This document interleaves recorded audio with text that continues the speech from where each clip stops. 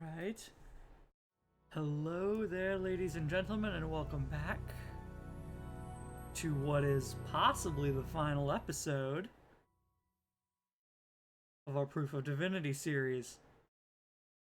So, I have done so much reading, so much reading, um, so much theorizing.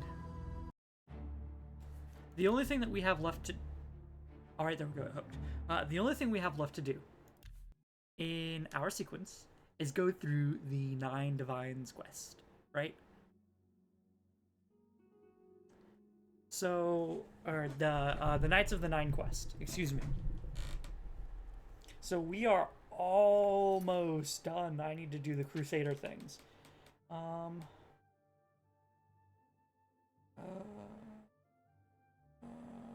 Shrine of the Crusader.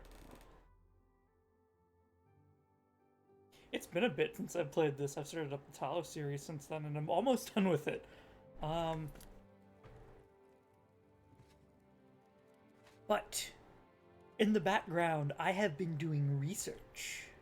Oh, I've been doing so much research.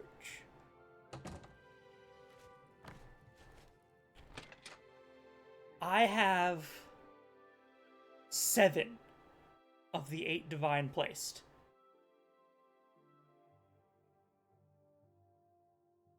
I don't know who the last one could possibly be. But I think that I have for sure locked down 7 of the 8 divine. We're gonna head to Seawater. And those are. Let me grab my list. Let me grab my. How many pages is this now? I can't see a page count on mobile. Dang it. Can I really not see a page count on mobile? Document outline? Oi. Whoomst? We got Daedra. We're gone.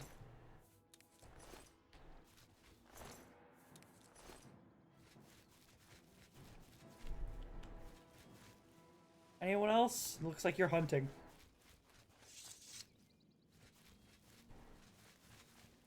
Yeah, I'm just gonna hit Q and walk. Well, let's just go by word count then. This is... Oh, only about 2,000 words. I guess it's because I have things laid out in bullet points.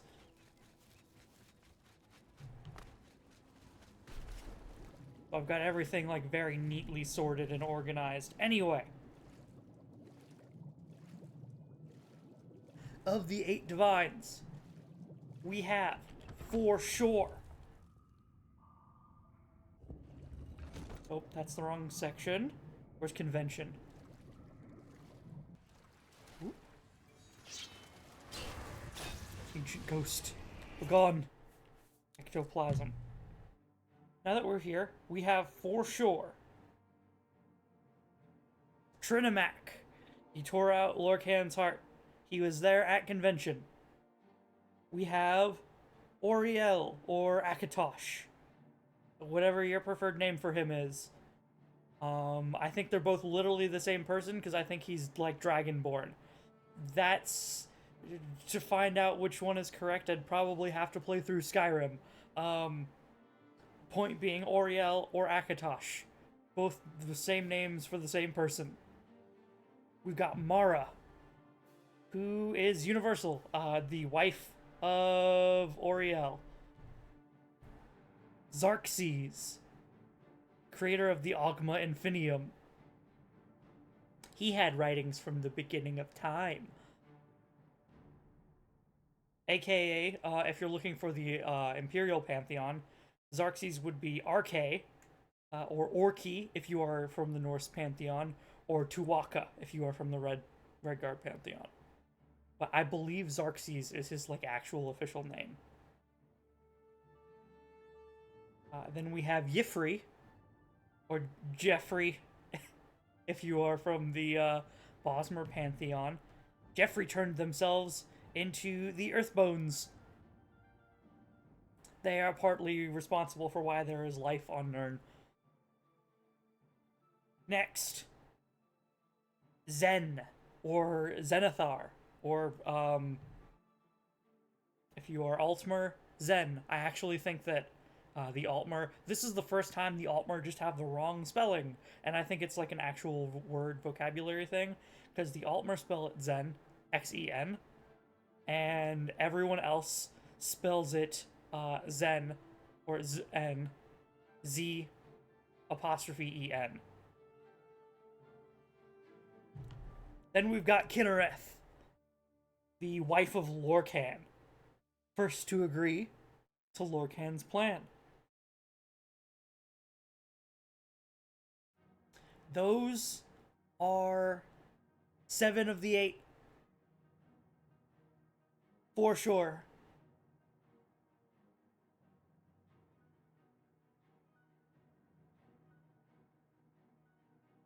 And I am inclined to agree that from the Imperial Pantheon, after doing more research with Mankar Cameron and looking over literally every last creation mythos story,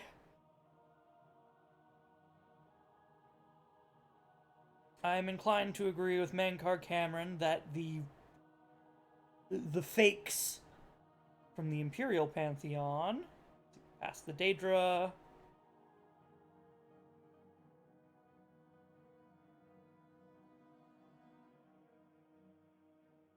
that Dibella, Stendar, and Julianos are all frauds.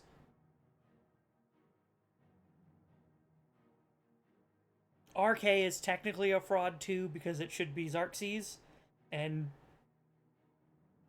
you know, Saint Elysia combined Xerxes and Orki, who are, they've got similar myths, but, like, I think Orki might have been an actual person that was just, like, you know, a smart dude. And then Saint Elysia was just like, oh, hey, you worship this guy? Hey, he's kind of like Xerxes, we'll throw him in there too. New god. Meanwhile, I think Xerxes is, you know, the actual, true, official god.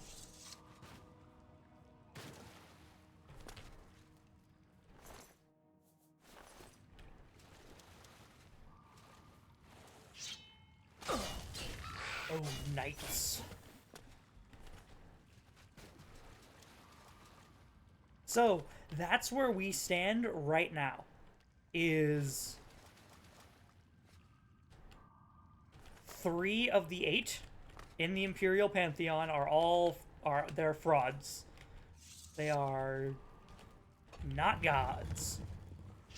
And as for Talos,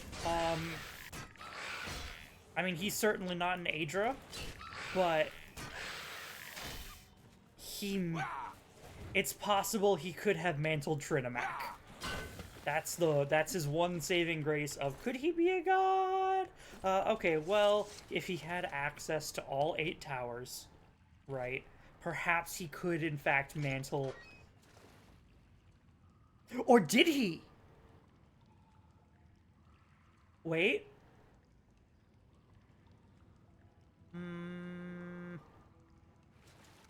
I'm thinking about Yakuta's tower. It's...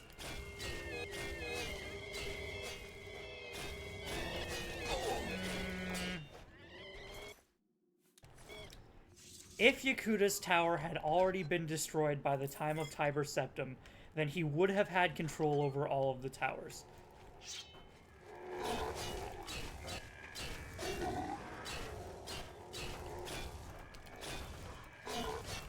So I think he absolutely could have mantled Trinimac if he had control. Where are we? But I've got my doubts. A lot of theories online say, oh, he mantled Lorcan, which, no. Like, straight up no. he could not have happened because Lorcan was still alive prior to Tiber Septim becoming becoming Talos, quote unquote. And what I mean by that is,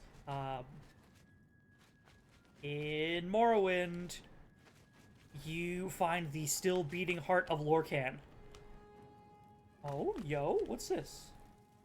Helm of the Crusader. I've recovered the Helm of the Crusader, the first piece of the Crusader's relics. Yes.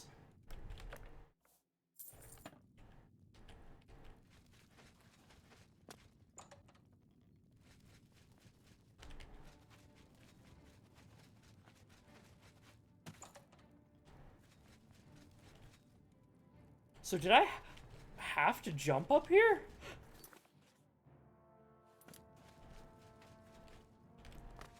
Oh yeah.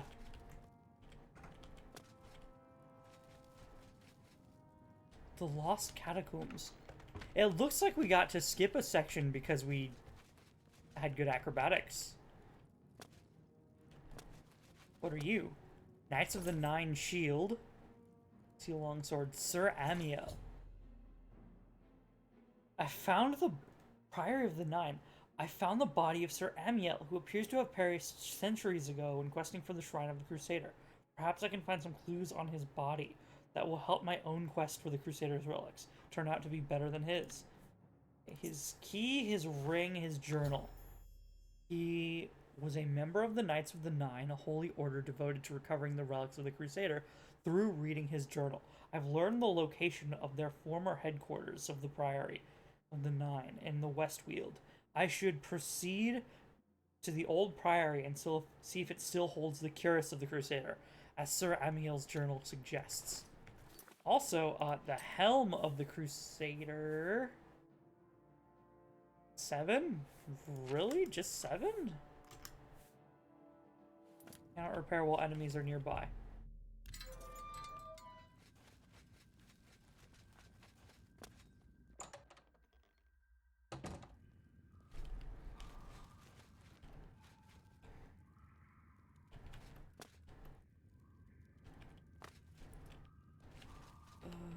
Iliad Reliquary.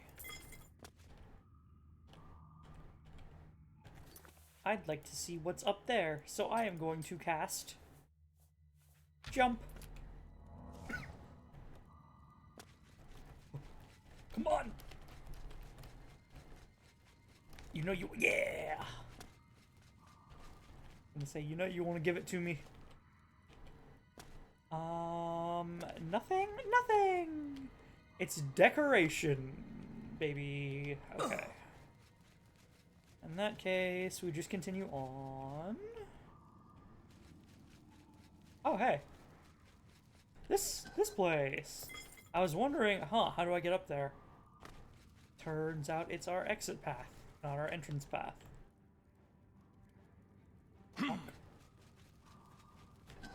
Iliad Cask.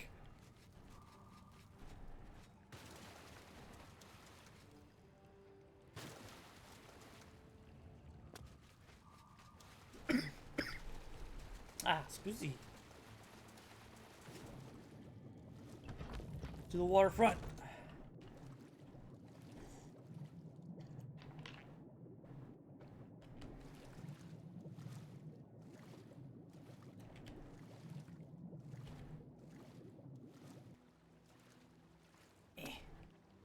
Get on solid land. I will repair my stuff. More importantly, improve the Helm of the Crusader. So what are you at? Fortify personality 25 points? I think that's better than the Mask of Clavicus Vial, isn't it?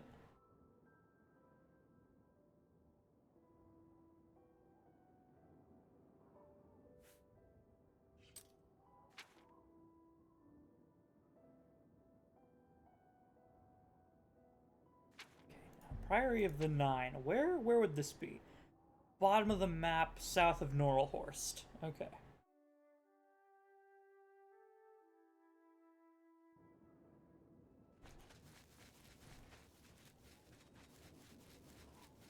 There's still an Oblivion gate open?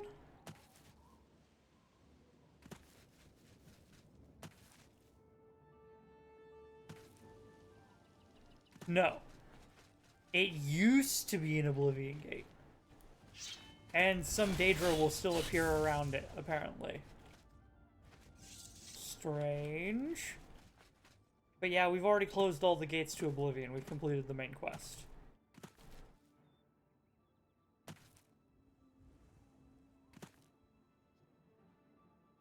Oh.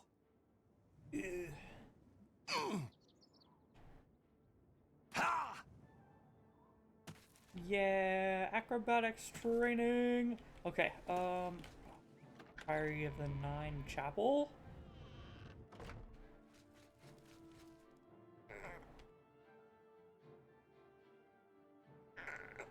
I don't see any.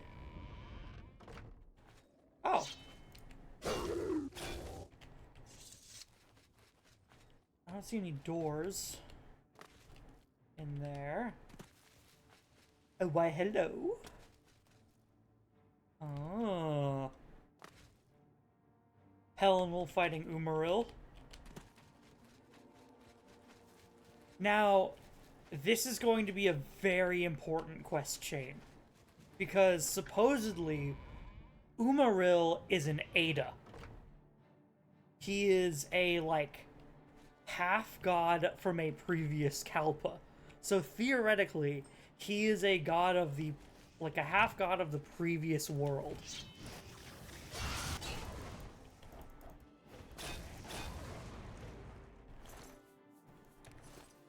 So maybe, if we're lucky, we'll get some information on the Kalpas. The Adabala.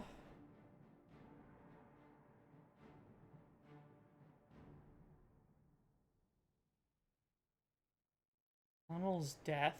Oh. Okay, we'll take you. Song of Pelennor V7.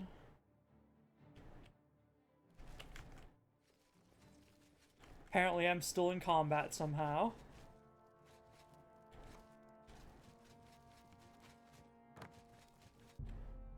Sir Amiel's ring fits perfectly into the diamond-shaped opening in the floor. Oh! Ah, here's where we go. To the Priory basement. I'm gonna save. Do you mind? What are you doing? Why are you bothering me? Why are the flame atronachs?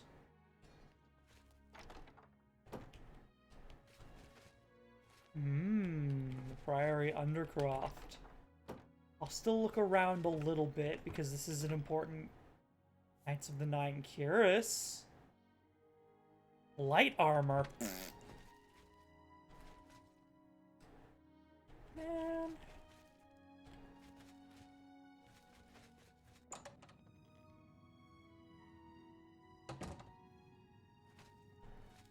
Haha.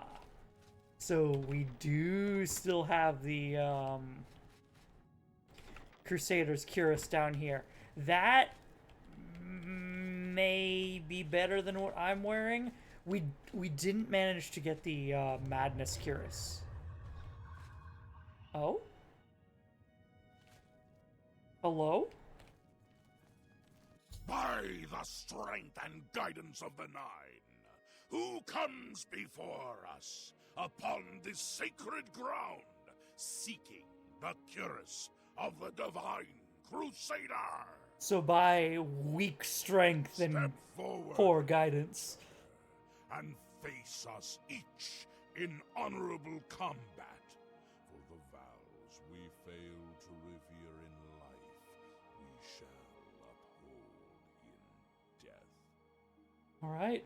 No unworthy soul shall lay hands upon this sacred artifact without the leave of the Knights of the Nine. Alright, bring it. Sir Gregory first. Hello. Truly skillful fighters learn to block with a shield and weapon. Diligent practice has made you an expert at blocking. Blocking with a shield cannot be used like an attack to stagger your opponent. Wait, what? Huh? Ah, it's just automatic. If we block something, then I just auto parry.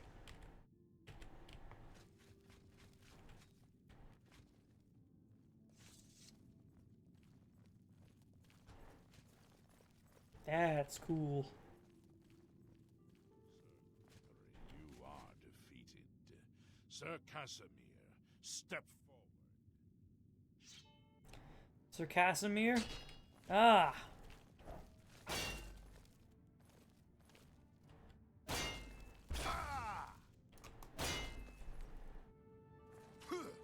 I'm not doing it, though.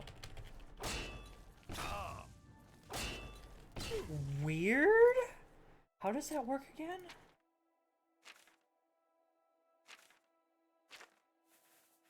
Block. I don't know. Maybe it's just like a chance. It's going good. Don't try and sell me anything. You have bested Sir Casimir. There's your warning. Now, Sir Ralphus. Sir Ralvaz. Okay. If I... No, it's not attacking just after.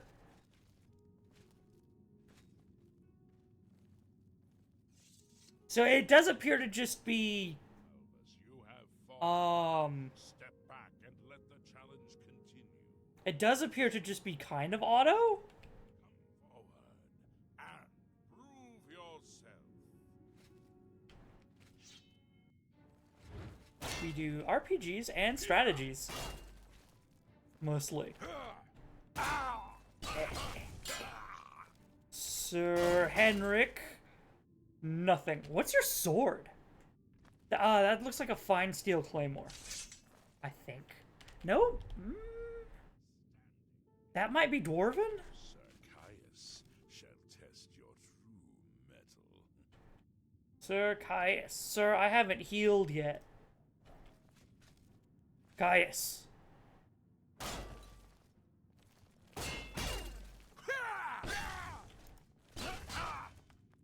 Bonk. Bippity bonk. You show a fury of faith that I've not seen in centuries, but now you face Sir Junkin.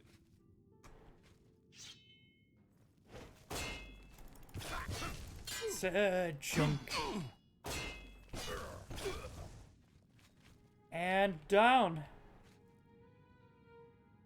You're weak. You are as weak as your false gods. Sir Torolf, show the challenge. The ferocity of the North. Sir Junkin. No, Torolf. What? Ah, Junkin was the previous. Buscuzi. You have stood against the Knights of the Nine and lived.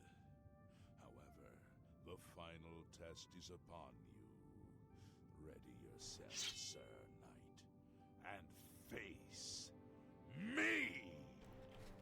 Amiel, huh? I already found your body.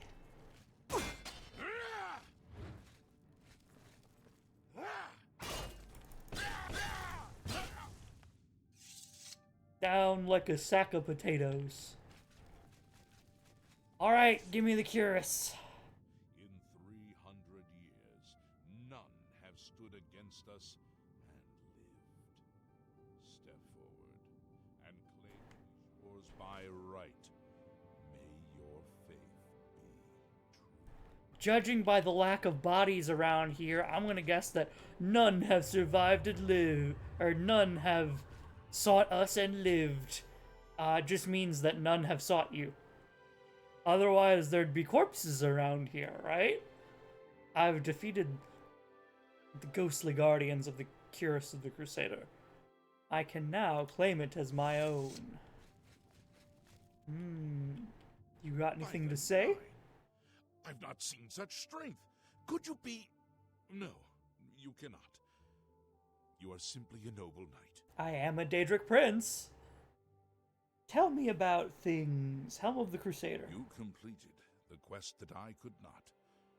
I'm glad that my death at least served to lead you here, as I had hoped. Yes, I do make my own model. Thank you. Knights of the Nine. The original Order of the Nine was founded with the intention of safekeeping the Crusaders' relics. In life, we failed at this task. In death, we seek to preserve what little we accomplish while we wait for one to come and finish what we began. And Sir Beric. One of the mightiest knights of my day. It was a great boost to the Order's prestige when he joined. Unfortunately, he and I did not see eye to eye on certain matters. He left the Order during the War of the Red Diamond and never returned. Of the Red Diamond? What would that be? War of the Red Diamond.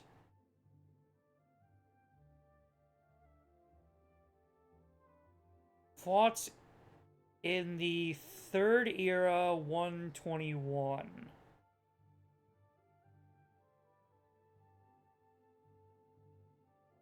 It was a war of succession. Okay.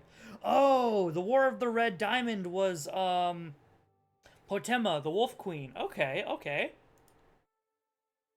I didn't have it linked to Potema. Okay, give me that cuirass. I've recovered the cuirass of the Crusader. I should talk to the ghosts of the former Knights of the Nine, see if they can aid me in my quest for recovering the remaining Crusaders' relics. Cuirass 18, 23. Scusi? No. Hold on a minute. Repair hammer. Let's get you boosted up to where everything else is. So you are 23. Madness Cuirass is 24, though. Resist normal weapons 15% on self, though. I will take that. 15% resist normal weapon?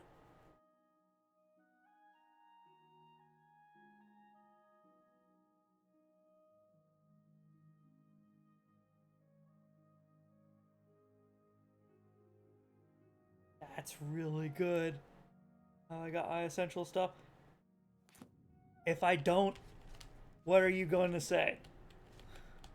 If you are true to the teachings of Julianus, it may be possible for you to find the shield of the Crusader. What do you mean? Also, Julianus. Oh, hold on. Julianus. Were you... You were one of the frauds, weren't you?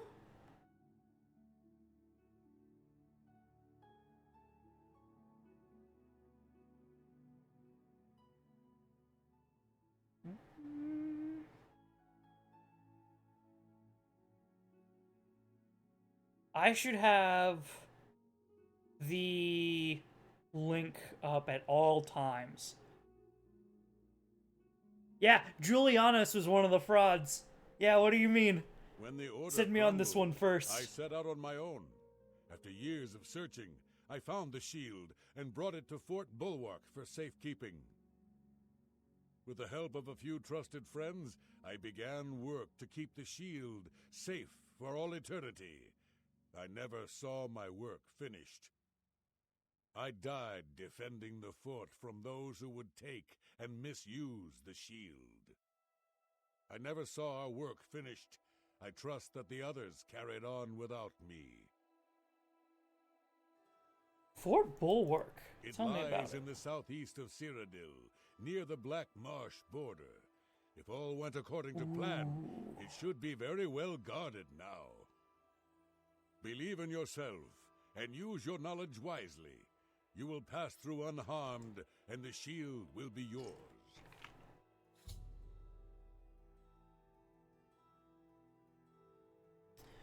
Maybe I should speak with everyone and then go to any shrines that are in the northwest of Cyrodiil first.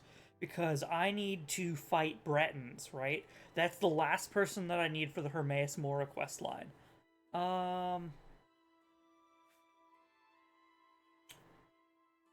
Tell me more about Fort Look to Pollock, the though. southeast of Cyrodiil to find it. I cannot say for certain what is inside, but be prepared for anything.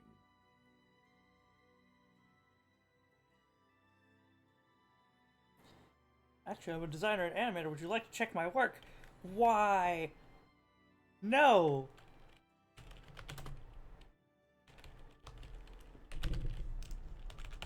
Rule 1! Don't try and sell me things! Clown.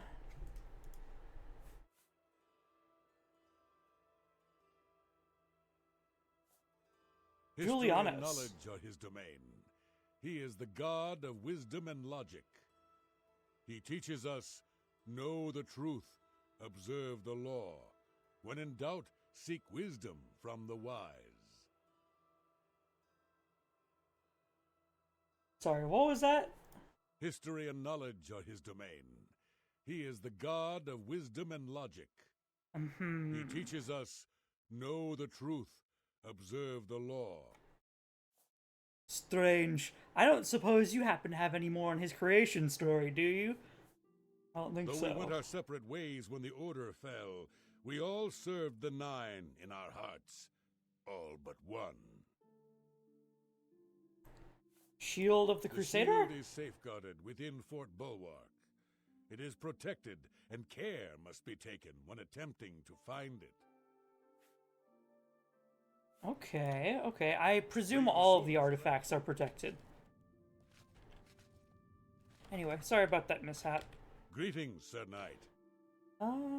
Knights of the Nine. You May your sword strike. don't have anything for me? Greetings. Complacency proved to be our greatest enemy. The service of the Nine requires eternal vigilance. What? You have my tribute, Sir Knight. In 300 years, none have passed the gauntlet. None have attempted In it, doesn't 300 look years, like. we have never known hope. Well, I'm glad I could But be your for hope, the though. first time, it seems that someone may succeed where we have failed. I see in you the chance to redeem our souls and restore the Order. And now, I must ask you to press forward where I could not. I must ask you to face the challenge of Zenithar. How did you fail? I was arrogant and foolhardy.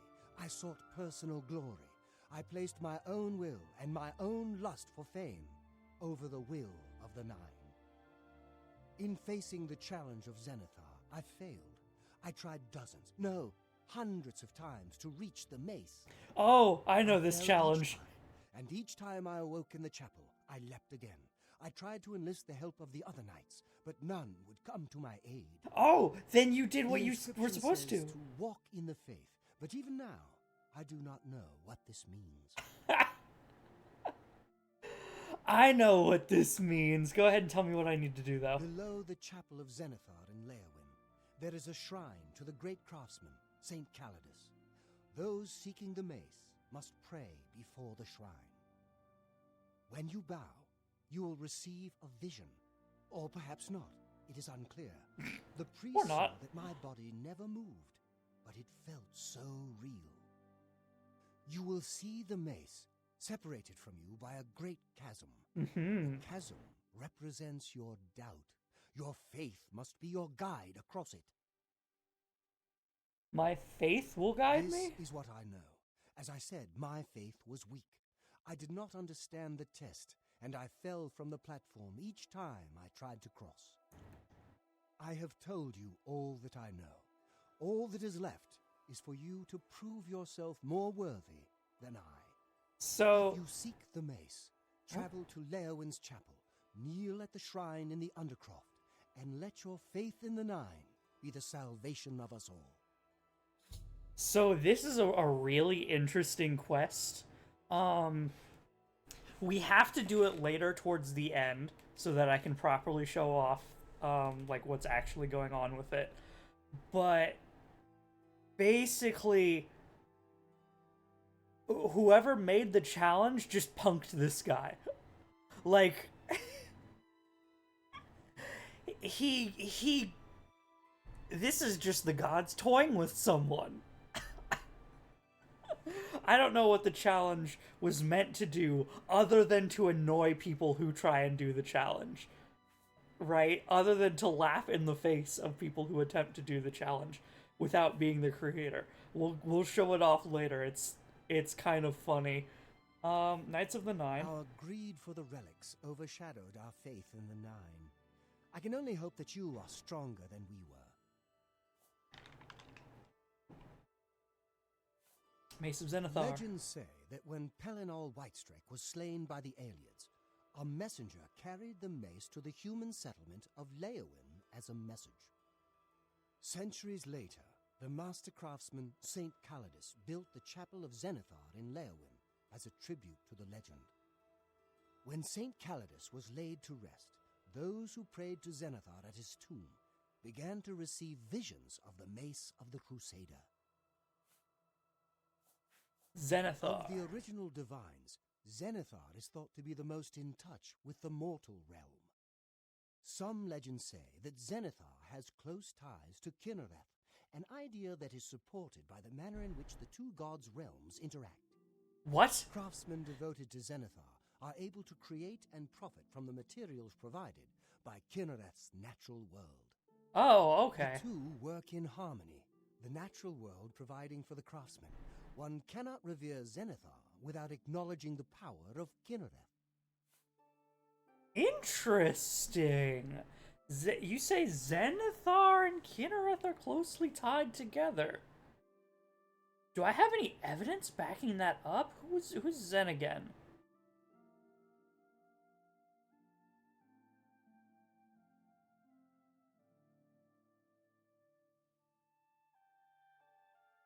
So Zenithar, he has at least 2 artifacts. I think he has 3. Zenithar's Warning, Zenithar's Wiles, which I believe are a pair of gloves. He appeared to the Nerevarine in their quest. And he appears in the Alt-Mary monomyth, The Heart of the World. Wait, hold on a second. Yeah, he appears in the Altmer monomyth. But the Altmer don't worship Kinnereth because she was tied to Lorkhan. So I wonder how an Altmer god got tied to a non-Altmer god. Interesting. May the Nine guide your way. I know where you may find the gauntlets of the Crusader, for I was the one who lost them. Okay. Though many know where they are still lost. I believe there is something you must do in order to retrieve them. Would you listen to my tale and learn of the gauntlet's fate? Yeah, tell me. When the Order fractured, I followed Cerberic into war, taking the gauntlets with me. When it was over, I returned to Cyrodiil. I attempted to return to the service of the Nine, but the war had changed me. I no longer had sympathy for the weak or pity for the suffering. In the brief time I was there, I did more to hurt the chapel than help it. It was there that I was cursed.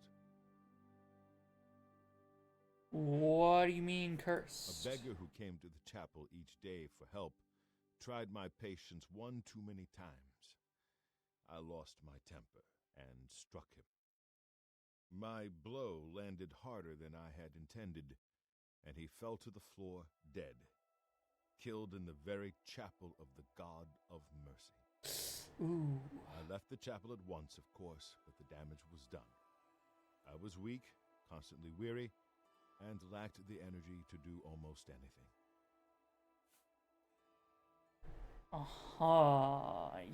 Yeah.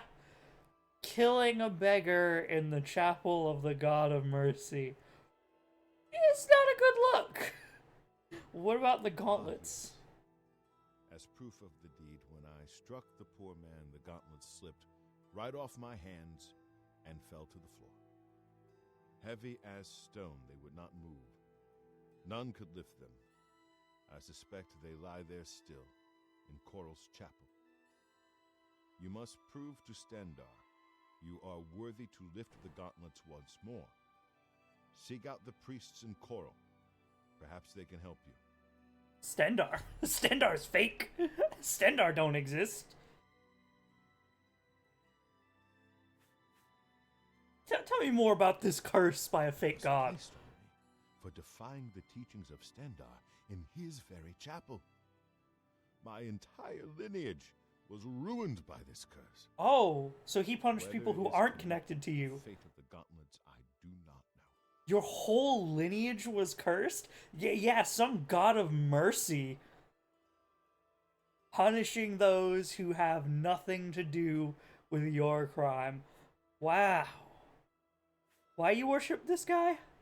Gauntlets of the Crusader. I have no doubt that they still lie within the chapel of Stendar in Coral. No mortal man could lift them. Bet. Knights of the We had Nine. only the best of intentions. Truly we did. We meant only to serve the Nine and the Empire. It's hard to believe it all went so wrong. And the Mace of Zenithar. Sir Alvis quested for the mace after Sir Beric's betrayal. He believed that with the mace, he would be able to bring the rest of us together. Oh, Sir He Beric's stayed betrayal? in the chapel of Leowyn for months, attempting the test over and over. Ah. He hardly ate, hardly slept. God. In the end, he failed. He left the chapel broken and beaten. Sir Amael found his body and laid him to rest here at the priory. He died searching for that thing. Oh my god. Walk with the Nine, Sir Knight. Yo. Well, I mean, if we're seeing anything, it's now that we're seeing the gods are actively malicious.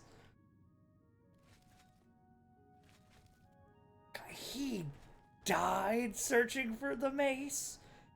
Oh, I need to show... We can't do it till near the end. Like, literally, it's a requirement to do it near the end of the quest line. They don't tell you it's a requirement, but it is, like, a hidden requirement. And I'll show why later. But yeah, he got punked on. They killed him for a prank. I am at your service, God. Commander. Gauntlets of the Crusader? Your gauntlets were recovered by Sir Casimir, one of our few victories during our time. But then, even our victories became our failure. Knights of the Nine. In death, we continued the work that escaped us in life. The relics must still be guarded, for someday they shall be needed once more. And Sir Beric? Alas, my old comrade is not among us here. We do not know why his spirit did not join us here to guard our last relic. We were estranged in life, but I had hoped that in death we could be reconciled. For my part, I now know that I am largely to blame for the ruin of the old order. Sir Amiel takes too much upon himself. I will say no more. Walk with the Nine, Sir Knight. Are you sure you're not just blaming yourself a bit too much as well? You look at him and say that he takes too much upon his shoulders, but are you also doing the same by thinking that you're largely responsible? Sir Junkin. I wish to see you succeed where I failed. I was on the path to the boots of the Crusader, but died before I reached them. Okay. Do you wish to learn what little I know? Yes, tell me more, especially since, like, it costs you your life to try and get them. I cannot tell you exactly how to find the boots, for that will be up to Kinnereth. I can tell you to seek out her priests, though. Interesting. West of the Imperial City, on the edge of the Great Forest, is a shrine. You will find them there, and they will tell you what you need to know. Nature's Fury. Okay. Well, Kinnereth is for sure one of the gods. She's probably the most, like, prominent, even. So, big respect to Kinnereth. If he died on the quest, I imagine it's due to either bad luck or his own failing. I doubt that Kinnereth... I haven't heard anything in Tales to show why Kinnereth would, you know, just murk him for no reason. Boots of the Crusader. The boots are safeguarded by Kinnereth herself. You must be tested and prove yourself worthy to acquire them. Okay, the Knights of the Nine. The wars of men undermine the service of the Nine. Do not follow in our mistakes. And the Shield of the Crusader. Sir Henrik spent his days looking for the shield. He was so determined. We all were in those days. Walk with the Nine, Sir Knight. Sir I am Torolf. at your service, Commander. You tell me about the gauntlets. Sir Casimir took the gauntlets to war with him.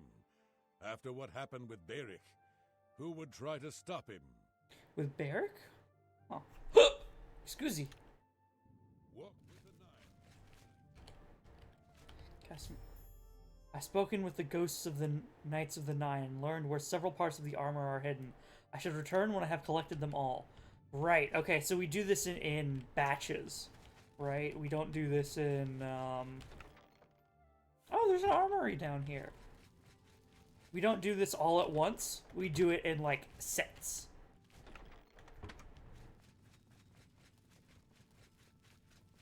So I should look for boots and gauntlets first, probably. We can't do the mace yet. That's, again, hidden requirement. But... gauntlets... Shield...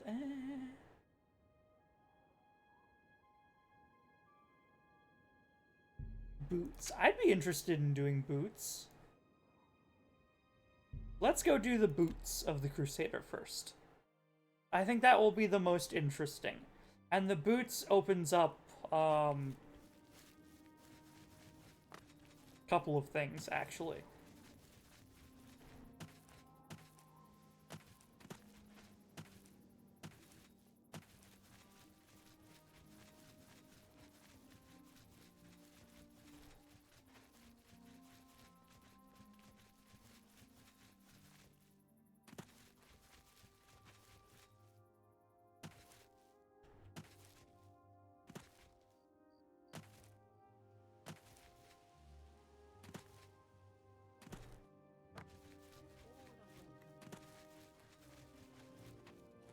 All are welcome here.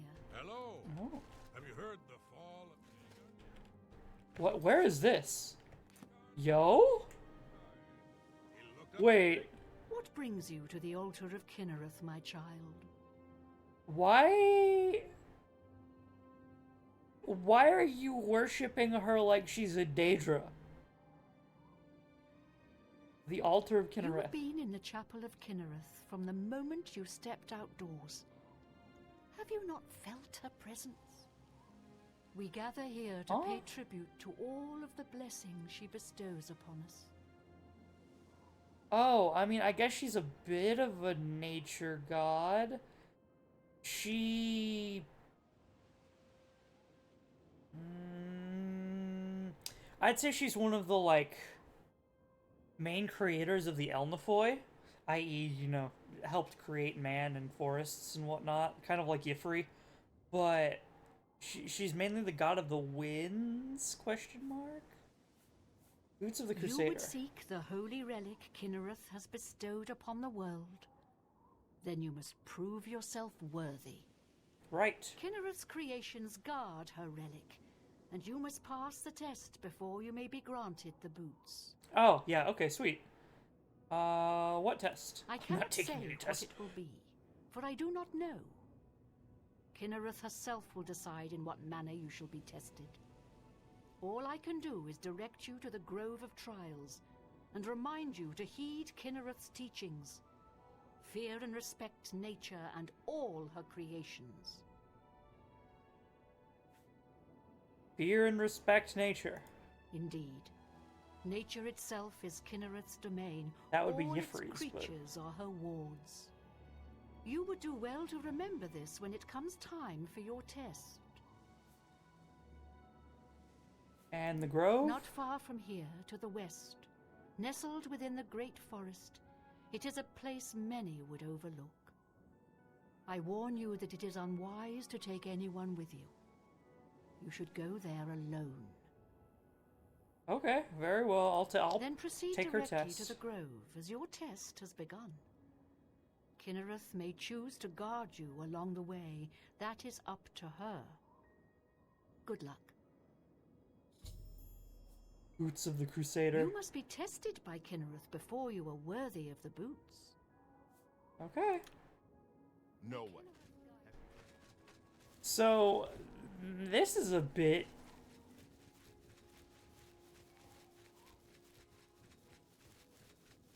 That one knight died on his quest trying to get the boots, right? But... Oh, here's our grove.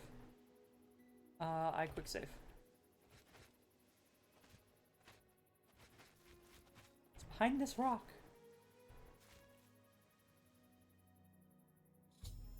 I've reached the Grove of Trials. I shall wait and see what Kinnereth has in store for me. This one's also kind of a get punked idiot moment. The Forest Guardian. Yeah, so I'm going to back up from you, and you're going to attack me. So this, theoretically, this bear, right? The bear attacked me in the Sacred Grove, but I made no attempts to fight back. A cave has been revealed, and it would seem the boots of the Crusader are waiting inside.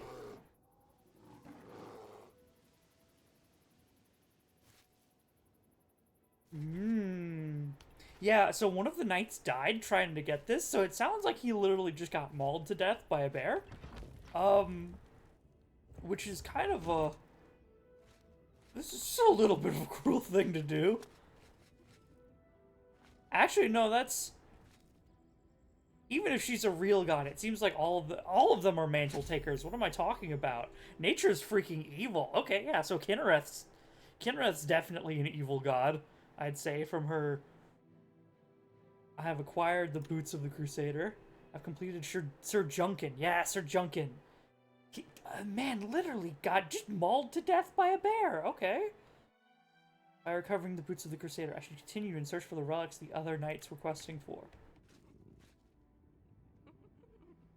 Yeah, she makes Spriggans and whatnot, which are just, evil creatures?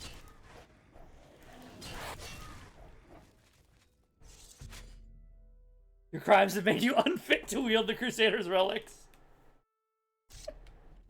Of course. That's why I quick save. I've gotta do the quest.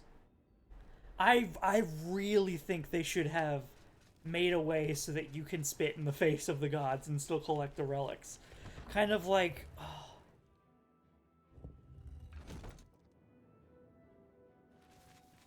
Okay, so there is a, Alucard, the vampire, right? There is a, like, joke legend that appears in, especially a couple of the Castlevania games. Alucard seeks the sword in the stone. You know, like the sword that King Arthur tried to pull out of the stone. And where only the worthy are allowed to pull the sword out of the stone. Dracula seeks, or Alucard seeks the sword. He finds it. He finds the sword in the stone, and he can't remove the sword from the stone. So instead,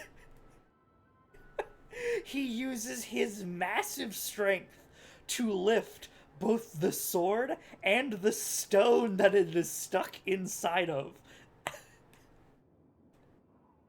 And he wields it like a giant mace. Just swinging both of them around. It's so cool.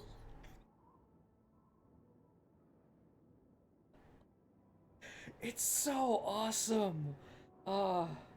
Sir, let's look for the gauntlets next. Stendar's Mercy. God,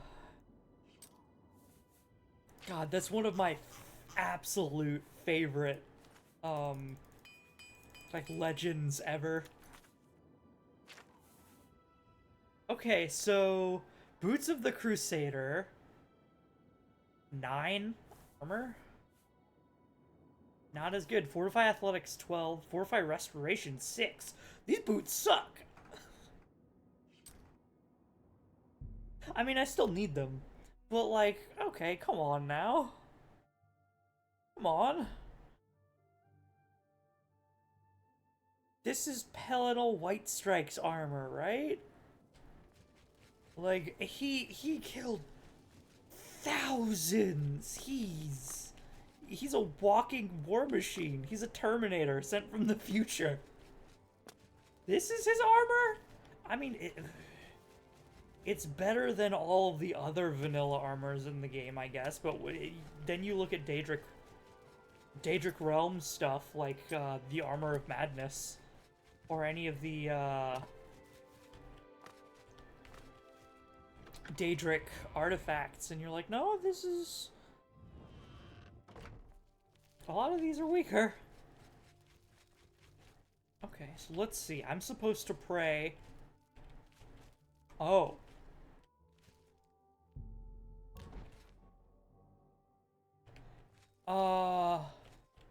Welcome. Hi, can you tell me about the gauntlets? The gauntlets, eh? They're a Relder's responsibility. Speak to him about them. Okay. Right, your chapel's been changed a bit.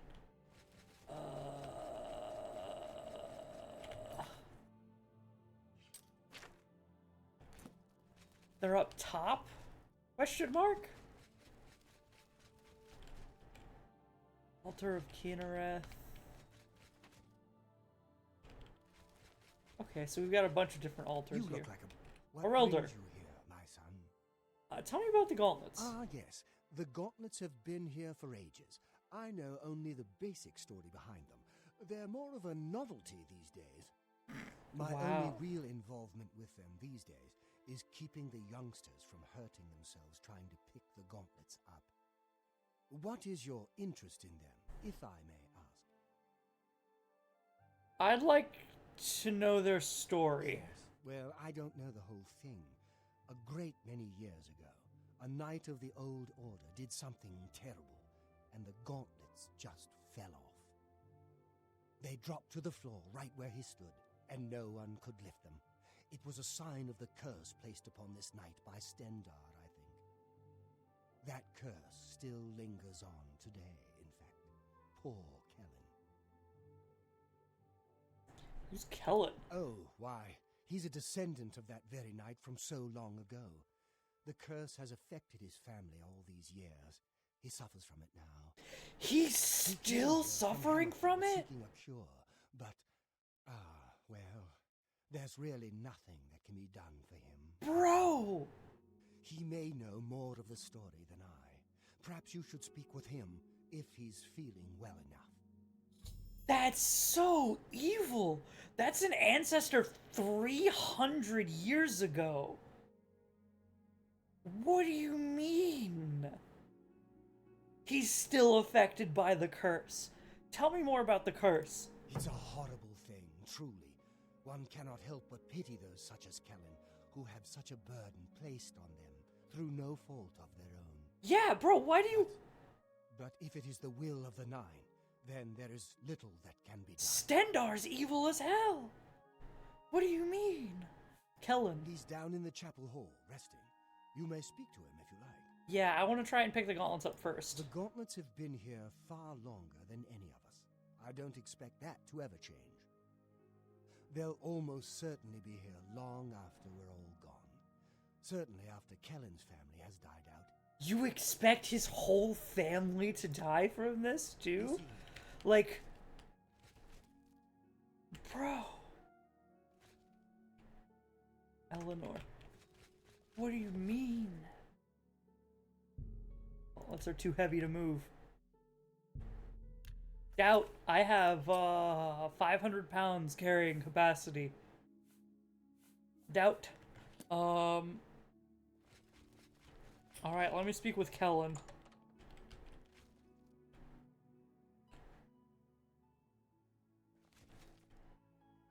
An abacus!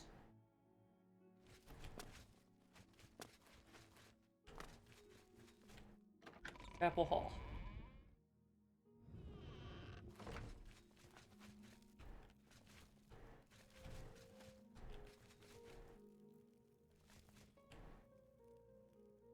Rat meat?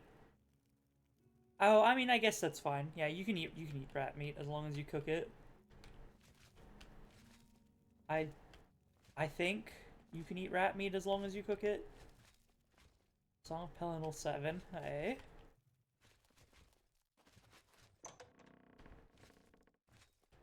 Hi there. Kellen, yo, what's up? What is it? Is there a cure? Has Arelder found a cure? I know there's something he's not telling me. I came to ask you about your curse. Ah, so you've heard it, have you? Terrible curse. Been in the family almost longer than anyone can remember. When I was younger, I could live with it. Wasn't so bad. But it's only gotten worse over time. I'd come here, to the place it all happened, in the hopes that something could be done. I fear I haven't much time left otherwise. Arelder has let me stay, mostly out of pity, I think. But there's something else.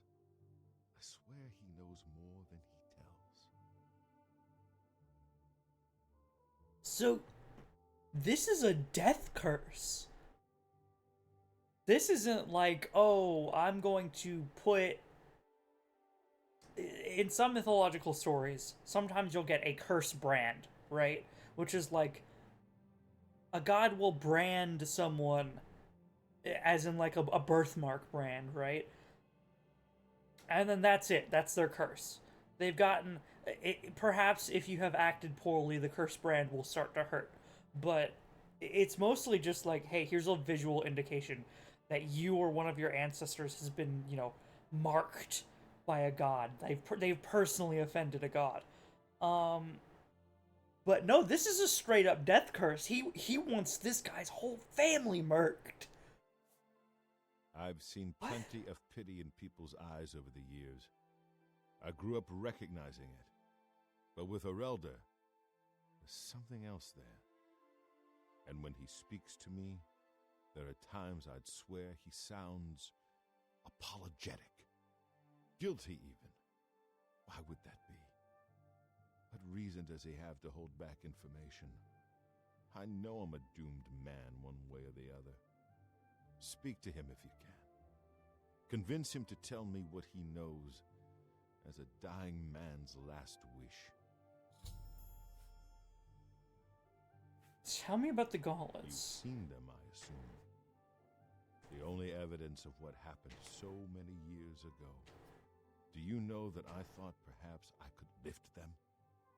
That somehow this curse would be lifted if I could pick them up? I mean, that's natural to assume. Until my whole body ached, and I could barely move. I lay there on the floor next to them, weeping. I'm not ashamed to admit that. I've been at the end of my rope for far too long to be ashamed of anything. So he's literally in the chapel of this supposed god of mercy. Having done no crime himself, his ancestor did something wrong against this god of mercy, quote unquote. Lying in agony, weeping next to the gauntlets that his ancestor did something wrong with. Asking for the god of mercy's mercy, when he himself has done nothing wrong, and the god of mercy will not grant it. This is an outright sadistic evil god. I don't think there is any question of that. I don't know why they're still here. They're so heavy, and I'm so weak. What does Stendar want from me? He wants you to suffer. The church is still in turmoil from the attack on the Chapel of Dibella. I don't think anyone has had time to really study this prophet's teachings. My best advice would be to go. Bye. Bio. Yeah, well, I mean, I just mistakenly called him a god. People are falsely worshiping him as a god when he is not. He's someone mantling a fake god. Like, they made up a god, right? And then he is taking, whatever entity is doing this, is taking the name of the fake god that was made and is actively just crapping on people, I guess. Good day. Like, tell me about the gauntlets. Oh, those. Yeah, okay, you speak with someone else. Understood. You looked like you were in a position of importance, being in that, central big bedroom, so I just thought I'd check. Do you have anything to say?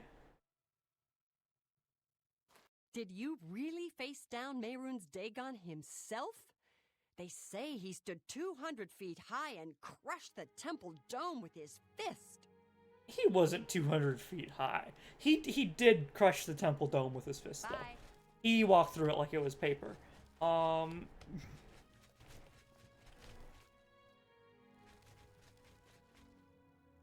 Wine rack. Okay, so let's go speak with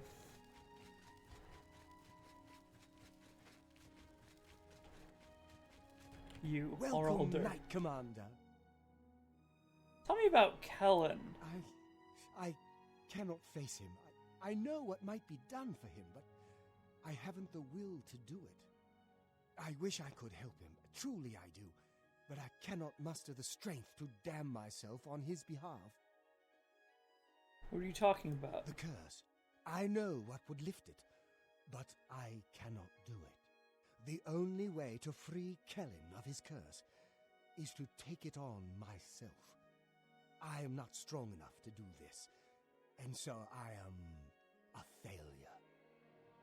I fail Kellen every time I speak to him, and I fail Stendar every time I pray to him and do not ask for the power to lift the curse. Do you know one who would do such a thing?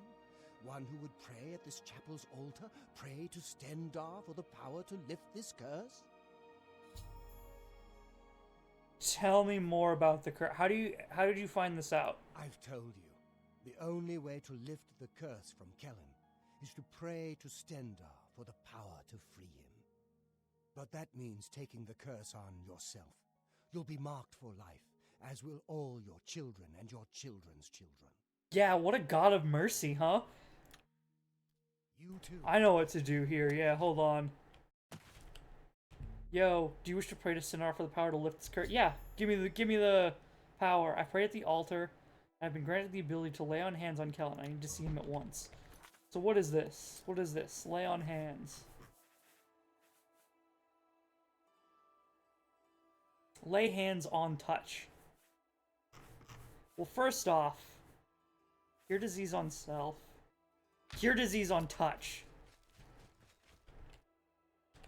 Welcome. Good.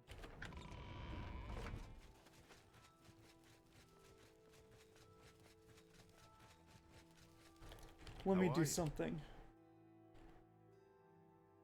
Cure.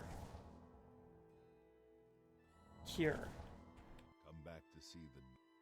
So that cure disease won't work on him either. Bye. Interesting.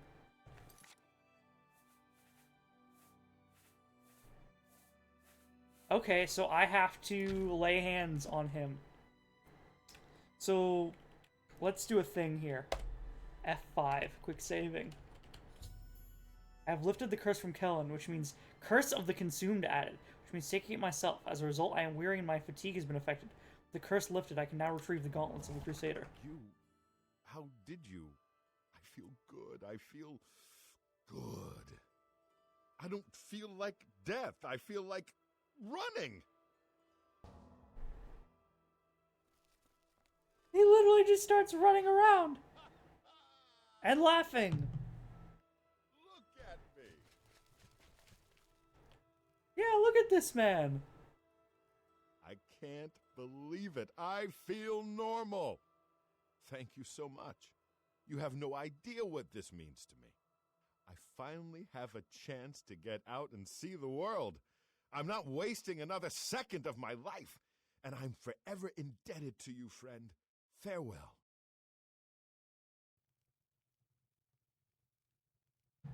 All right.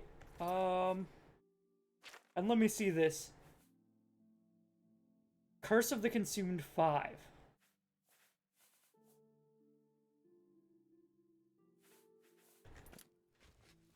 Permanent damage fatigue. Now can I lift the gauntlets? Wait a minute. But he had the curse. How about mixing up some... I've recovered the gauntlets of the Crusader. I've completed his quest by recovering the gauntlets. I should continue to search for the relics. So I can equip them now, right? Resist disease on self, 50 points. Bro. He's actually taunting people. Resist disease, 50%? Are you kidding me?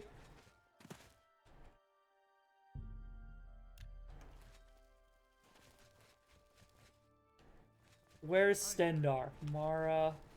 I mean, I guess that would be the main one, right? RK. Debella. Hello. Zenithar. Kinnereth.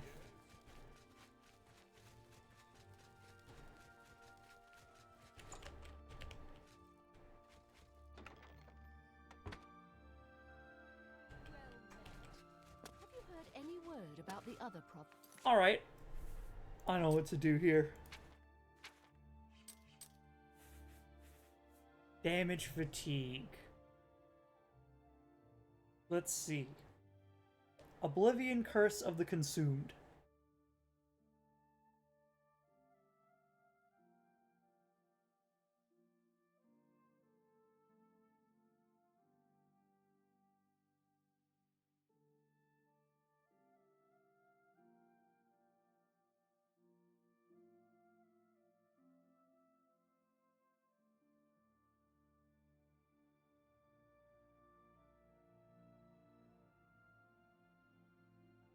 Okay, so we just continue with the storyline, it sounds like.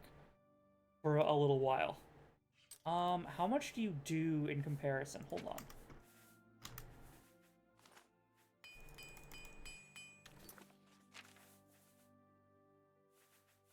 Nine points in comparison with 10 points. Fortify Blade 10 points.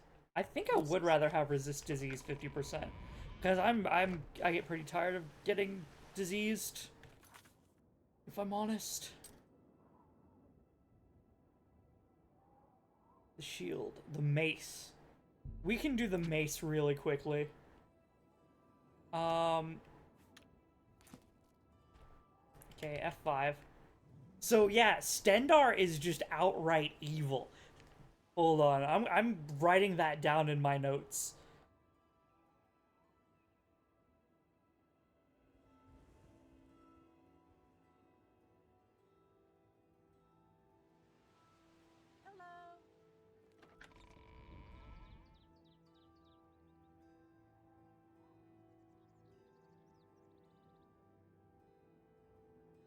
Oh, but I did read later. Stendar never removes this curse. A different god has to remove it later down the line.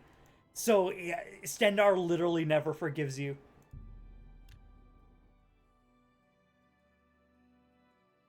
The God of Mercy does not forgive the Divine Crusader for something that someone else did.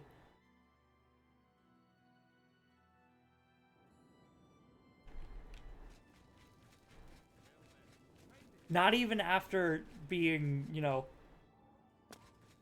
not even after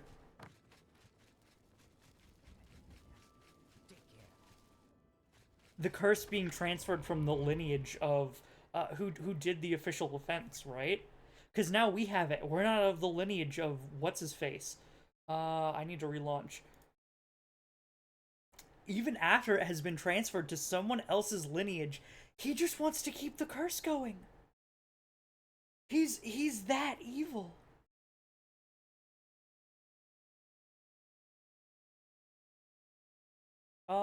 Oblivion, can you launch?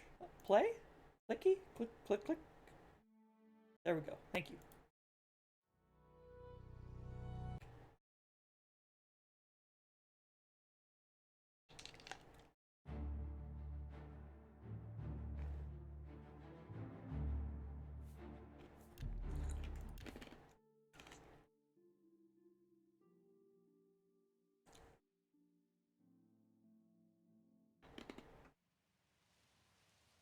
So thus far, Kinnereth. What have we done so far?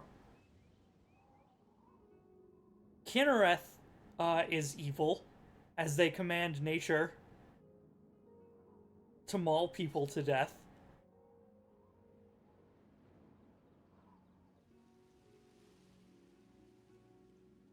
Stendar is the most is evil. He's just actively sadistic.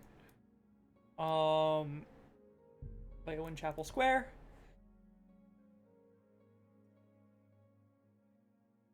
That's all we've done so far, right? Yeah, because we've gotten the Curus. The helmet was supposedly gathered by Dibella, right? And Dibella, we just found the helmet from where it originally was. I've heard of you. You're the one restoring the Knights of the Nine, aren't you? Sure. And who are you? My name is Kennedy Saholan. Like you, I am a servant of the Nine, specifically of Zenithar. Ooh, bad I came news. here seeking his mace. However, I could not pass the test. I'm no crusader, but that doesn't mean that I cannot serve Zenithar. Yeah, you're getting punked on too. In light of recent attacks, I've signed on to protect the chapel. I'm fair with a blade, and by my honor, I'll serve the Nine in any way I can. Well, I can see that you're a good man, even if the gods cannot. The Aedra cannot. Tell me about your views on Zenithar, The actually. original divines? Zenithar is thought to be the most in touch with the mortal realm. Some legends say that Zenithar has close ties to Kinnereth, an idea that is supported by the manner in which the two gods' realms interact. Craftsmen devoted to Zenithar are able to create and profit from the materials provided by Kinnereth's natural world. The two work in harmony, the natural world providing for the craftsman. One cannot revere Zenithar without acknowledging the power of Kinnereth. Okay, so we're getting a lot of notations that says that Zenithar and Kinnereth are close. Let me go to my notes and I'm going to put Zen. Wait. Yeah, I'm gonna put Zen and Kinnereth on the same, like, location. 1, 2, 3, 4, 5. It'll be 5 and 3. Oh, those are sacred numbers. So Kinnereth doesn't have, like, basically anything in common with the rest of the Aedra, right? She mostly had things in common with, Actually, let me note that under Zen specifically. Has close ties to Kine, apparently.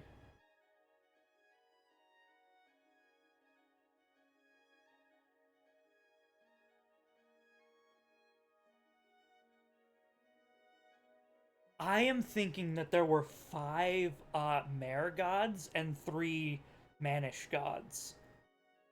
And that Zen didn't appear to fit with, like, the rest of the gods, right? Specifically, we've got Trinimac, Oriel, Mara, and Xarxes, which are all definitely linked with one another. We've got Y'ffre, who appears to be linked closely with, very closely with Mare. Not specifically in the same way, but it's still, you know, he's tied with Xarxes and the others pretty close. But then Zen was just, like, completely separate, and Kinnereth is shown to be just, like, almost opposed to the others. Kinnereth is completely disconnected from the rest of them. Even though, like, again, she is possibly one of the most proven to be a true Aedra, Kinnereth. So, if Kinnereth and Zen are chill with each other, my thoughts are that Kinnereth, Zen, and someone else are the 5 and 3. Which... I think we need a Manish hero god for Talos to mantle, or for, you know, Tiber Septim to mantle and become Talos. I was thinking that Trinimac might have been the one who he mantled, but there's one space open that I don't understand. What can you tell me about the mace? Legends say that when Perennial Whitestrike was slain by the aliens, a messenger carried the mace to the human settlement of Leowen as a message. Centuries later, the master craftsman St. Calidus built the Chapel of Zenithar in Leowen as a tribute to the legend. When St. Calidus was laid to rest, those who prayed to Zenithar at his tomb began to receive visions of the mace of the Crusader. All of them? No, dude. That's evil. He's just pranking people. When Perennial Whitestrike was slain by the aliens, a messenger carried the mace to the human settlement of Leowen. Alright, so we're gonna show here. Centuries later, the master craftsman, St. Calidus, built the Chapel of Zenithar in Leowen as a tribute to the legend. When St. Calidus was laid to rest, those who prayed to Zenithar at his tomb began to receive visions of the mace of the Crusader. I like how you said that. It is very, Of the original divines, Zenithar is thought to be the most in touch with the mortal realm. Some legends say that Zenithar has close ties to Kinnereth. Craftsmen devoted to Zenithar are able to create it. The two work in harmony, the natural world providing for the craftsman. Okay, yeah, so, again, just saying the same thing that you did prior. All else is put aside Greetings, to Dunmer. celebrate of our Greetings. So, I'm here to show... Hey, are you gonna kill me? Sanctified Dead? Skeleton. Sanctified Ancient Spectre. Doesn't look like it. The Tomb of St. Calidus. Okay, so all who pray here receive visions of the mace, right? I'm gonna show you what this trial is.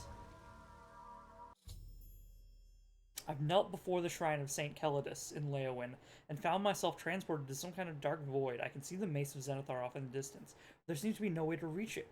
According to Sir Ralphus, I must allow my faith in the Nine to guide me to the mace. So there's the mace over there, right? And they're on a pillar. And it says, okay, have faith. So one might presume, I have faith, I shall walk forward. And then you fall. I stepped into the void to try and reach it, but my feet met nothing but air, and I fell into darkness. There must be a way to walk between platforms and reach the mace. So we go back.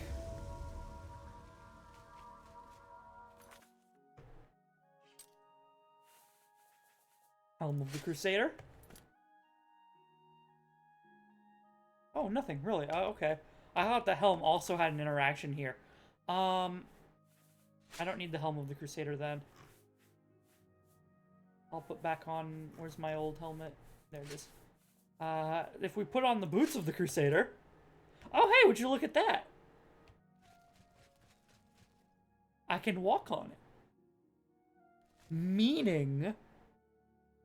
Zenithar has put this test of faith, quote-unquote, here, that has been actively killing people when the requirements have nothing to do with faith at all. The requirements to reach this thing are just have the boots.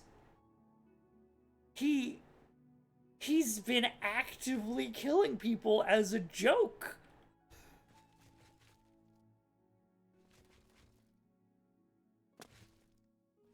He put out a false message to just...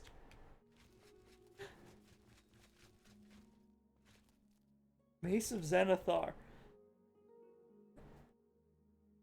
Just as a joke.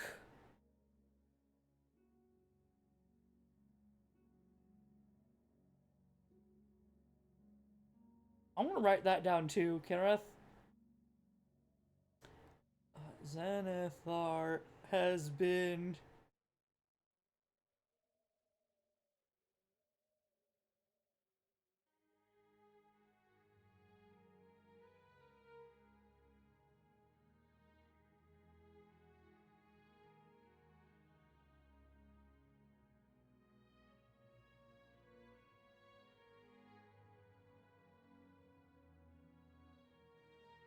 West.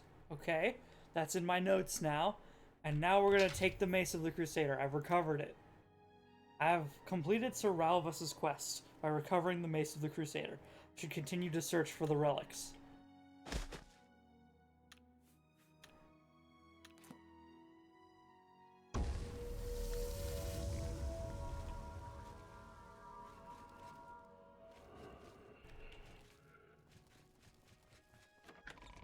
So he's just been... Oh? Yo! Aurorans! Dull alien battle axe. Rad! Okay. Daedra hearts! Aurorans are Daedra! So hold on. I need to write this down.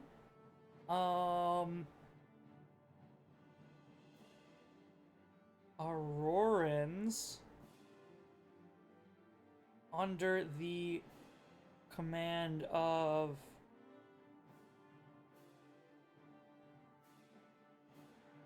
Umaril are Daedra. So he's like a Daedric prince, quote unquote? Whoa!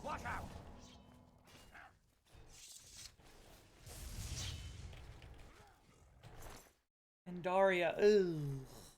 I'm gonna need to revive you.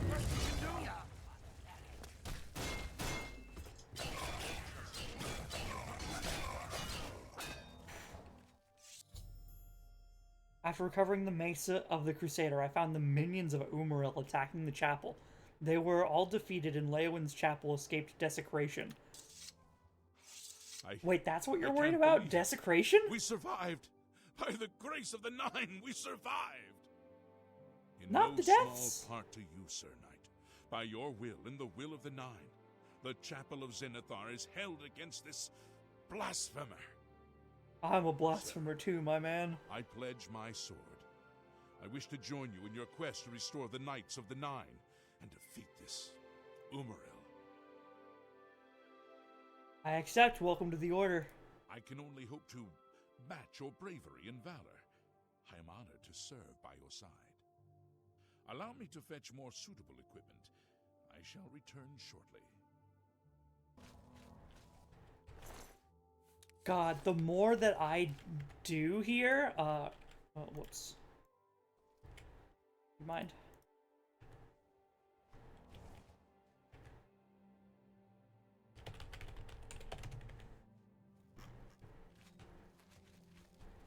I'm honored to speak to... Oh, you're just a random person. Okay. What have you been up to? Crude alien battle axe. In the woods, not... Door to Leowin. Ooh, I shouldn't have done that. Okay, I'm gonna save now.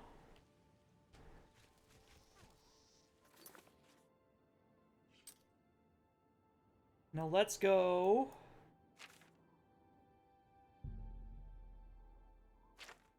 Find Fort Bulwark and the Shield of the Crusader inside. Oh, I've been to Fort Bulwark. Okay, let's go to Fort Bulwark. This ends. I need to get inside and find the shield. Let's get back to taking people's souls.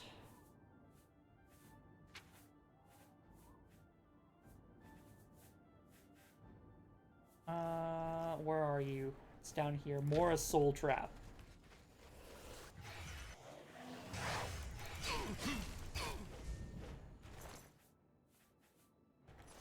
Here's hoping that... You can do? Oh? Yeah, it looks like we've got a whole plane summoner.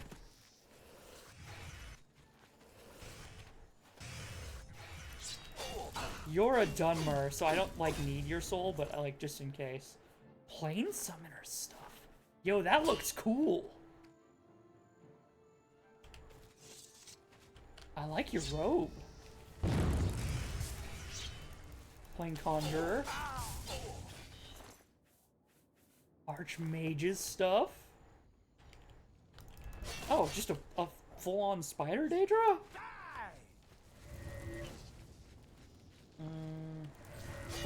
A full-on Atronach. And when I say full-on, I mean, like, not summoned. These are actual Daedra. Someone didn't summon a Daedra, and it's going to get, you know, when they die, the spell for summoning stops.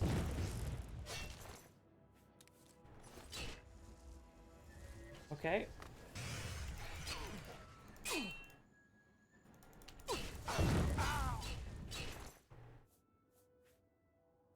Stiletto gold?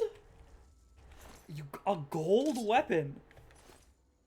These guys are just pimped out. What's up with the drip that you guys are rolling with?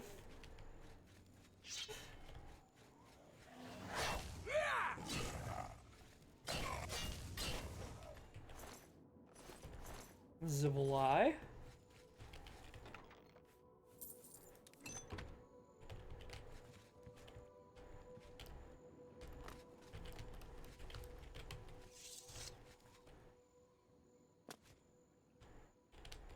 Oh.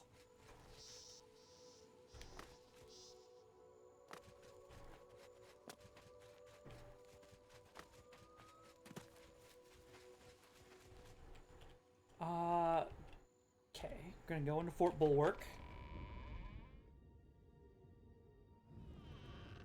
Have I been here before? No, I haven't. Okay, interesting.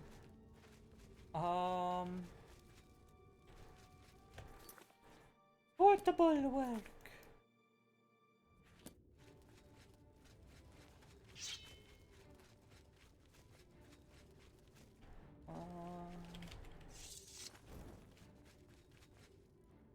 Spider Daedra. Okay, so this is an intermediary room. I've got to lower the drawbridges somehow. Over encumbered by what? Oh, that's... I guess I am picking up lots of equipment. Ew, yeah, I need to do a shopping trip.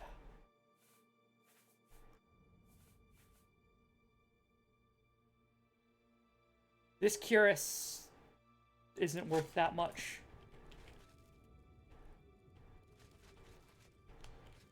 There's nothing down here that might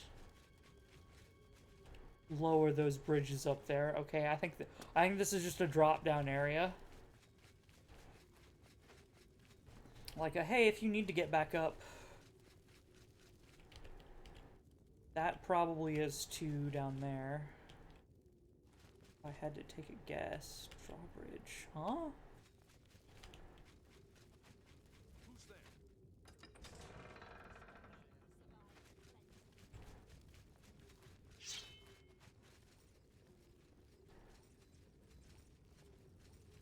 I'm gonna sneak around.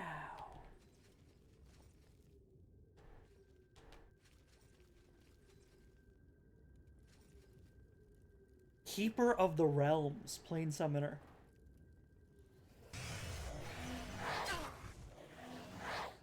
Summoned Portal. Daedric Hood. What are you?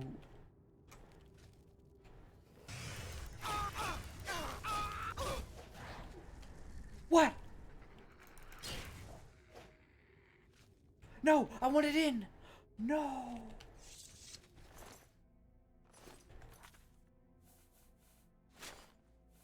Bro. That's awesome.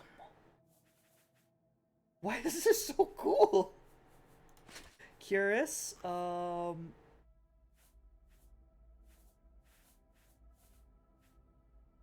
Where's my helmet? Ah, this is home. I'm over encumbered. It took my pants off. Greaves of the Crusader. Okay, I'm good now. Alright, I had perfect madness Greaves. I hope we get another summoned portal or whatever. Ring of Fire Walking.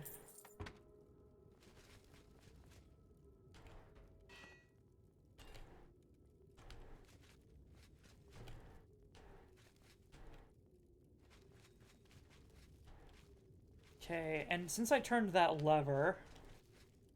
Oh, it opened this gate. Not the other gate, but this one.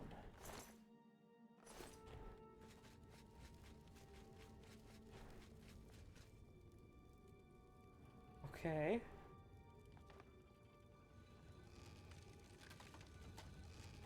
This is the room that we were in before. So now that's... We're able to walk across the drawbridge.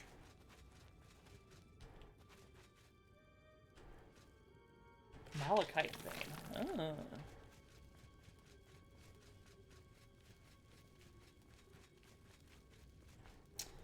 This drawbridge still isn't open, but judging by...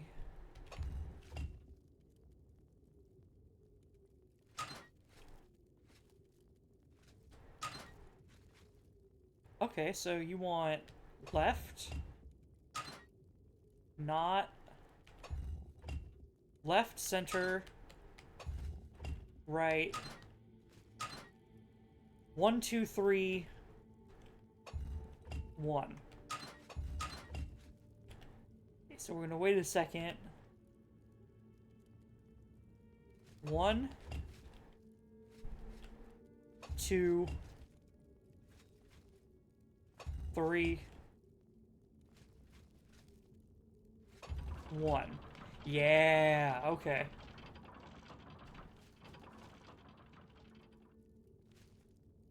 Fort Bulwark.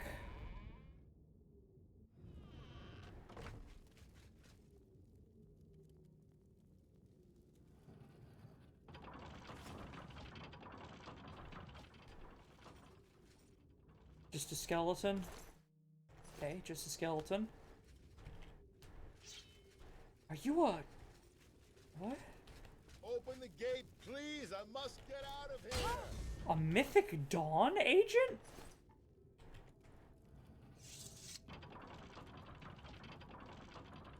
What's up, Sir Thedric? Thank you for rescuing me. I've lost track of how long they've held me here. What are you doing here? I've been held prisoner by these scoundrels for the longest time. They want to know how to reach the shield, and believed I would help them. When I refused, they locked me here, and only let me out to torture me. They got nothing from me. And who are you then? I am Sir Thedric. I came here seeking the shield of the Crusader, and was ambushed by these cowards. They've held me here since. Could you help me? I can't go with you if that's what you mean. I'm too weak. I need to rest. Once I have my strength, I will certainly join your cause. I didn't mean... Have to go on alone, but the knowledge I've gained may be of use to you. Yeah, that's what I meant. What do you know, then? Before finding this place, I learned a bit about those who created it. It's designed to keep the shield hidden and safe. Phrase kept coming up in the writings I found. When the eyes of the Guardians are upon you, Julianos will show you favor. I'm not sure how, but I just know it's a clue for making it safely through these ruins. You're the only one I've told. I hope it helps you. When the eyes are upon you. Okay. Did it keep that written down? Yeah, when the eyes of the Guardians are upon you, Julianos will show you favor. Oh, I think I remember this quest now. I liked this one, if I'm right.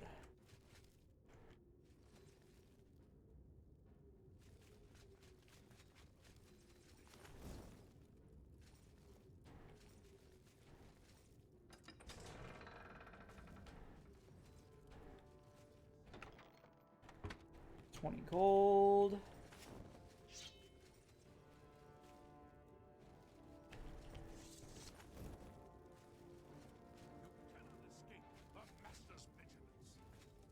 The Master's Vigilance. Hi, Mythic Dawn.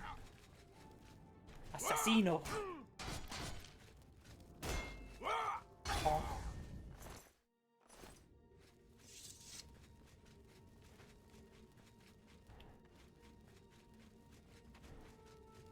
Assassino.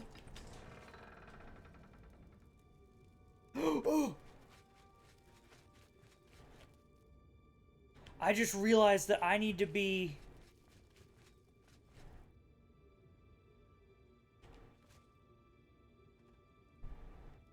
Who are you?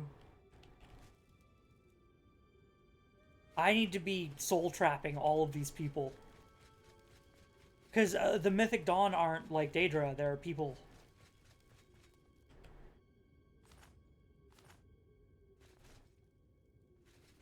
One of them may be a Breton. I need the soul of a Breton.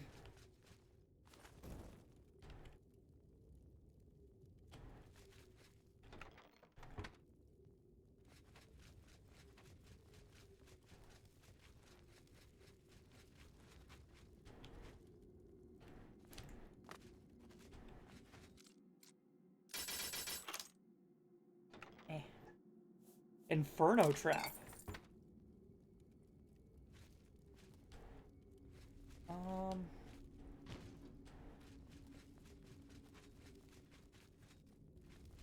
I don't know. God, this is a confusing maze of a place.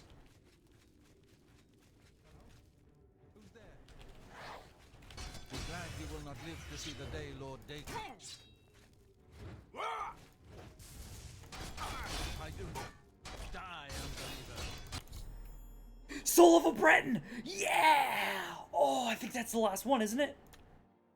I have gathered a soul from each of the 10 races for Hermaeus Mora. I should return to his shrine. Yes!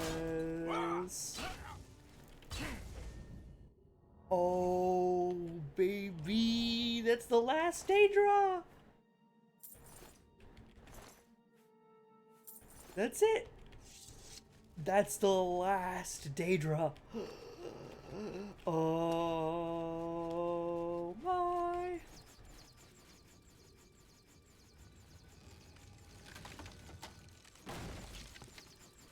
Uh-huh.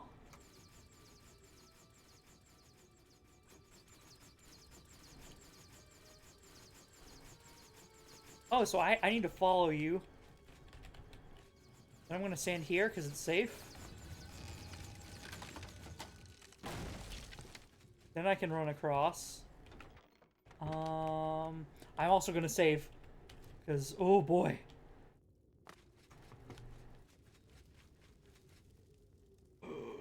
Yes, you!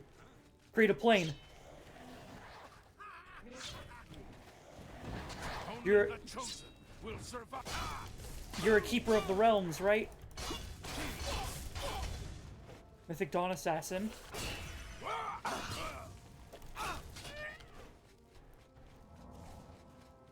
Summon one for me! Summon a portal!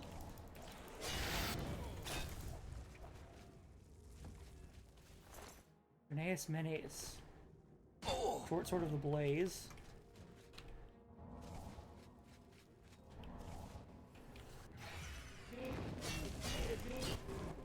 Okay, now summon! Open one of those portals, dang it! This is the part where you fall. I don't see it. I don't see it. Staff of Azura. Okay. That's a chameleon robe. Daedric hoods and stuff. I'm going to take a potion of feather. Because I've got too much cool stuff. Conjurer's torch.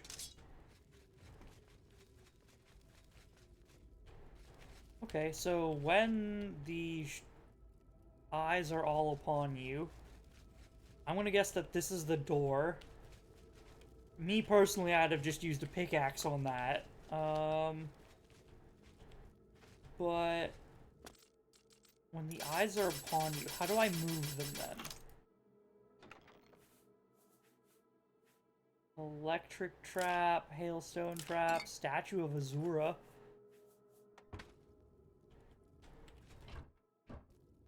I wish I could get more statues. They're so cool. Ah.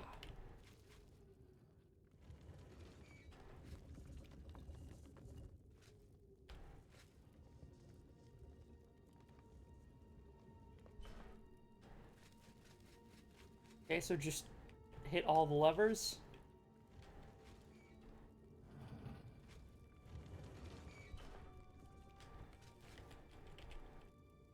And then again for you, and then again for you. Then again for you.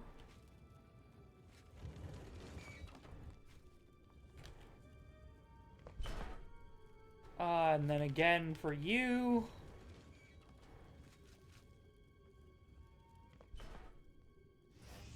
Oh. Aha! Thanks.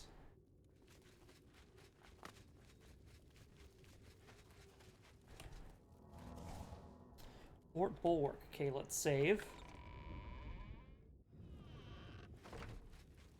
And we continue.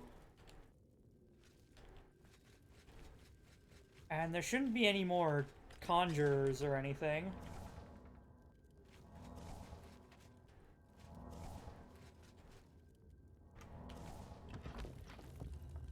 Huh? Oh, right, there's a puzzle trap that I need to figure out in order to acquire the shield. This chest. Rodgar's stone.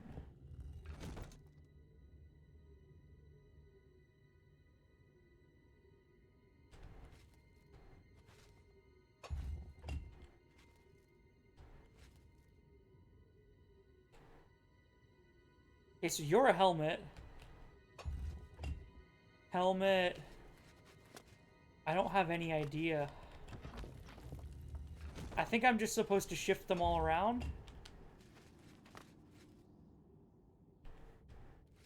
Can I drop like a helmet here?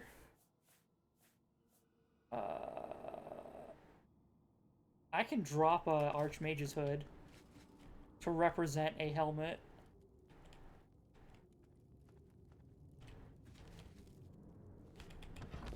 And then I'll put away the stone.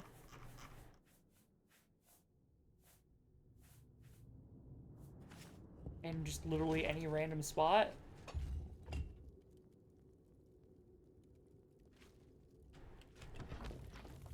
Rodgar's sword? Book. Okay. I can put a book on you. Yadabala. So this was Rodgar's book. Rodgar's helm. I'll put you in the...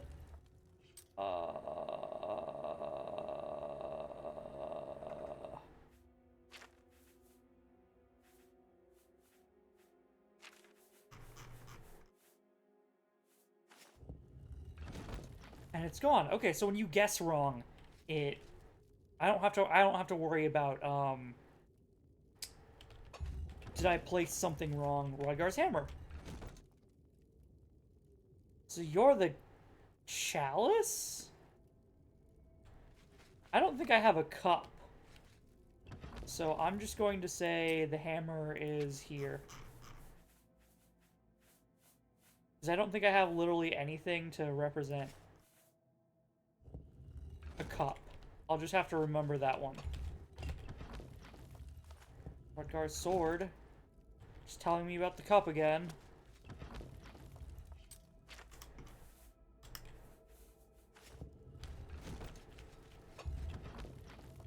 Rodgar's gem. Telling me about the cup again.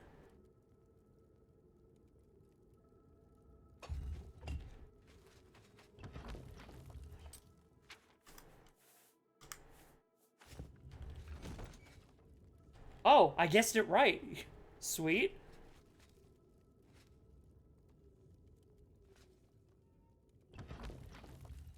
The stone. What is that? His hammer! Ah, sweet. I can put a repair hammer up here.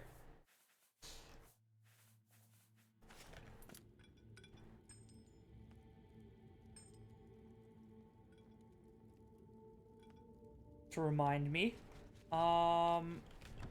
Then I don't know what his stone would be. That's not the right one. His helm! That's his hammer, yeah. This one was definitely his helm.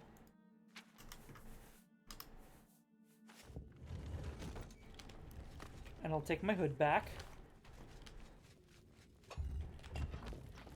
His goblet. You telling me about his hammer again.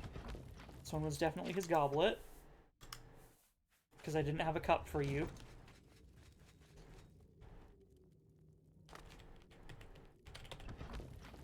His sword.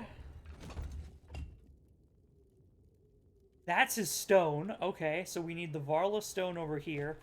I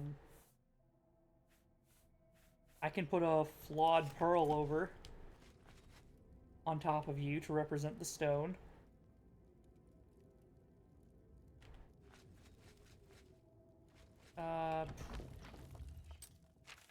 What did I get? His sword again? Yeah, his sword again. Hey, apparently this was the one. Rodgar's hammer, already know. His skull. Okay, that's memorable enough on its own.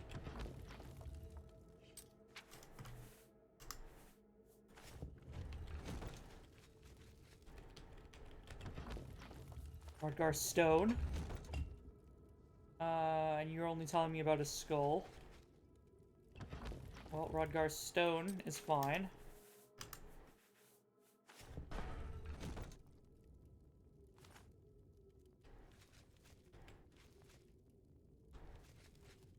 Now we just need his skull and his book. Skull, and the final one will be book. Right? So give me back book.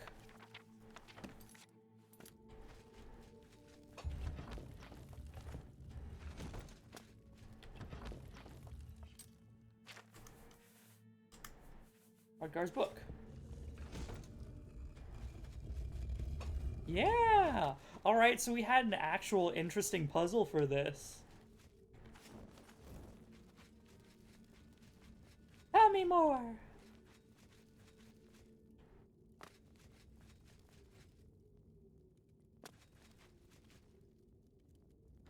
Shield of the Crusader, and you actually get, like... Hey, here's some other things to help in case you were damaged along the way. I've recovered the Shield of the Crusader. I have completed Sir Hendrick's quest by recovering The Shield of the Crusader. I should return to the Priory to find out if there's any news of the remaining 2 relics. So... who is associated with the Shield again? Shield, quest had no, like, evil twist. Who's the Shield of the Crusader? Oblivion.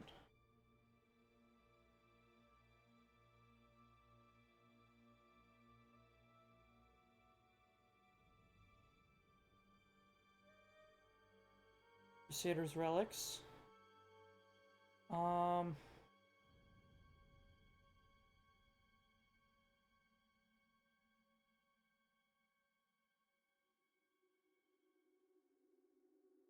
Shield of the Crusader. Who's the creator? Julianos. Okay, so Julianos wasn't evil, but I think Julianos is also a fake god?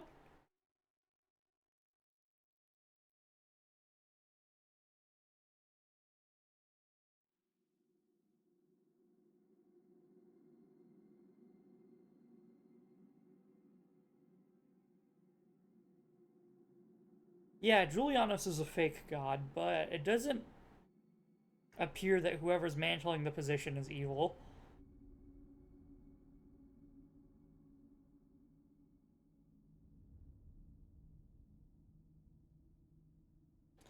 Julianos.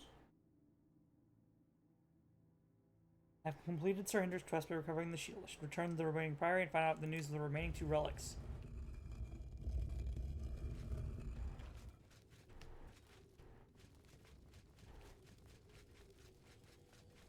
Okay, so these both lead to the same location. Fort Bulwark.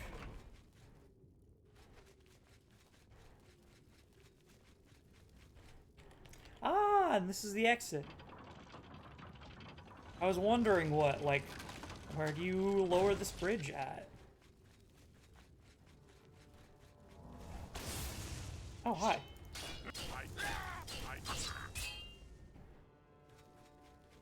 And, I doubt the shield's going to be any good, but let's take a look. Reflect spell 18% on self. Yeah, so it's just a worse version of Spellbreaker.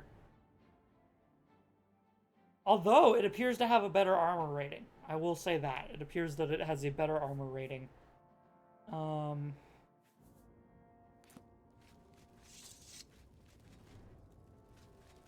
Spellbreaker.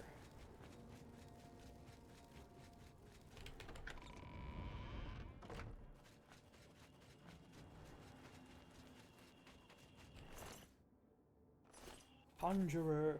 Okay, so I need to go sell stuff.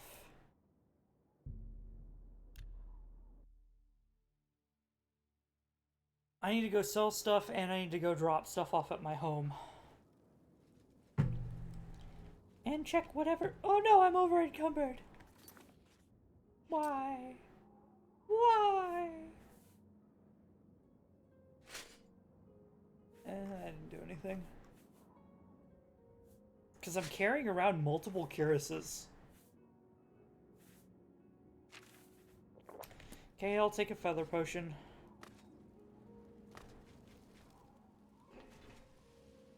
Why, SpongeBob? Why? You! Whatever you... What can I interest you I'd like to sell you things.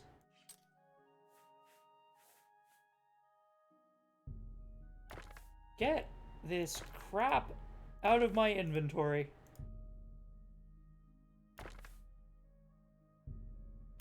Oh my god, I've still got Mankar Cameron's staff. Yeah. Long white saber. 3,000 gold. Yeah, okay. Pegasus dagger. Sort of a blaze. Staff of Domination, Staff of Withering. I'll keep the Staff of Azura. I can sell you the Mace of the Crusader? Why can I sell you the Mace of the Crusader, sir? Could you explain that a good... to me? You're willing to buy that? Crusader, Curse of Vitality, Lesser Chameleon Robe.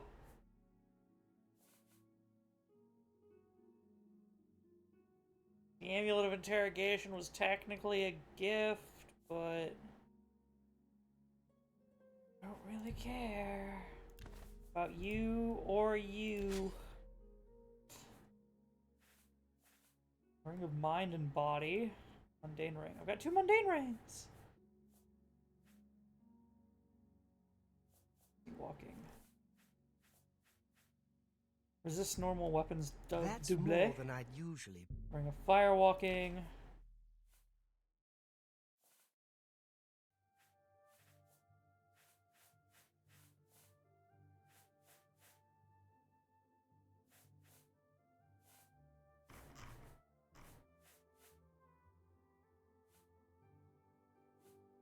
Huh.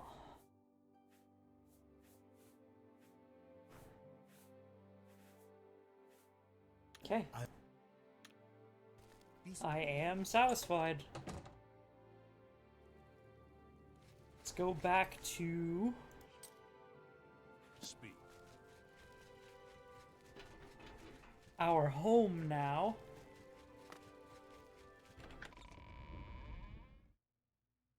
And drop off all the crap that's weighing me down. Skingrad!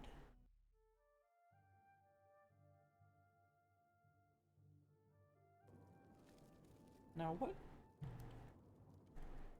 Why?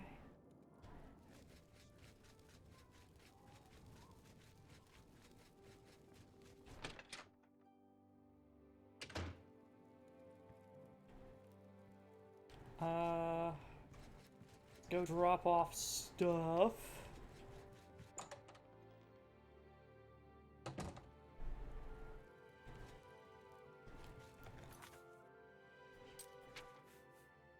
Mankar Cameron's stave. You're important-er, so I'll bring you over here.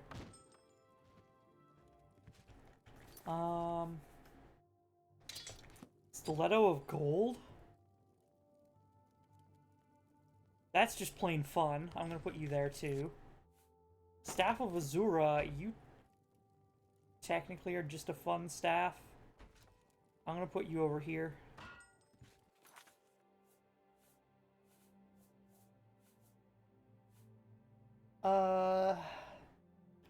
Pegasus Dagger. What's with all the Pegasus weapons being, like, silly?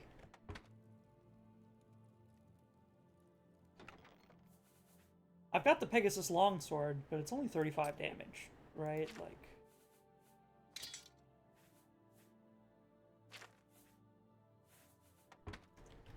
Okay. Back in the cupboard we go to place the Daedric stuff. Put away the Knights of the Nine Shield. Perfect Madness stuff. What do the boots give me? Restoration. Garbage. So I'll keep my boots. I can put away my cuirass. Sure, I'll put away my gauntlets.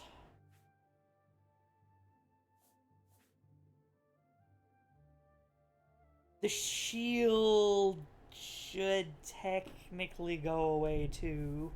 Plain summoner stuff. But I'm gonna put that off in its proper receptacle.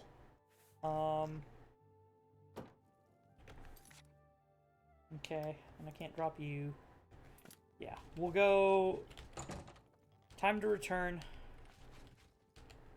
How did you get out of your containment unit? Look at you like a freaking SCP. Somehow just breached containment. Okay. Priory of the Nine. Okay. I'll repair everything and then go...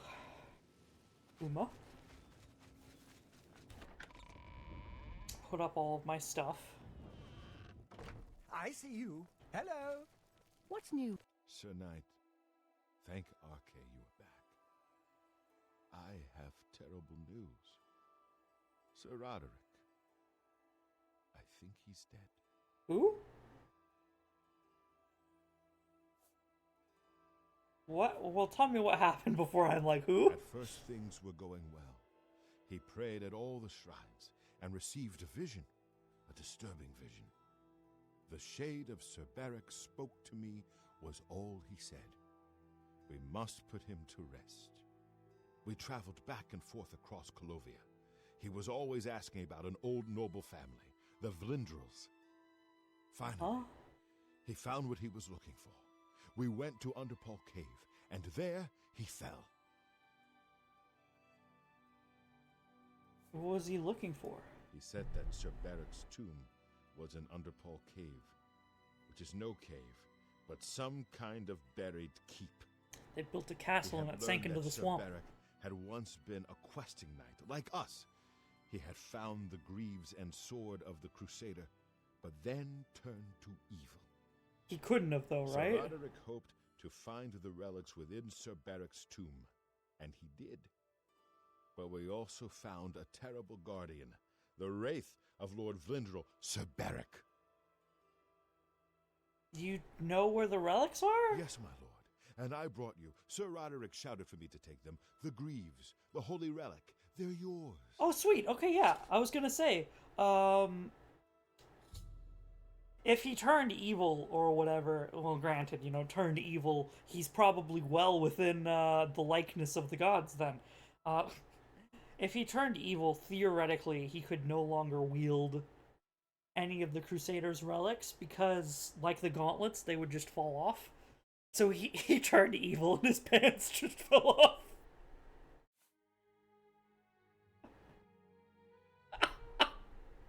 And the sword, what about it? It used it against Sir Roderick. I don't know how that evil thing could use the holy weapon, but it did. It screamed as it struck. Rad. Okay, yeah. So much for a anointed holy weapon. That sword has no power. I'm gonna write that one down too. Yo. The sword of the Crusader was, what would you even call that? Desecrated? Desecrated and turned evil, I guess. You're talking about the sword? I've already failed Sir Roderick once. I don't want to fail him again. I remember he said something about the sword before we... He was worried that the sword may have been turned to evil, that it may have to be reconsecrated on the altar of its creator, the divine Arche. That's all I remember. Arche? I hope it may help you. Really? Arche created that sword. Arche's gotta be weak then, if his supposed divine relic can be so easily desecrated. You did well, Lathon. Thank you, Sir Knight. I would ask a boon if I could, although I know I do not deserve it. What? Would you make me a Knight of the Nine? I want to dedicate myself to ridding the world of evil. I owe it to Sir Roderick. I don't think I have the authority to do that. I'm no... I am a Daedric Prince. Would you like to be a champion of a Daedric Prince? I don't have the authority to make you a regular knight, like, in service to a king. Wait, no, I am a king. I have a castle. I own Rosethorn Hall. Yeah, I can make you a knight. Rise. Thank you. I mean, thank you, Sir Knight. I will not fail you. Give me a moment to arm myself, and I will accompany you to Underpaw Cave to destroy the foul wraith. No, you will stay here. No, I ran you... into some goblins. No. Let me arm my... No, no, no, no, no, no, no, no, no, no, I no, can't no, no, no, stand the no. sight You'll of those die. creatures. You stay here. We meet again. I am here to join your order, having received a divine vision from Kinnereth herself. Yeah, what'd she show I have you? been shown that to protect all Kinnereth's creations, I must take up your cause and be willing to lay down my life for you. So here I am. I have no doubt that our good works will be talked of in the eras to come.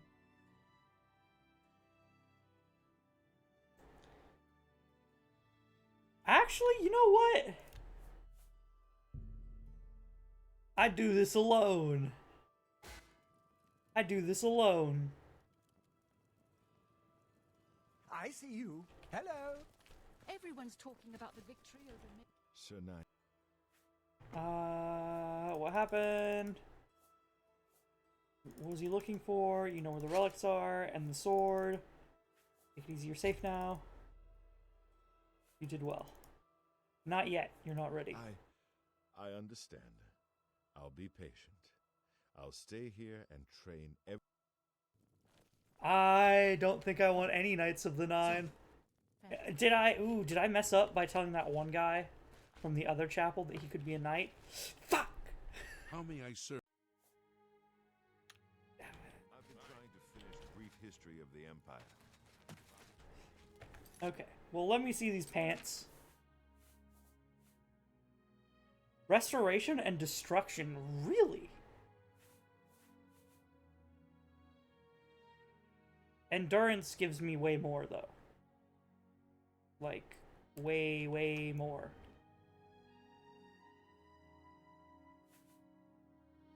Then again, I mean, the drip. Could have the full drip. Shame there isn't more time to spend.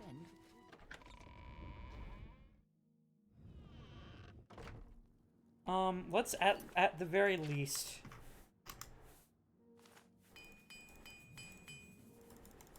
Ooh, right, I need to go to the Underkeep.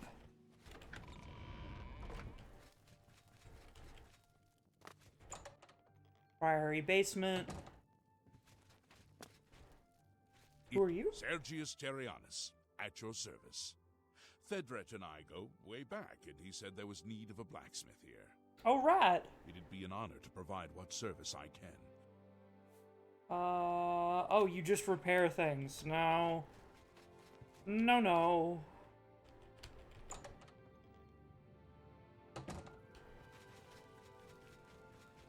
Okay, so I'm going to...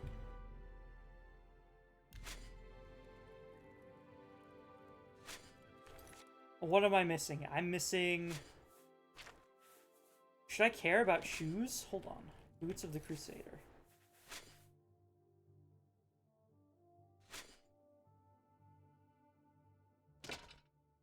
Also, you lowered their quality when I put you up. Perfect Madness boots. Fortify Athletics. Fortify Restoration. Yeah, I don't want the boots. What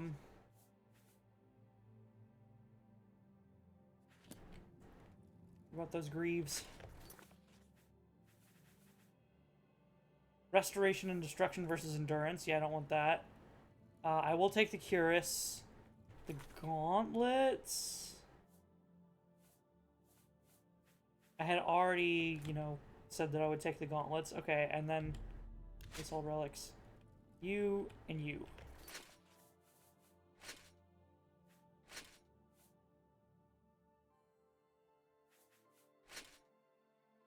Madness boots. Okay. That's what I want. Looks a little silly, but hey.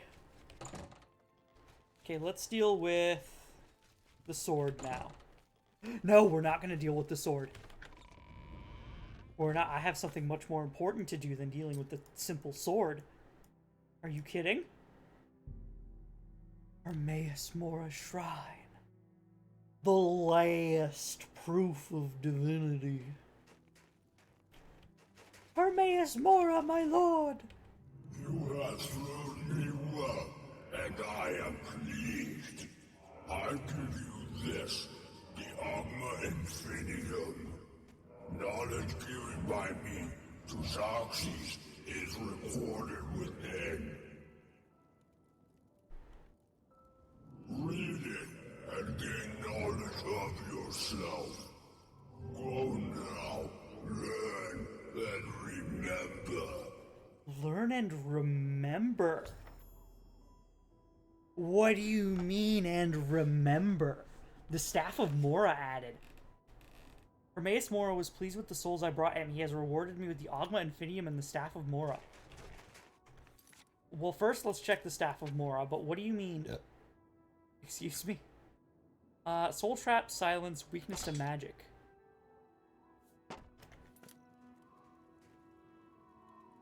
Okay, it's just, it's him. Just image of him.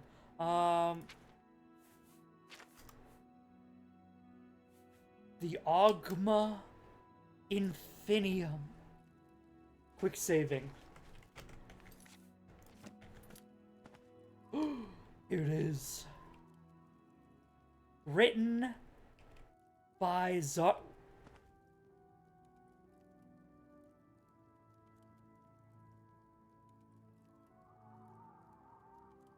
Wait a minute.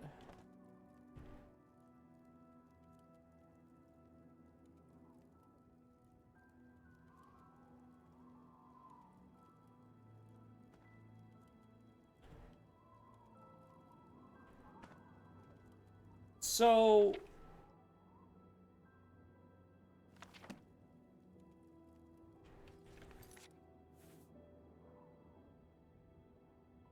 questions.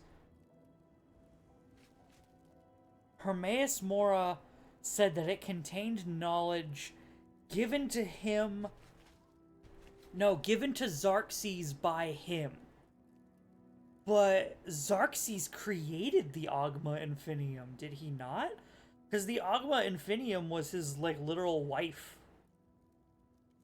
Right? Ogma...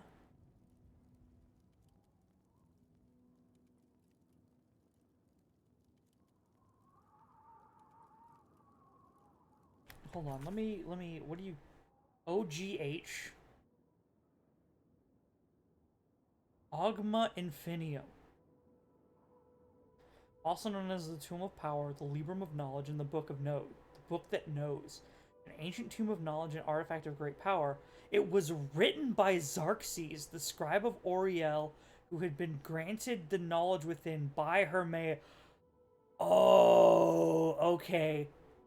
Okay. Hermaeus Mora taught Xerxes a few things, and then Xerxes wrote down the knowledge. Okay, so this is itself an artifact of Xerxes. So here we have an Aedric artifact, actually. Path of... I don't read anything yet. I'm gonna save. I think... What does the Path of Seal do? You have lumps and bruises from long practice lesson with all kinds of maces and axes. You are now an expert of blunt weapons. Blunt skill increases.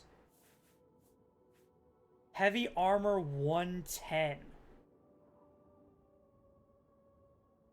I think blade goes up too, doesn't it? 115 for blade. Interesting. But that removes the Ogma Infinium, which is not something we can be allowed to do. That is an Aedric artifact. That's not just a Daedric artifact. That was written by Xerxes. So here we've got a proof of an Aedric divinity.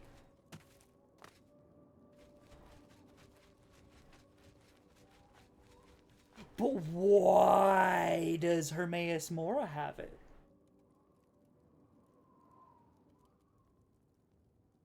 He named the, let's see, written by Xerxes, the scribe of Oriel, who had been granted the knowledge within by Hermaeus Mora. The name of the tomb comes from Ogma, the wife of Xerxes, who he created from his favorite moments in history. So he literally created life. Bro. The knowledge within the tome grants the reader access to the artifact's energy, which can be manipulated to achieve near demigod abilities, question mark? I'm gonna need to see those sources.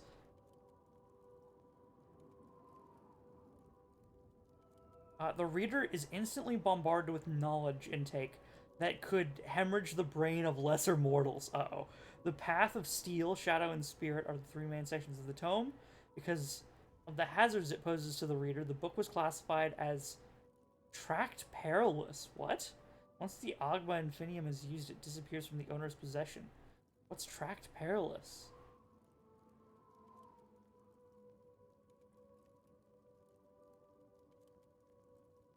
Some books contain concepts that cannot be reconciled with the mortal mind. The reader must surrender some or all of their sanity to comprehend what is written. In other cases, these forbidden books contain implicit bargains. To read one is to enter a pact with its author and place yourself in the power of an unknown intelligence. Tracked Perilous are a class of book artifacts that harbor grave dangers for those brave enough to peruse their pages. Such as the Black Books, the Mysterium Xarxes, Numinous Grimoire, compromising 3 volumes, text spells into the complexities of the mortal soul.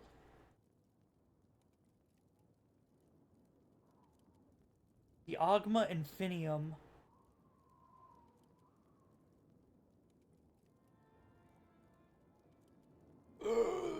I need all of the Tracked Perilous books. Oh my god, this one book is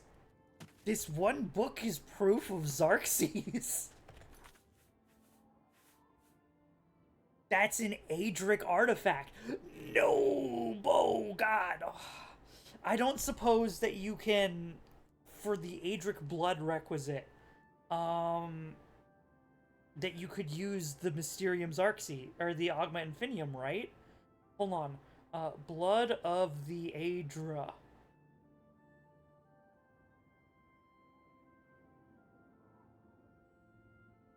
No, actually, hold on. Blood of the Daedra quest, Oblivion.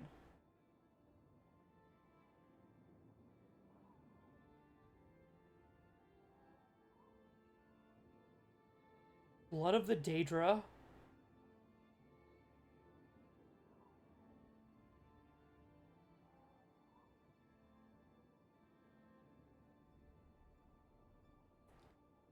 Recommended. Penguin Rose. Alternate. The Ring of Namira.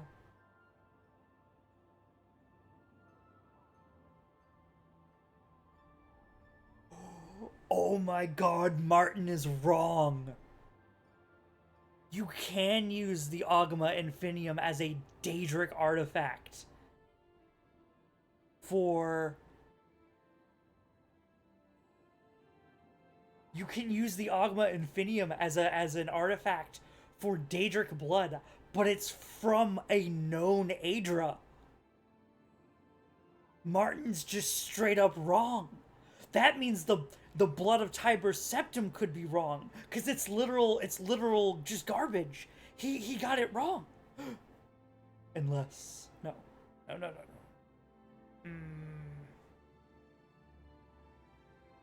Yeah, no, it doesn't mean anything. I need to write this down. I need to message my friend about this later.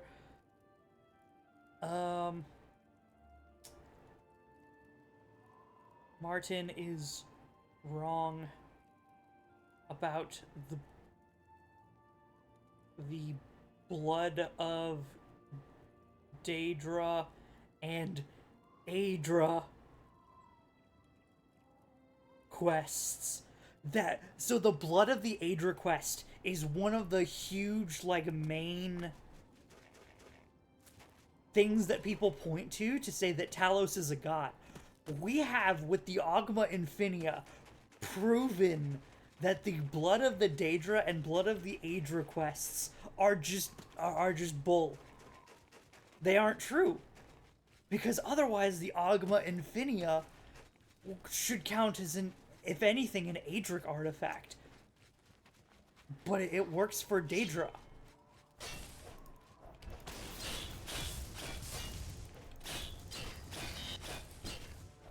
Oh.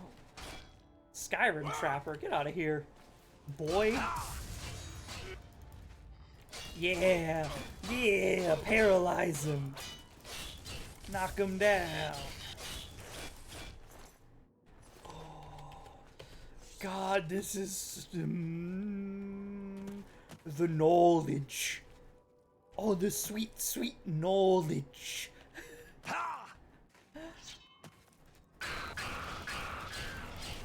This has easily been one of the most important quests in Oblivion. Is the final Daedric Shrine quest.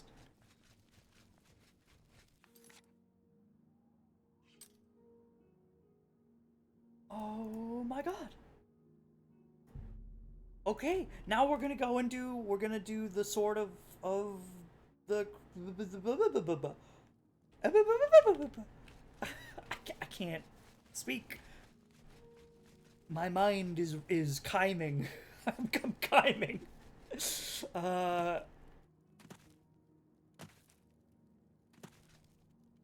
Let's head to the Sword of the Crusader quest.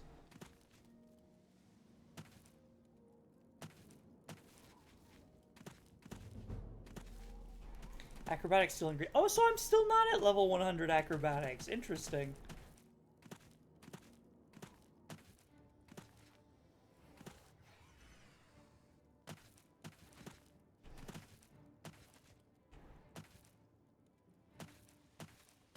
Underpall Cave.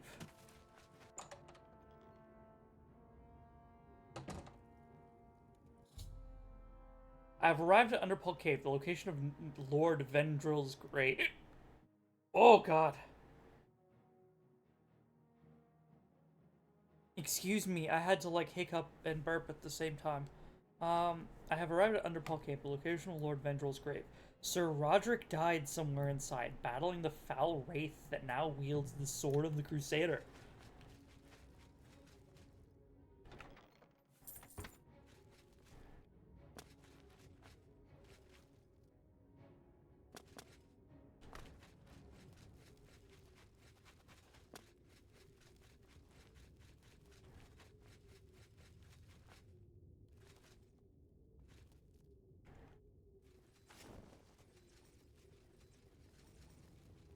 Okay, let's go.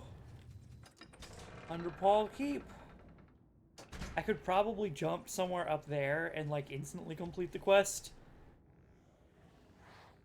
Is my assumption, but you know. Ain't no way you saw me.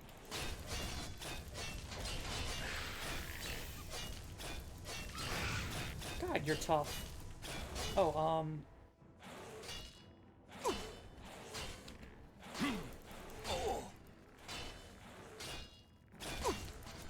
Stop staggering me.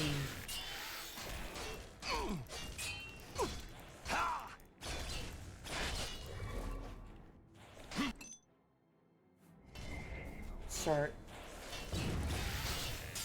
actually damaging these guys.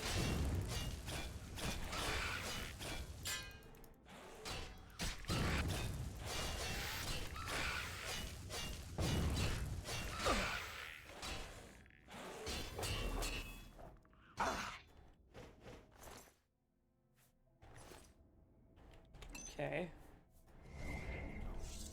God, I'm so glad we went and we played Oblivion. My mind around the Elder Scrolls has expanded. Oh, also, I had a theory that... Xerxes was the one who wrote the Elder Scrolls. Based on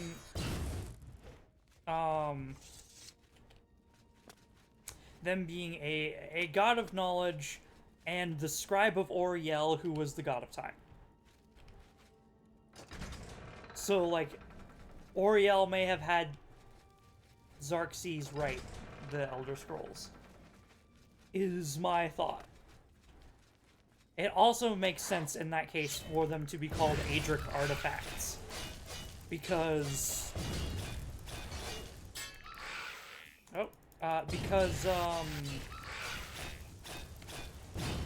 they would be written by Xerxes and Aedra.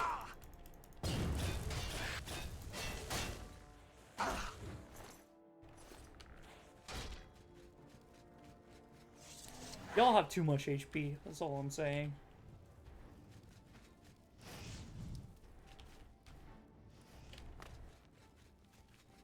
Ah, here we go.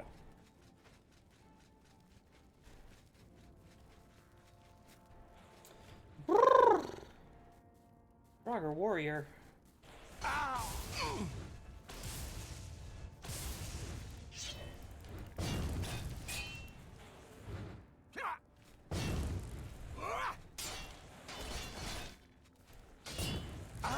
At some point, it probably won't be next series. At some point, I'm going to have to play Skyrim and Oblivion, both. Oblivion. At some point, I'm going to have to play Morrowind on the channel as well. We're not doing it immediately after this one, but...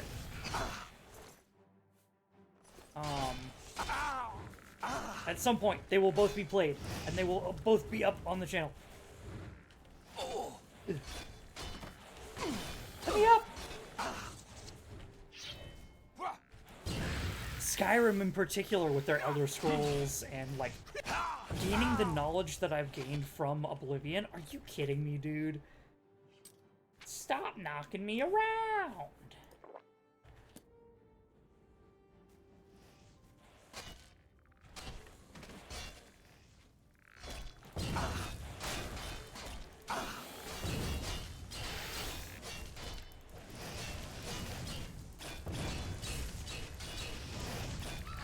Have some kind of reflect magic attack. There we go. Jeez.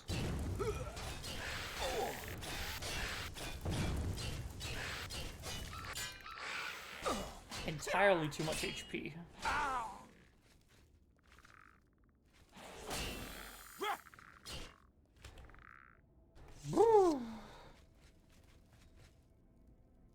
Okay, I'm gonna save after that one.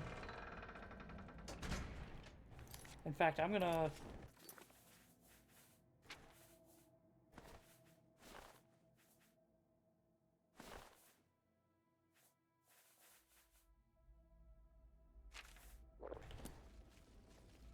go stealth mode.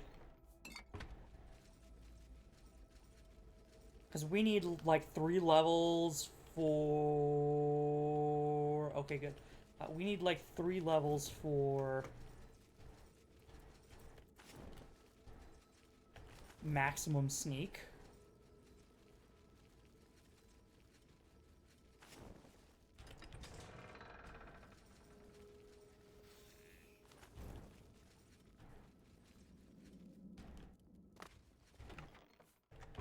Potion of healing. Okay, I mean, I've got to go down here.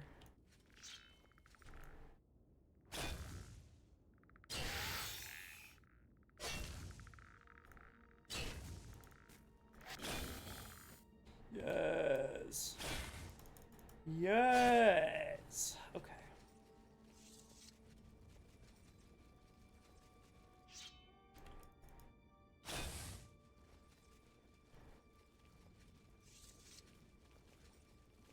Oh, and you know what? I also haven't played Skyrim since that one DLC with all the Creation Club content in it came out.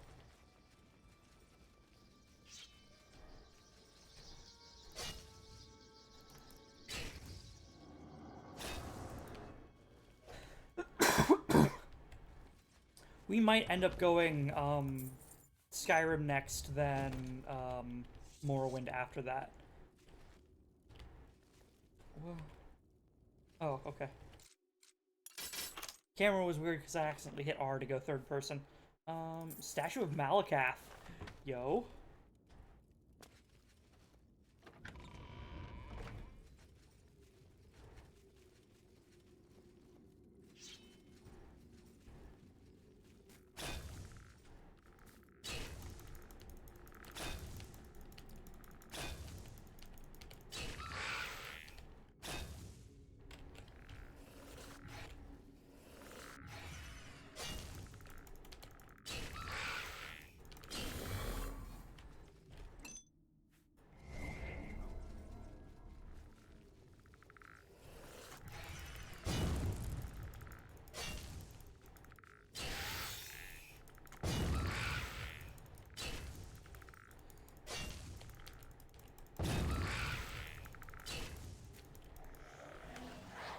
My chameleon ran out. Ancient Nord Great Sword. Ugh. Okay. So why am I up here? Why have you taken me up here?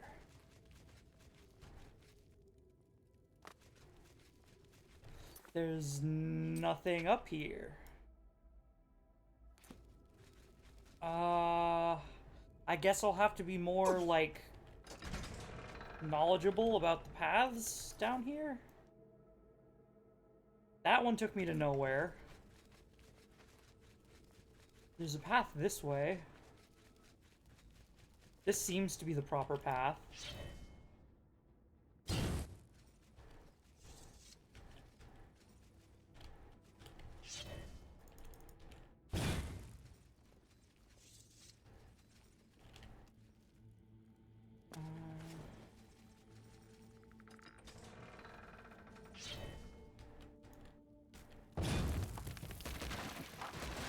I just saved him. Why did you... Open. Oh. Hi, guys. Well, if you're gonna see me anyway...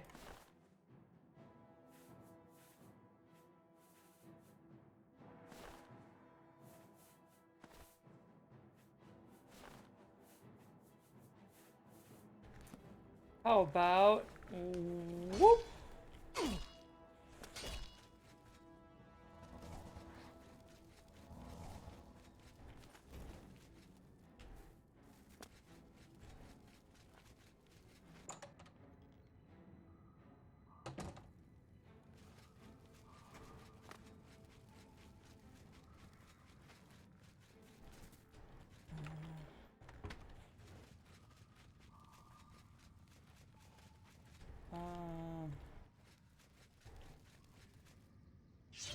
Is that it?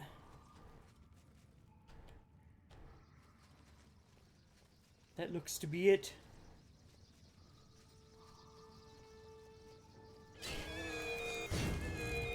Lord Villendrel.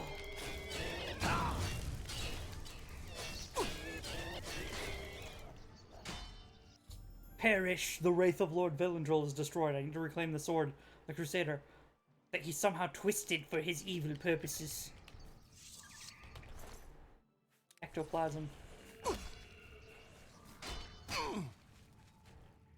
Sword of the Crusader. I've recovered the Sword of the Crusader, but it's been desecrated by the foul wraith that wielded it. I should take it to the Chapel of Arcade in Shadenhall to reconsecrate it for its holy purpose. But, like, is it any good? 35? That's pretty good.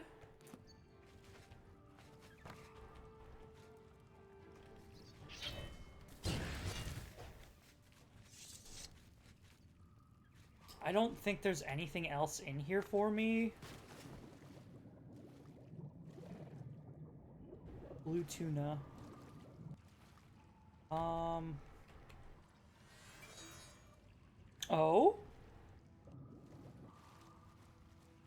Or perhaps there is.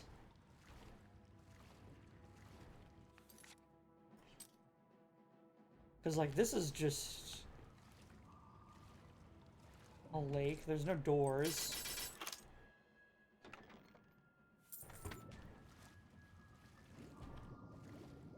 But while there may be no doors, there's that secret trap door back down here. Hold on. Save. Unknown location, you say?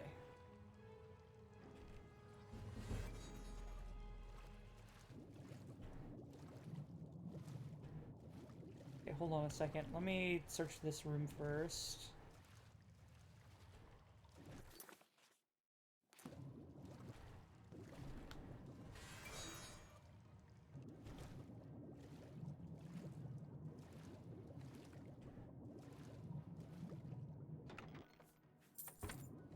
Hold.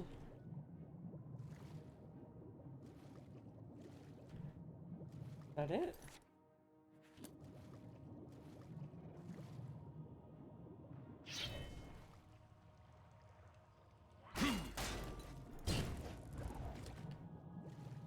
Yeah, you can perish. Attacked by a fish. Gold. That's it. I'm sure this place seems kind of important.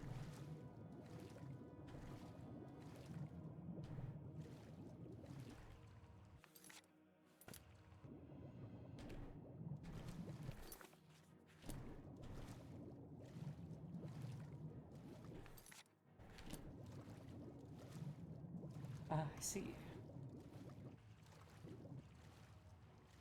Barely. So I've fully looped around then, right? No?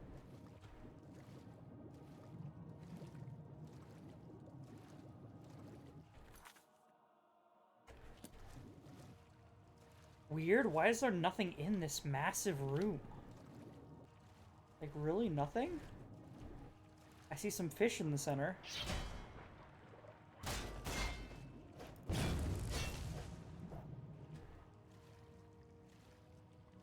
But the only other thing in here of note that I see was this chest that we...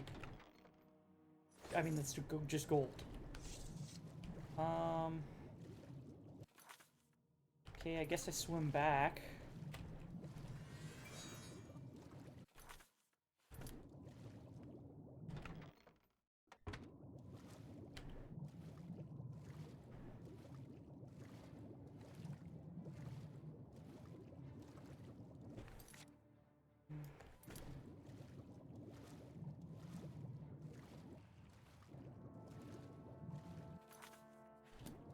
Now I'll swim this way.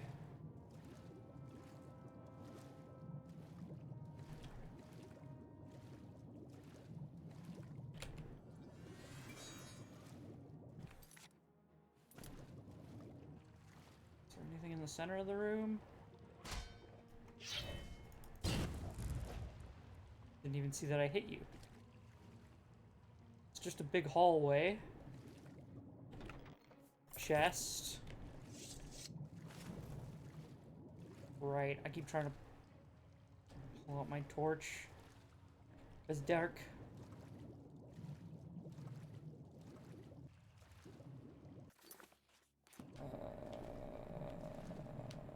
Nothing. Dead end. Dead end? What?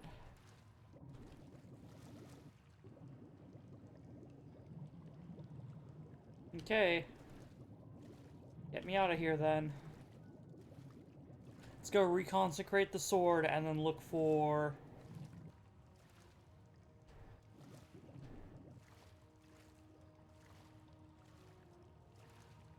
Do we fight Umaril after this? I mean, I will have gotten all the stuff back.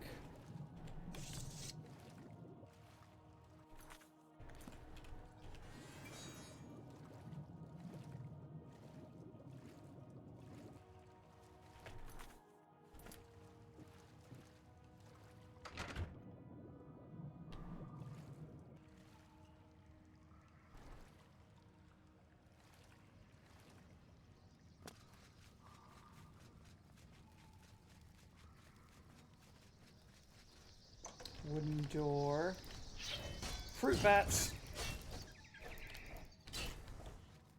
And goodbye. Man, I wish there was a lock spell in Oblivion. Sir Roderick. No. Black Iron Lance. Why? Roderick. Why?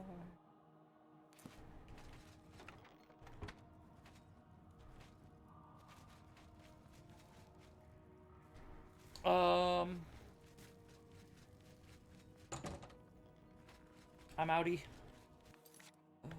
Out. Zip. Goodbye.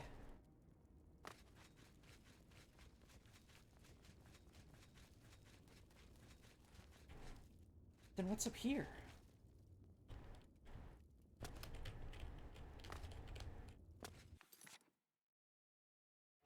Give me my jump spell. I wanna jump.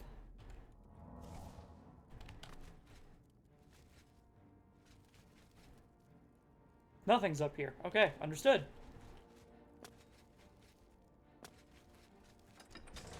Underpole Cave.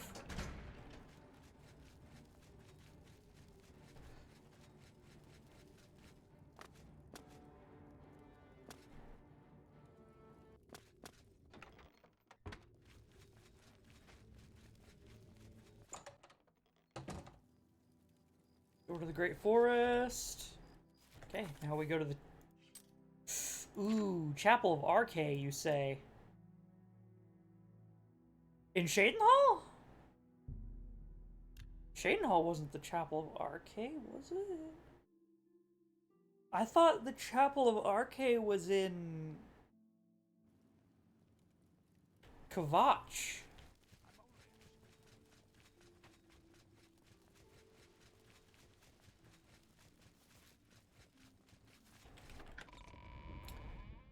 Apparently it's not. Wah! Aurorans! Aedra Heart Grand Soul Gem, yeah. Fine, Battle Axe. They were in the middle of desecrating it.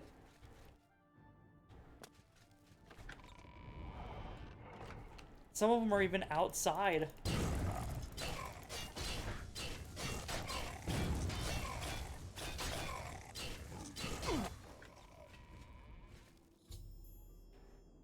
Umaril's Aurorans have been destroyed. Shadenhall Chapel is safe now. For now I can reconsecrate the sword of the Arche altar.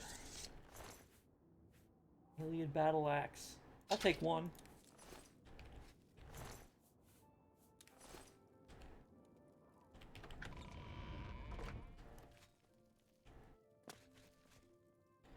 Consecrate me. The Sword of the Crusader has been reconsecrated. I now possess all 8 of the Crusader's relics. To return to the Priory and consult with my knights about how to attack and destroy Umaril. All 8 of the relics, you say? Sword, mace, shield, boots, greaves. Sword, mace, shield, boots, greaves.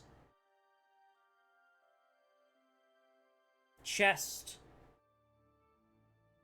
Gauntlets. Hell. That is 8. There's 8 relics, not 9. Well, well, well. Oh, well, well, well. Almost like you know the 9 are wrong. So. Thank you. I was sure those creatures would be the end of all of us. You truly are the defender of the faith. Can you train me? Pay attention, and you can learn. Good. Yeah. I can ship knowledge. I can ship. Let's see if there's much I can.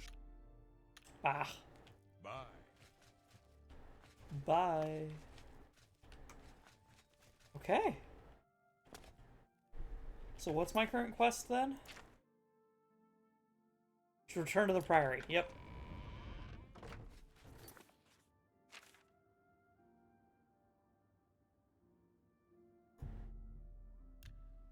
Priory of the Nine. Also, when we get outside, I need to look at what the sword does. Mine probably does more, but you know.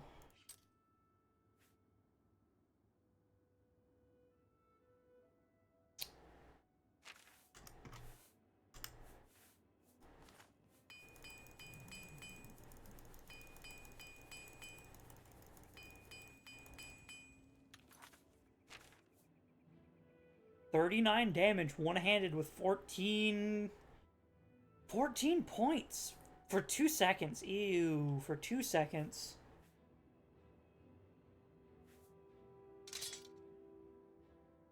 Still looks pretty nice. Wait, what is it? What did that say? Crusader's arm added.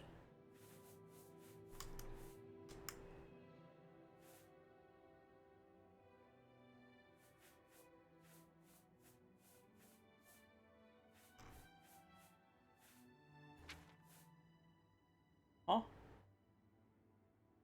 Crusader's arm gives 10 points. Okay. A Fortify Blade. I have 40 points of Fortify Blade on me? My blade's 130. What? How am I at 105?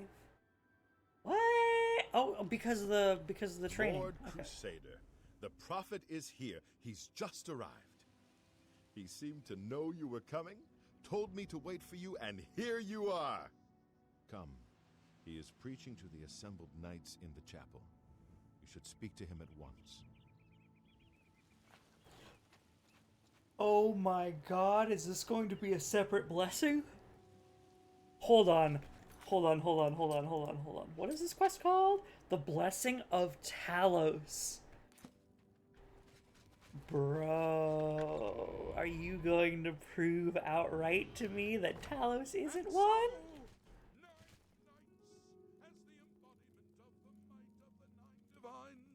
Shall go forth together to face the unfeathered, and he shall be cast down from on high, his wickedness scattered to the wind. He shall end his days as dust in the void. Go now, knights, face the beast. Fear not death, for the nine shall be your shield, and they shall bring you to rest, should you fall. You have stepped from the humble shadows of obscurity and into legend. No feat you have accomplished in your life compares to what you have become.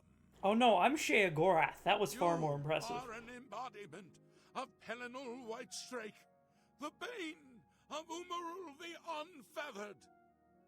The time has come for you to fulfill your destiny. Umarul lies hid in the ancient fane of Garlus Malatar. You must go there and destroy him. Garlus Malatar. I'm ready then? No. Should you face Umarul, you would suffer the same fate as Pelinal.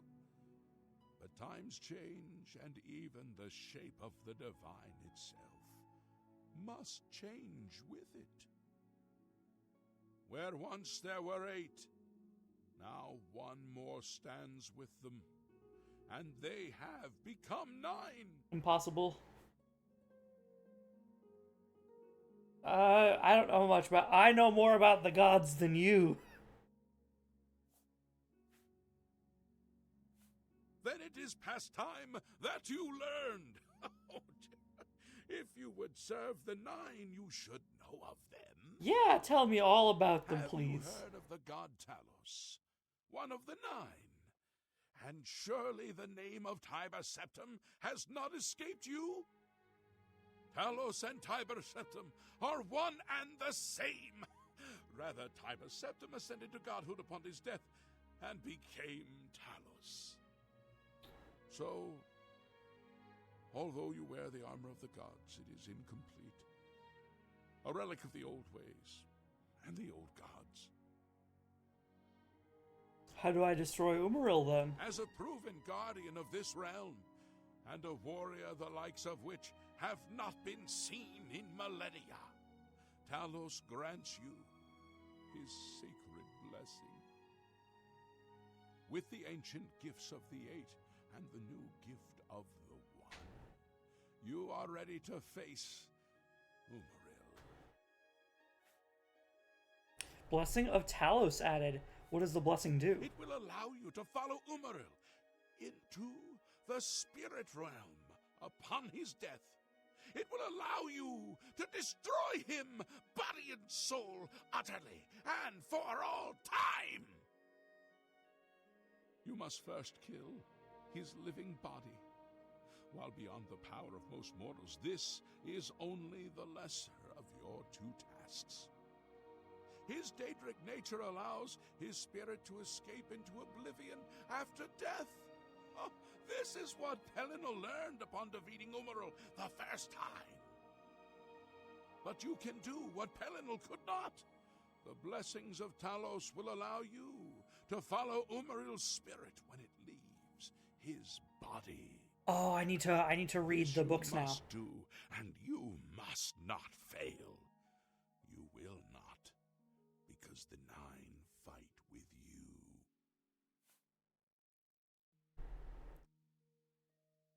Tell me about Umaril's spirit. When Umaril joined with the Daedra, his spirit expanded beyond this realm.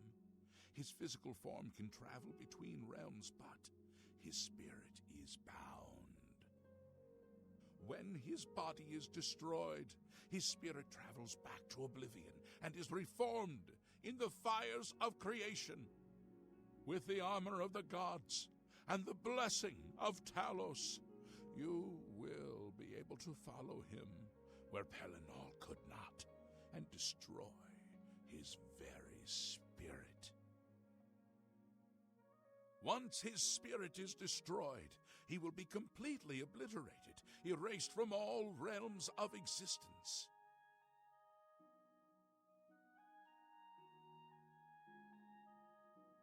Okay, what is Garlus Garlas Malatar? Malatar was the westernmost outpost of the Aeoliad Empire. It watched over what we call the Abyssinian Sea. Since his return, Umaril has taken Garlus Malatar as his lair. That is where you must seek him out. And what kind of foe is Umaril? Umaril cannot be bested in his physical form by any normal means. His blows can strike down the mightiest of warriors in a single stroke. The Eight created the relics to withstand Umaril's fell power. Do not attempt to face him without this divine protection.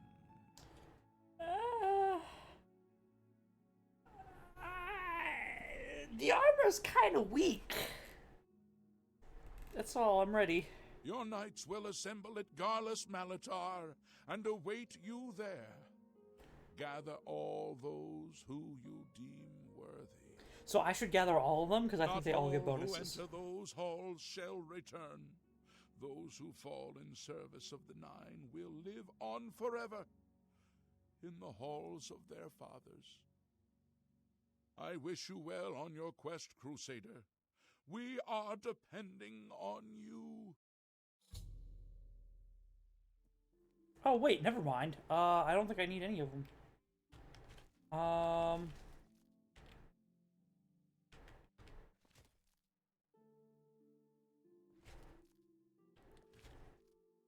Brelin. 1 second, let me go. I should just bring everyone. But let me go and head down to the Undercroft one more time.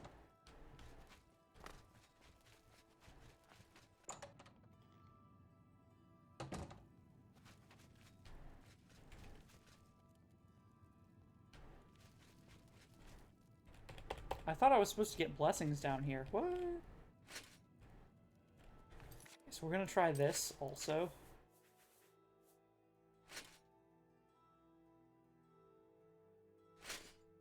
Blessing of the Eight. Serene Beauty. And then if I'm wearing everything, Woodland Grace. That's it?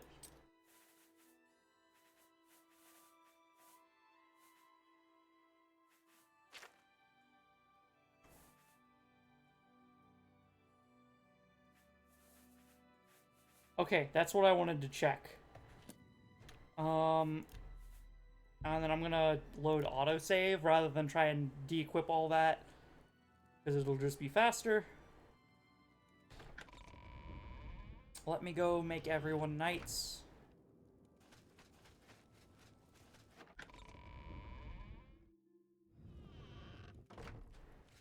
Sir Knight, allow me to introduce myself. I am Brelin of Sylvanar, at your service. I come to offer myself as a knight in service of Auriel, or Akatosh, as he is known in Cyrodiil. Oh, I bro! bring nothing but my skill with the blade, which is not inconsiderable, and my devotion to the Lord Auriel. Will you accept me? as unworthy as I am? So, he's allowed in? I accept you. Welcome to the I am order. honored to join the Order under your illustrious command. Excuse me while I go to the armory.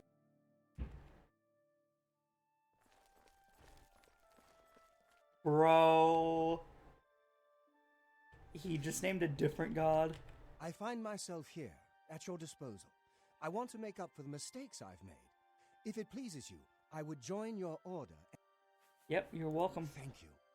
Excuse me. Hail, Sir Knight. My brother and I have heard that you are founding a holy order of knights, and we would like to offer you our swords. We've come all the way from Skyrim to join up. We can't claim any experience as knights, but we learn soldiering from our years in the Legion. Hey, Legion soldiers. Will you have us? Yeah, I'd much rather have Legion soldiers. You won't regret it, sir. You'll find us true-hearted and brave. I'll be back as soon as I've outfitted myself. Oh, and both of you get accepted at once rather than just one. Okay. As I said, I'll work as long as it takes. I accept. Thank you, Sir Knight. I must gather the equipment I need. We meet again. I am here to join your order. I have been shown that to protect all. So here. Right, I've heard this already. Thank Go. you. I shall serve the order to the best of my ability. I must change into something that suits a knight. Please excuse me. Do you still have questions, Crusader? That's all. I'm ready. Very well, then. Tell me about the 8 and 1. Just as the eight-aided Pelennor of old, now the Ascended One, Talos, who was Tiber Septim, provides his blessing to you, the new Crusader. Yeah, so tell me about that, though. Like, how did he ascend? What did he do? Of course, I might know out of game that, oh, he perhaps gathered all of the remnant towers, and using all the power of all of the towers, he might have been able to mantle one of the Aedra.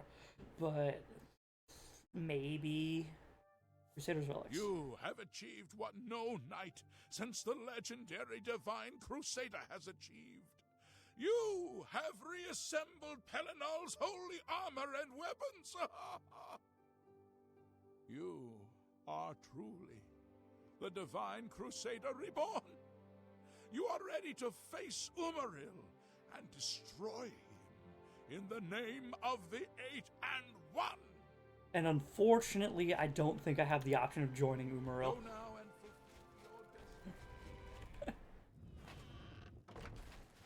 Okay, you all go do whatever you all need to do. I'm going to go to my home in Skingrad, Garlas Molitar,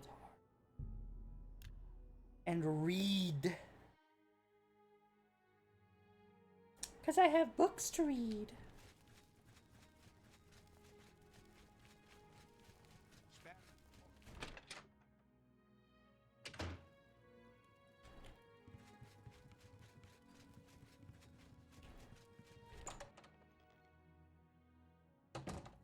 Oh, also, I've finally received the Blessing of Talos. Yeah, okay, so that finally that curse from the fake god is gone.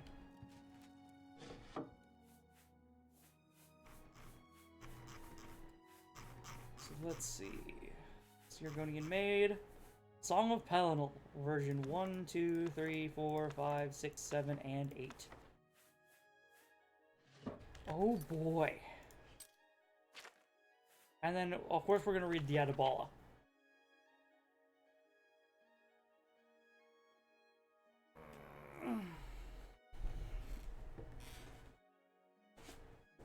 Okay, so the Adabala is traditionally believed to be the memoirs of Mora House, consort to Elysia, the slave queen. While this cannot be historically verified, the Adabala is certainly among the oldest written accounts to come down from the early First Era. So this is one of the oldest books ever, supposedly to come from Mora House.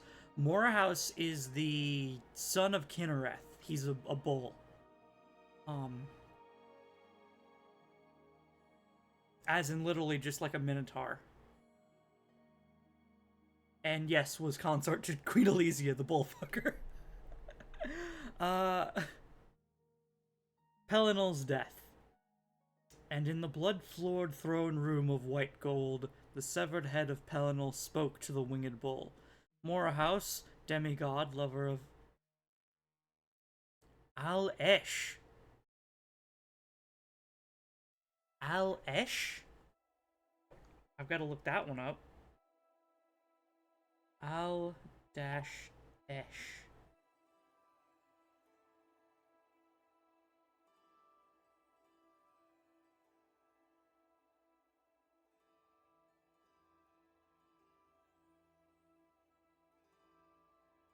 Elysia is not Saint Elysia's birth name.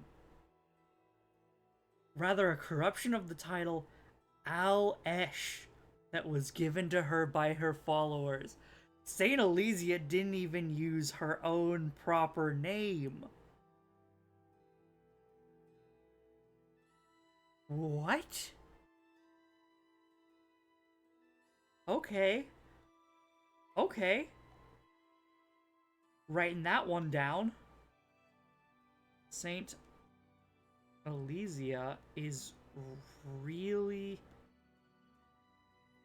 Al-Esh.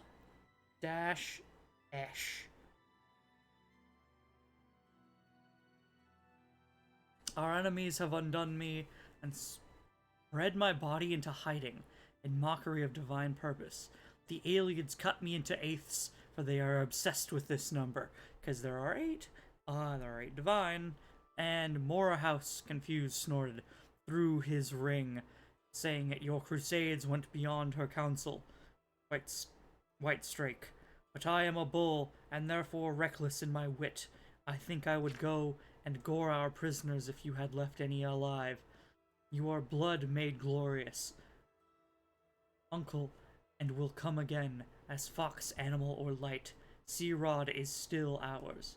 Then Pelinal spoke again for the last time. Beware, Morehouse, beware. With the foresight of death, I know now that my foe yet lives. Bitter knowledge to take to my grave. Better that I had died believing myself the victor. Although cast beyond the doors of night, he will return. Be vigilant.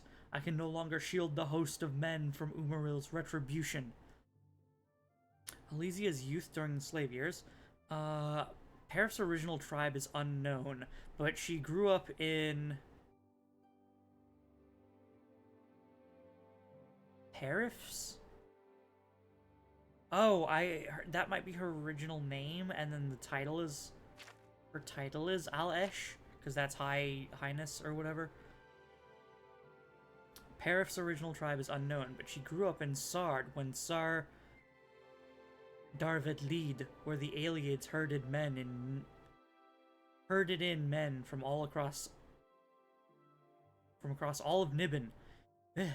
Cothri Ned Algema, men of Creeth, though these were known later to be imported from the north. Keptu, men of Gi, who were eventually destroyed when the Flower King Nilichi made great sacrifice to an insect god named Lost.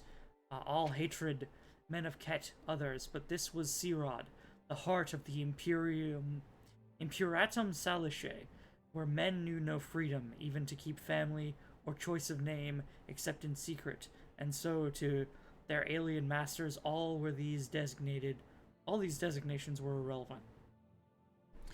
Men were given over to the lifting of stones and the draining of the fields and the upkeep of temple and road, or to become art torturers for strange pleasures, as in the wailing wheels of Vindicel and the gut gardens of Sarsen, and the flesh sculpture, which was everywhere among the slaves of the Aliads in those days. Worse, the realms of the Fire King Hadul, where the begetting of drugs drawn from the admixture of Daedrons into living hosts let one inhale new visions of torment, and children were set aflame for nighttime tiger sport. Morehouse explains Elysia's names. When Morehouse said to them, "In your tale you have many names for her, Al-Esh given to her in awe," that when translated sounds like redundancy, the high, from which come the more familiar corruptions. Alashu, Esha, Elysia. You knew her as Paravant, given to her when crowned, first of its kind, by which the gods meant a mortal worthy of the majesty that is killing, questing, healing, which is also Paraval, Pavesh, Perithu, Perif, and in many cases, for it is what I called her when we were lovers, Paravania. Saint Elysia is really Paravania, and her title is Al-Esh. Though she has gone to me, she remains bathed in stars. First, Empress Lady of Heaven, Queen Otsirad, and they considered themselves full answered and departed. Okay. Well, let's...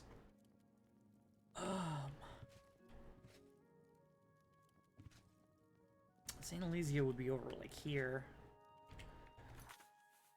Let's put down the Adabal. On the bed. Why not? Song of Pelinal V1. Volumes 1 through 6 are taken from the so-called Riemann manuscript located in the Imperial Library. It is a transcript of older fragments collected by an unknown scholar of the early Second Era. Beyond this, little is known of the original sources of these fragments, some of which appear to be from the same period, perhaps even from the same manuscript. But as no scholarly consensus yet exists on dating these 6 fragments, no opinions will be offered here. That he took the name Pelinal was passing strange, no matter his latter sobriquets, which were many. That was an elvish name, and Pelinal was a scourge on that race, and not much given to irony. Pelony was much too grim for that. Even in youth he wore white hair, and trouble followed him. Perhaps his enemies named Pelinal of their own in their tongue, but that is doubtful, for it means glorious knight, and he was neither to them. Certainly many others added to that name during his days in Tamriel. He was Pelinal the White Strike, because of his left hand, made of a killing light. He was Pelinal the Bloody, for he drank it in victory. Okay. He was Pelinal the Insurgent, because he gave the Crusades a face. He was Pelinal in Triumph, as the words eventually became synonymous, and men-at-arms gave thanks to the Eight when they saw his banner coming through war.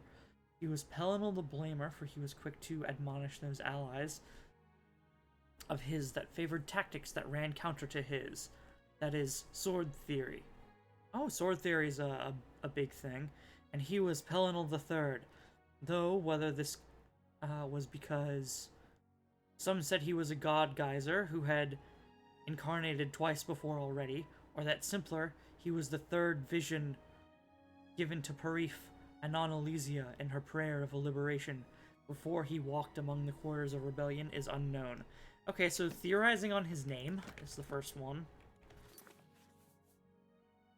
We didn't get too much information on that other than Pelinal is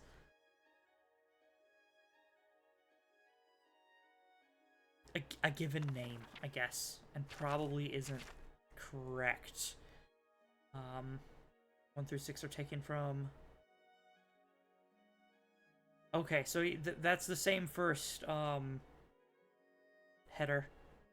And then Perif spoke to the handmaiden again, eyes to the heavens, which had not known kindness since the beginning of elven rule, and she spoke as mortal whose kindle is beloved by the gods for its strength and weakness, a humility that can burn with metaphor and yet break easily, and always, always doomed to end in death.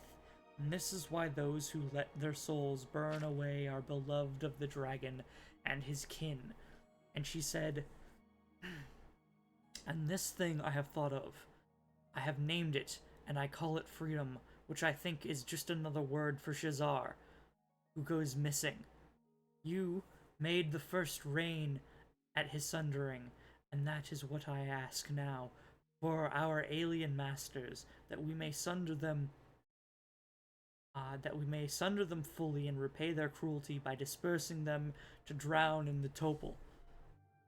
Morahouse, your son, mighty and snorting, gore-horned, winged, when next he flies down, let him bring us anger. And then Kine granted Parif another symbol, a diamond. And then Kine granted Parif another symbol, a diamond soaked red with the blood of elves whose facets could unsector and form unto a man whose every angle could cut her jailers, and a name, Pelinel, which is the star-made knight, and he was arrayed in armor from the future time.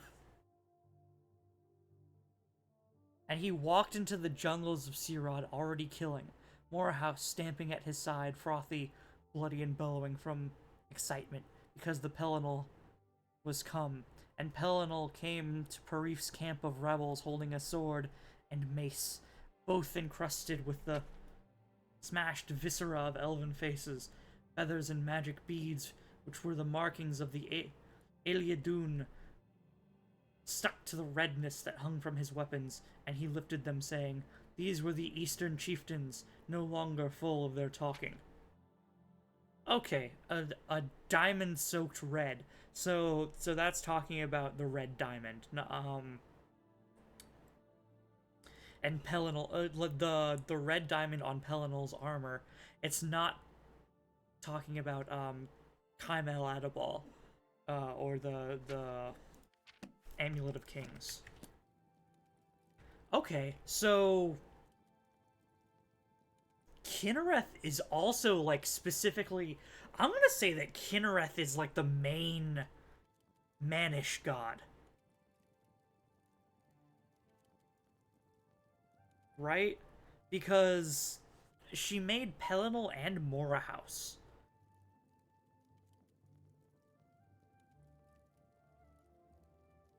So I'm actually going to move her designation. I have her listed second in designation below Zen, just because that's how I originally placed it. Changing that. Bonk. Bonk. Okay. And I'm going to move Trinimac from the top. Bonk.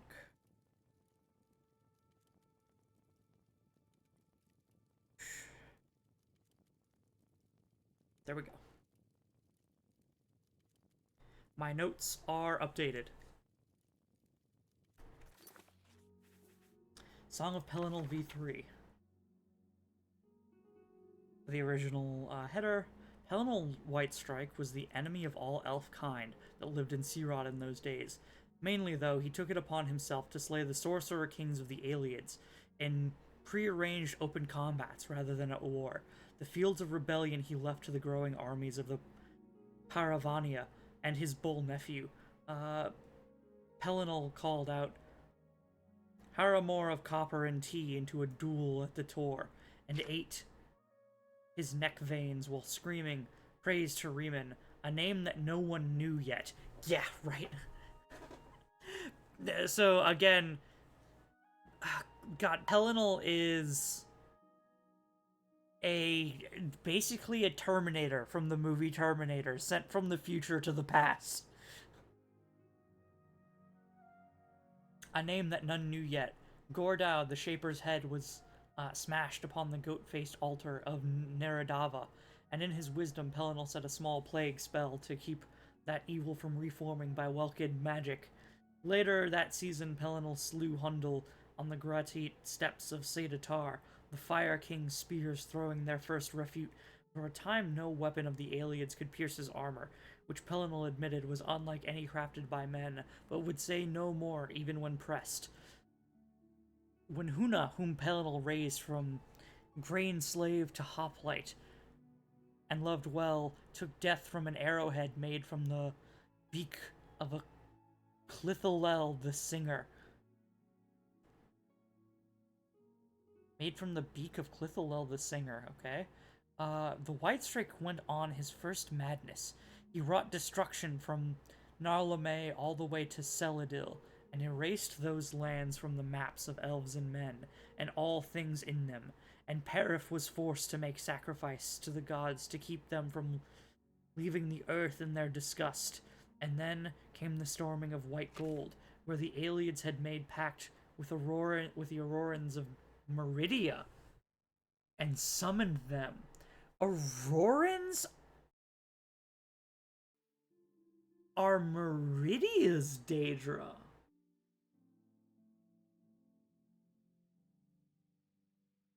So Meridia was backing the aliens. Interesting. Okay, hold on. I just wrote about the Aurorans. Aurorans are under the command of Umaril, are Daedra of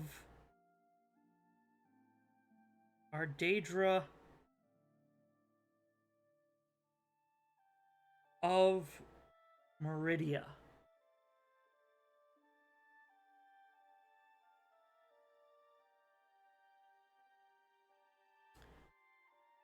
And appointed the terrible and golden hue half-elf Umaril the Unfeathered as their champion, and for the first time since his coming, it was Pelinal who was called out to battle by another, for Umaril had the blood of the Ada, and would never know death.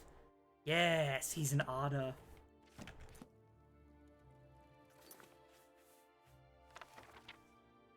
Pelinal drove the sorcerer armies past the Niben, claiming all the eastern lands for the rebellion of the Paravania, and Kine had to send her rain to wash the blood from the villages and forts that no longer flew Aeliad banners, for their armies of men needed to make camps of them as they went forward, and he broke the doors open for the prisoners of Vatak, with the slave queen flying on Mora House above them, and men called her Alesh. For the first time, he entered the gate at blank to win back the hands of the 1,000 strong of Sedor, a tribe now unknown but famous in those days, which the Aelids had stolen in the night.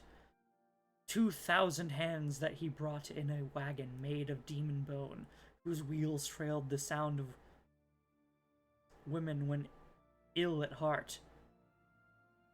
The first pogrom, which consolidated the northern holdings for the men of Creeth. He stood with white hair grown brown with elf blood at the bridge of Helden, where Parif's falconers had sent for the Nords, and they, looking at him, said that Shor had returned. But he spat at their feet for profaning that name. Okay. So the Nords thought that Shor had... Shor, who is, Lorcan.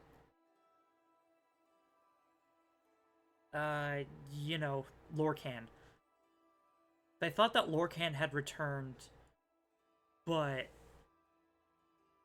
Pelinal said no, he certainly has not.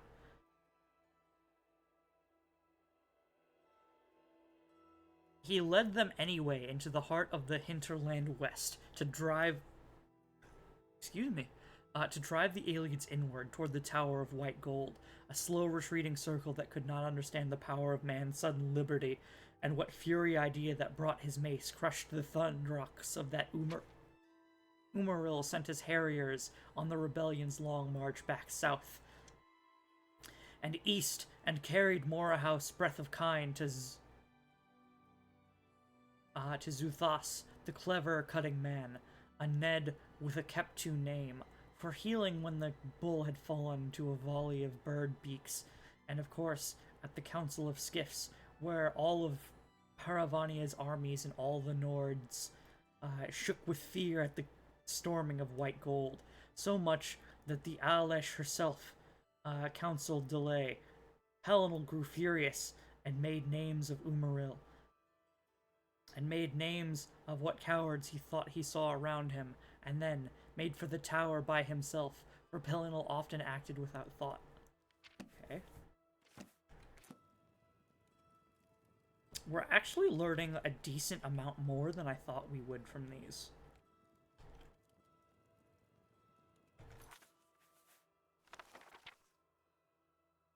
It is solid truth that Morehouse was the son of Cain, but whether or not Pelinal was indeed the Shezarene is best left unsaid. For once, Pons, who favored the short sword, said it, and that night he was smothered by moths. What's the Shezarene? Let's look that up. Shez... How do you spell that? 1Z. R... Shezarene. The Shezarene was an individual or entity mentioned in the Riemann manuscript. Pelinal.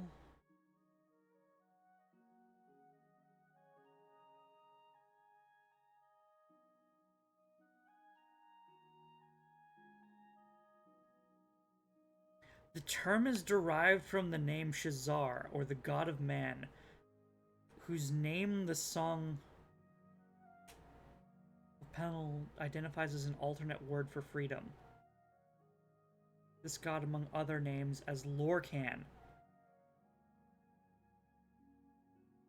Okay, they called... So...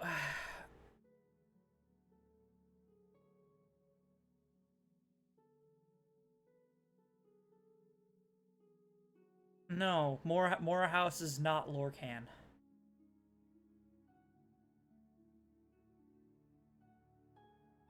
It is famous, though, that the two talked of each other as family. What? It is famous, though, that the two talked of each other as family, with Morehouse as the lesser, and that Pelinal loved him and called him nephew, but these could be merely the fancies of immortals. Never did Pelinal counsel Morehouse in time of war, for the man-bull fought magnificently and led men well, and never resorted to madness. But the White Strike did warn against the growing love with Perif. We are Aedra more, and change things through love. We must take care lest we beget more monsters on this earth. If you do not desist, she will take to you, and you will transform all of Sirad if you do this. And to this the bull became shy, for he was a bull, and he felt his form too ugly for the Paravani at all times, especially when she disrobed for him. He snorted, though, and shook his nose hoop into the light of the Secunda moon, and said, "She is like the shine on my nose hoop here. An accident sometimes, but whenever I move my head at night, she is there. And so you know, what you ask is impossible." Okay. Yeah, so they are Aedra. They are both demigods of some kind. V6. So this is the last one taken from the Riemann manuscript, which means the last two would be question mark. Oh, the Agma Infinia is weightless. Interesting. And it is said that he emerged into the world like a Padomaic that is born by Sithis and all the forces of change therein. Still, others like Fift the New Teed say that beneath the Pelinal's star armor was a chest that gaped open to show no heart, only a red rage-shaped diamond fashion, singing like a mindless dragon, and that this was proof that he was a myth echo. So he was around during the mythic era, and that where he trod were shapes of the first urging. Pelinal cared for none of this, and killed any who would speak god logic, except for fair Perif, who he said, enacts rather than talks, as language without exertion is dead witness. When those soldiers who heard him say this stared blankly, he laughed and swung his sword, running into the reign of Kine, to slaughter their alien captives, screaming, "O Akka, for our shared madness I do this. I watch you watching me. Watching back? Umaril dares call us out, for that is how we made him."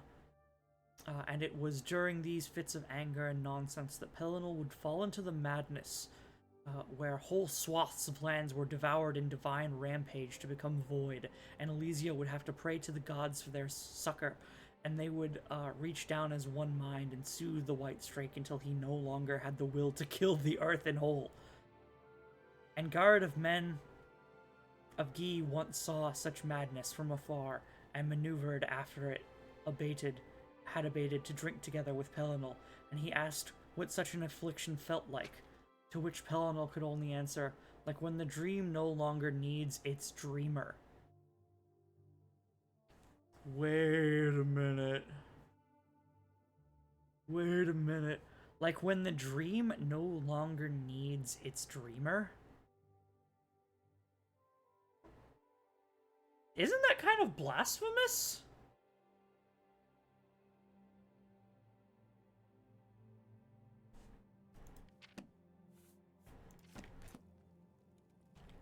Interesting. Okay, so the last two accounts are editor's note. This fragment comes from a manuscript recovered from the ruins of the Elysian Order's monastery at Lake Canolus, which dates it to sometime prior to the War of Righteousness in the First Era. However, textual analysis suggests that this fragment actually preserves a very early form of the song, perhaps from the mid-6th century. And so after many battles with Umaril's allies, where dead Aurorans lay like candlelight around the throne, the Pelinal became surrounded by the last Ayleid sorcerer kings and their demons, each one heavy with Varliance. The White Strake cracked the floor with his mace, and they withdrew, and he said, "Bring me Umaril that called me out." And while mighty in his aspect, the wicked, deathless golden Umaril favored ruin from afar over close combat, and so he tarried in the shadows of the White Tower before coming forth. More soldiers were sent against Pelinal to die, and yet they managed to pierce his armor with axes and arrows, for Umaril had wrought each one by long Varliance, which he had been hoarding since his first issue of Challenge. Presently, the half-elf showed himself bathed in meridian light, and he listed his bloodline in the Aeliadun, and spoke of his father, a god of the previous Kalpa, Kalpa's world river, and taking great delight in the heavy breathing of Pelinal, who finally bled, and Umaril was laid low, the angel face of his helm dented into an ugliness, which Pelinal laughed, and his unfeathered wings broken off, with sword strokes delivered while Pelinal stood. Wait, why sword strokes? He wielded a hammer, or he wielded his mace. I mean, technically he wielded a bit of both, but everything prior to this says that he's wielded a mace. Above him, insulting his ancestry and anyone else that took ship from old Elnafey. Angered the other elvish kings. Wait a minute. Wait a minute.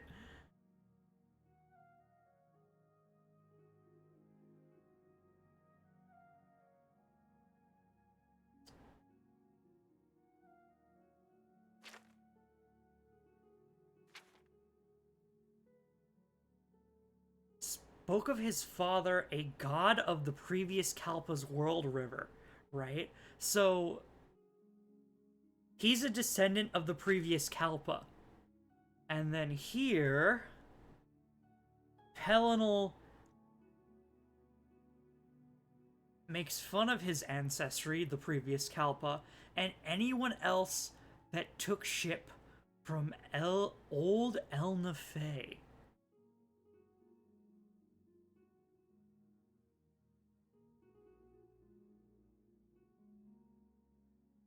Is old El Nefei the previous Kalpa?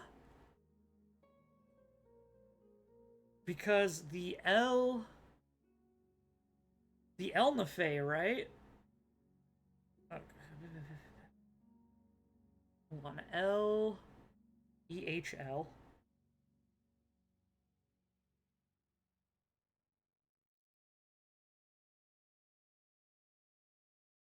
The El Nefei themselves are of the Dawn era, are a group of beings who, along with the Hist, are counted among the original inhabitants of Nirn.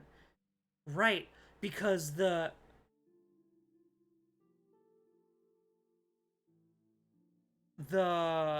Aedra and the Atata who stayed became the El Nefei, right? They are the original inhabitants of Nirn.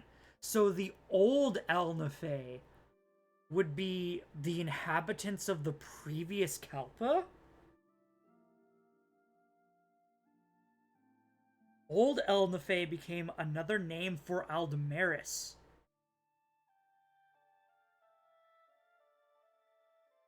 The mythical homeland of the elves. But Aldmeris was... Hold on. Aldmeris was, when the land was, connected together like Pangea. When it wasn't separated into the 4 continents. The languages of the El Nefei became known as the El Nefex. Ifri. I think this is teaching me a little something about Sadakal and the cycle. Right? Because if the old El Nefei are people who survived the transition to a new world, that means it's not like a literal new world then, is it?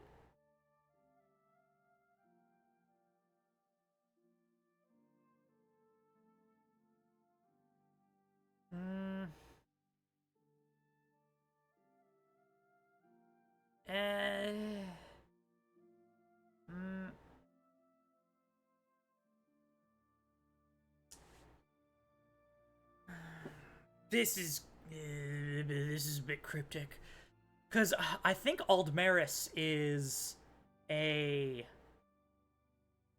Aldmeris is certainly referring to when the land was unified like Pangea, but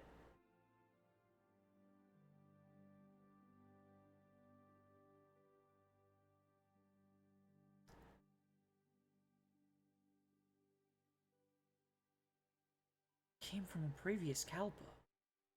I mean, the world goes in cycles, but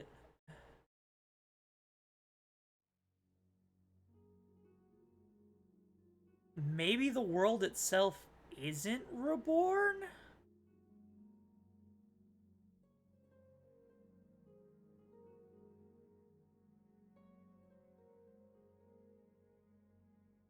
I don't know. Because supposedly Nirn was formed when...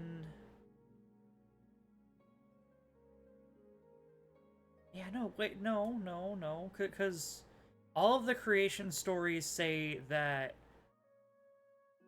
like, existence was formed when Shor tricked the other Atata. And and there were no towers then, which means that Nirn had been swallowed by Oblivion. If anything, it would means that Nirn would still be a part of Oblivion, which means that Oblivion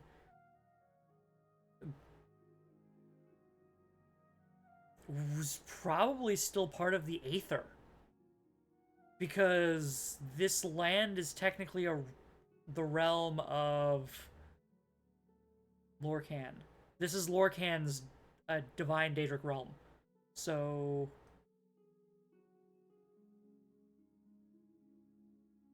This is lore connected to the annotated Annuad book, if I'm getting sources right. Correct, you are. The annotated Annuad is one of the big creation myths. And now,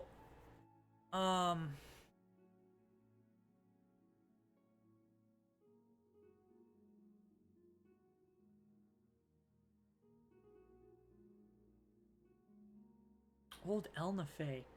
So,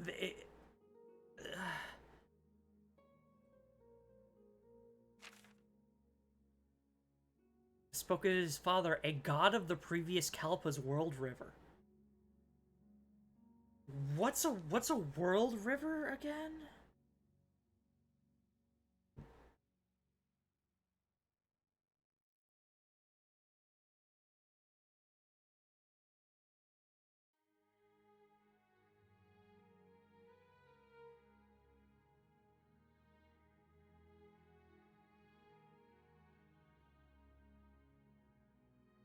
League.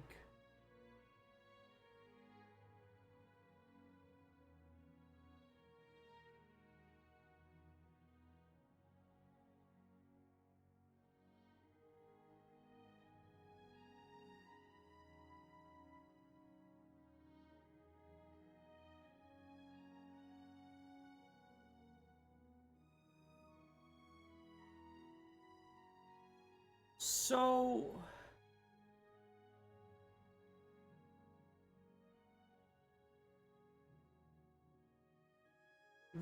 what this confuses me with, right, is that originally the land was ruled over by the Drow Kings, right? The like a water, the Lig, the water people. And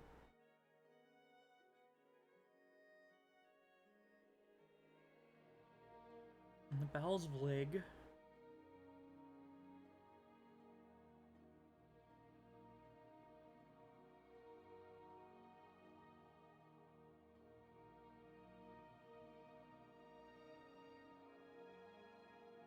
Imbibed with the hope of the Magna Key.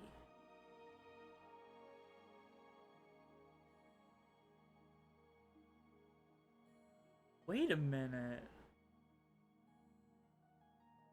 I think I'm linking this all together. Let me take my glasses off.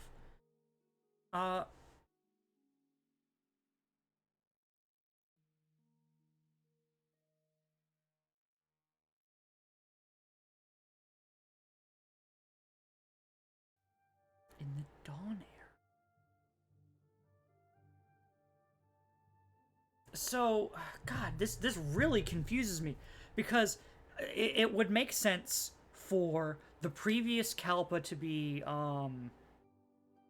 like the previous Kalpa ended when the towers were destroyed by Mehrunes Dagon, right? And then that would end the previous Kalpa or whatever. And then theoretically the victors would go on to become the new gods, the new Atata of the next Kalpa. But like the world can't live if there's no towers. So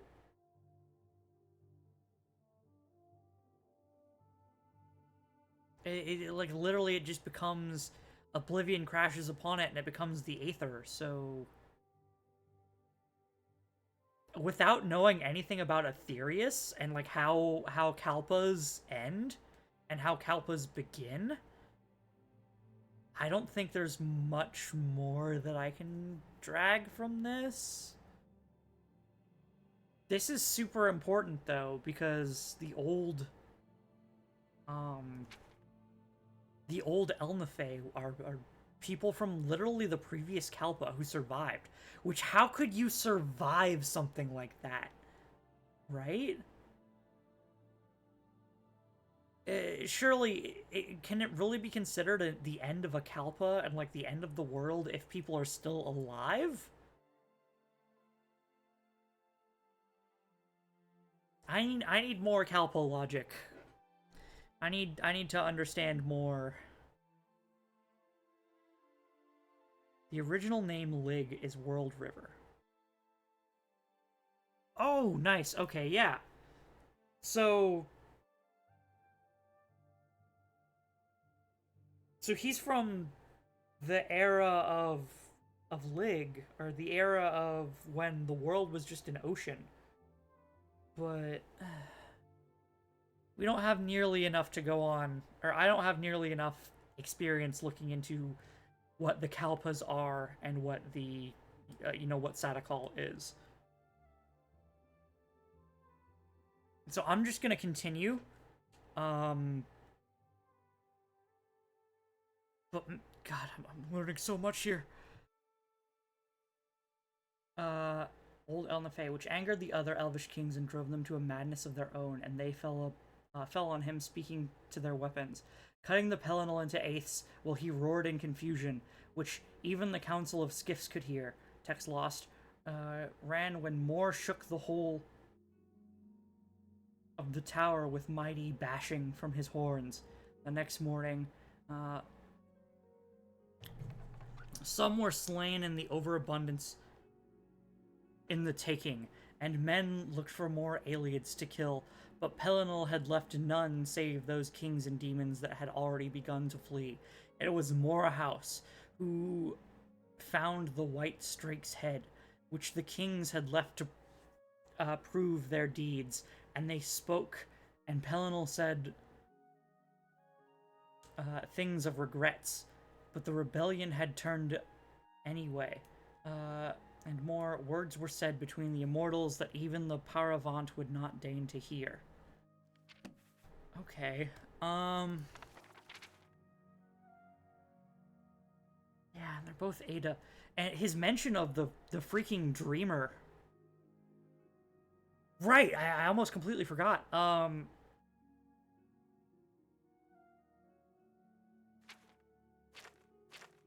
think that's in the previous book, right? Like when the dreamer no longer needs its dreamer. Right, because he's taking up... He's a champion of the gods. He's a champion of the mantle takers. Of the evil Atata. Or of the, the Aedra who seek to restrict man. So he's literally... Like, when the dream no longer needs its dreamer. But if the dreamer isn't there, existence itself ceases?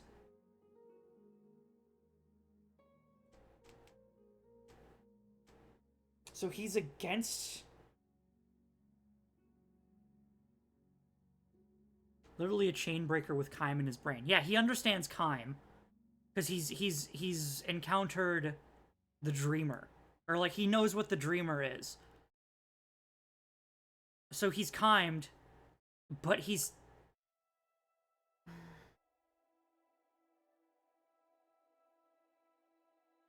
He's chimed and taken up alliance with the Aedra rather than the Daedra. Or, like, he still looks at them as not false gods even though they are? And have no power? Because that's the whole point of Kime, and the whole point of the wheel, is you realize that the gods are false.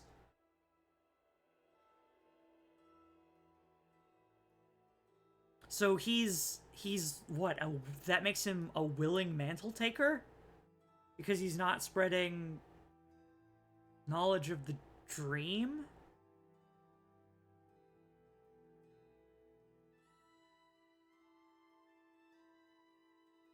I mean, he's taken up arms with, like, actively malicious evil entities.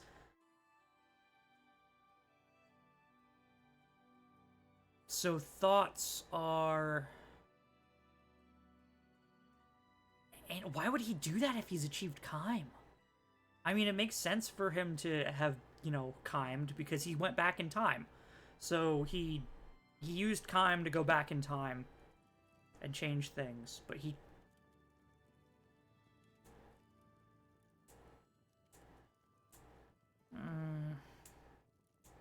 I don't see why he would help the Aedra if he's achieved Kime. Right? I mean, to each their own, do whatever you will, but... Maybe that's just his personality, where he's still throwing his lot in with false gods when he knows they're false? Huh?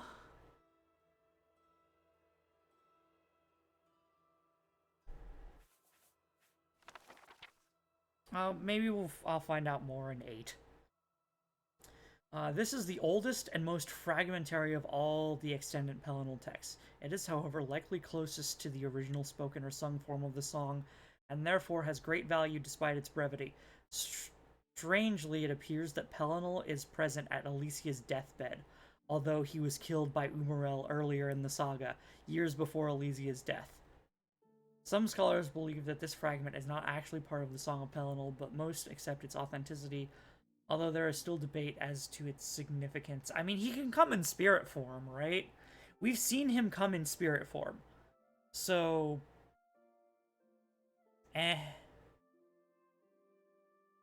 And left you to gather sinew with my other half, who will bring light thereby to that mortal idea that brings the gods great joy.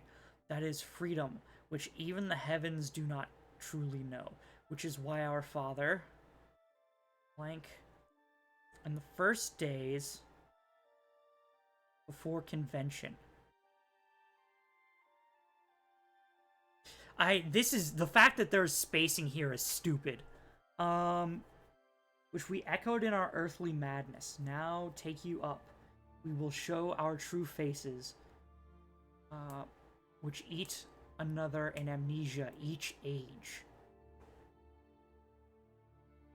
Which eat one another in amnesia each age. Okay.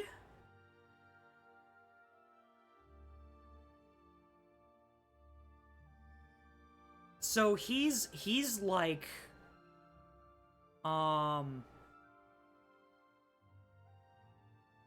he's like Jigalag. Right? We saw with we essentially saw a Kalpa transition in... well, I guess it wouldn't be a full Kalpa transition. We saw...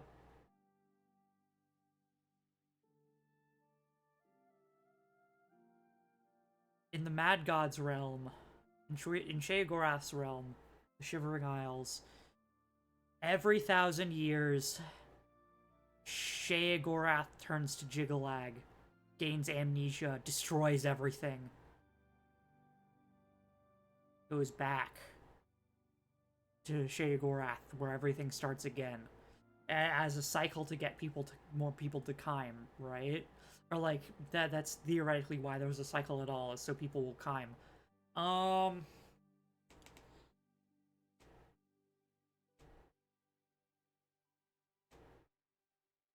Yeah, so he's part of the cycle.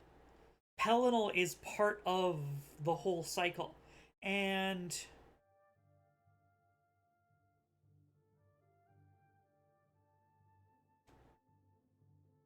he literally forgets himself as a demigod. So he would be an Aedra in the same way that the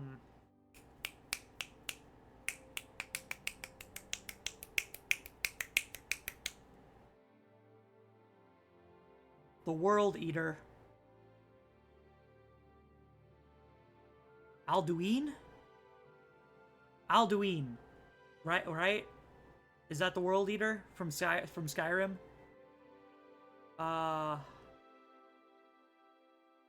First son of Akatosh.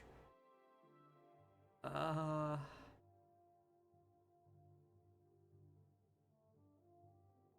forget his name. Yeah, it's Alduin. Alduin World Eater. And the same way that Alduin is an Aedra, so is Pelinal an Aedra, who is probably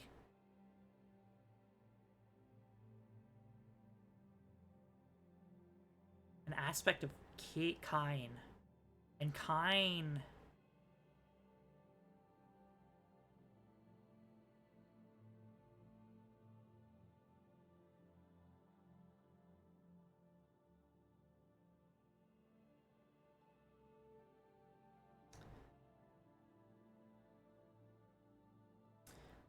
Who's Oriel, then? This is too much. This is too much. I'm trying to figure out why Where is Alduin during all of this? When was the Dragon Age?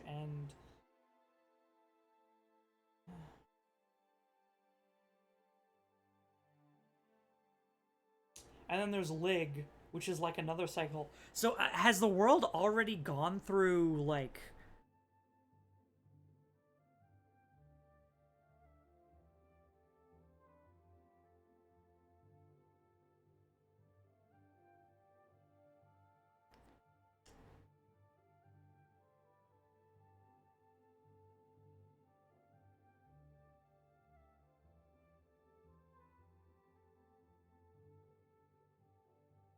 Okay, I think I might be seeing things. If the world is going through Kalpas, right? My assumption is that each age is literally a new Kalpa. Like when Tiber Septim united Tamriel and created the third era, right? When he had all the towers, that was the start of a new Kalpa, question mark? I'm not entirely certain of.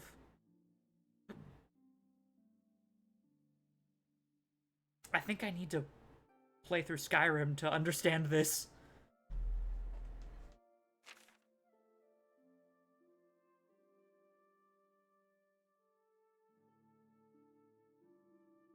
I've chosen to gather sinew with my other half, who will bring light thereby the mortal era, that bring the gods great joy.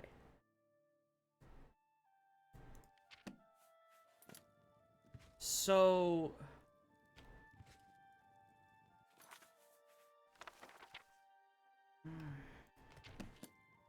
God dang. I have a feeling that whenever we play Skyrim, my main focus, rather than on the gods, is going to be on the Kalpas. And, you know, things of that nature.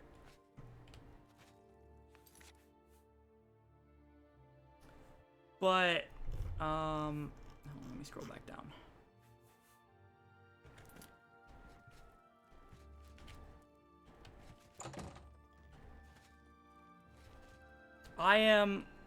Really? You got launched again?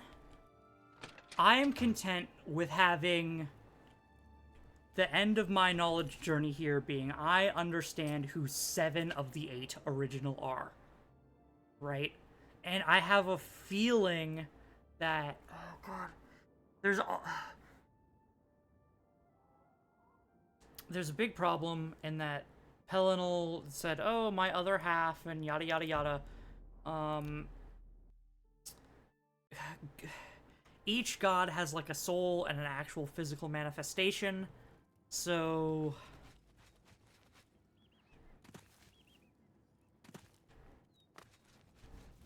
I'm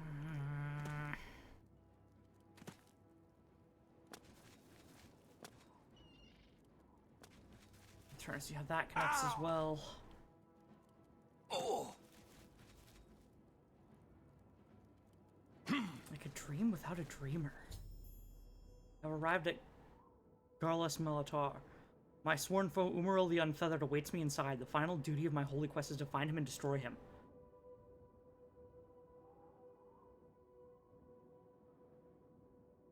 Oblivion hints at how Drenny Tower / High Rock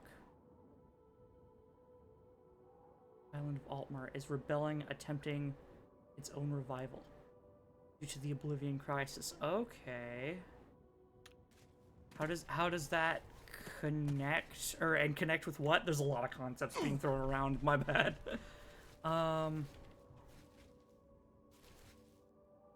It does make sense for the next game with how they're using the Oblivion crisis to advance.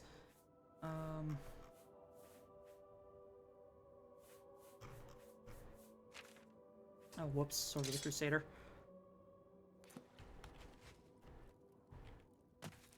Hey, y'all are here! What's that Tower / Anchor? Commander? Yeah, there's a tower there. They have crystal-like law.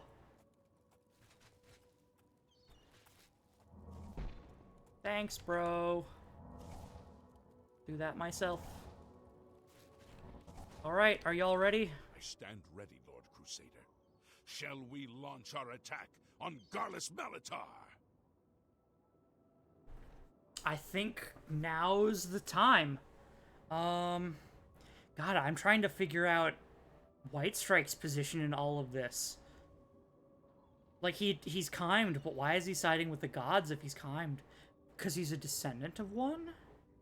He's a descendant of Kinnereth.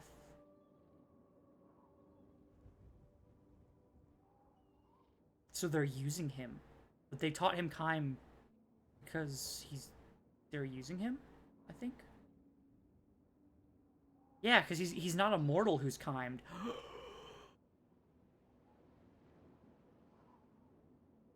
Oh, that's why. Because he's chimed as an Aedra, not as a mortal. He's tied to the Kalpa. He's not from the cycle. He's part of the... He's actively part of the Mantle Taker's plot to keep people from chiming. He's literally... He's an aspect of the Atata. An aspect of the Aedra. And he's trying to help them keep the cycle going.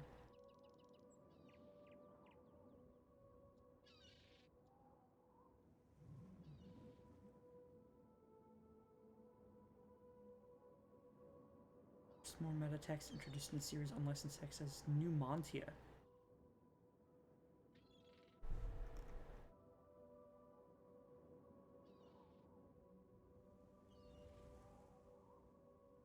Oh, understood. Okay, you're referencing outside text.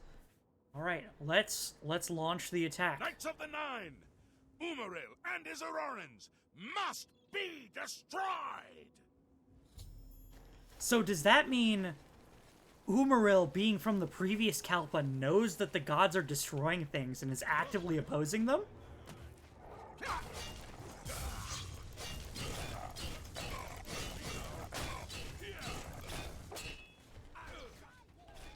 For the Nine!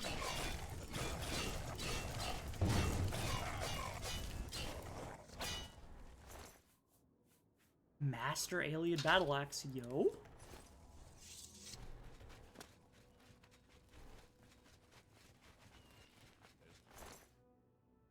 Super flawless. Let's go.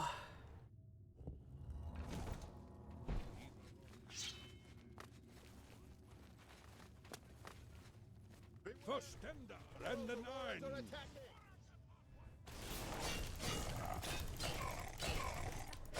Roran. 5. No, 4. For Stendar and the Nine!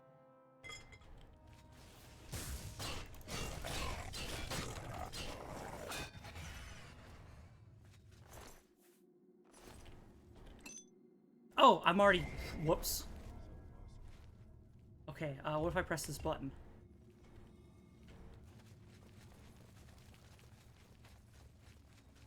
It unlocked the next gate. I should make a potion of light.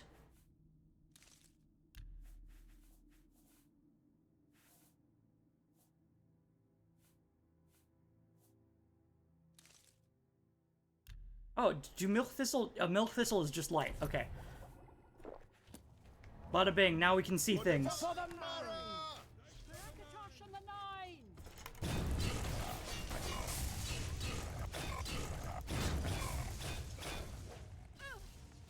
Take that!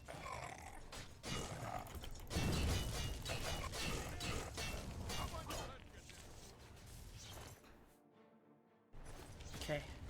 Your master's days are numbered.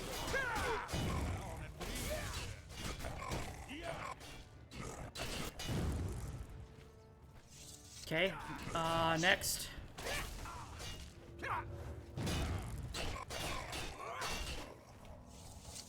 Going. Everyone's still alive.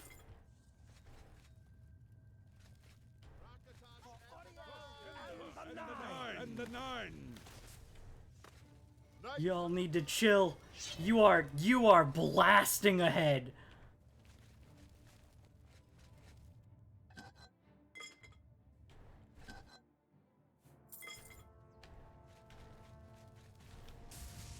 And the more y'all are blasting ahead, the more... Oh god, one's already dead. This is why you don't blast ahead, my man. Rakatash and the knife! Rakatash and the knife! Throne. Ooh. It's visibility tome.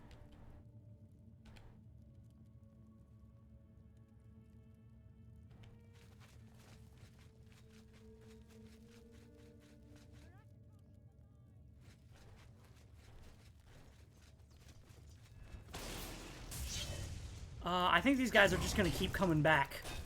So I think I need to keep going.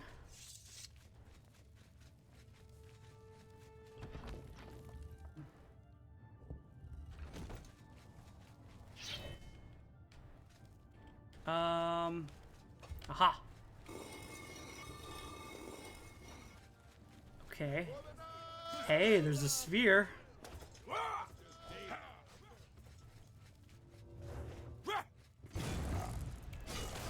Why is the wall doing that?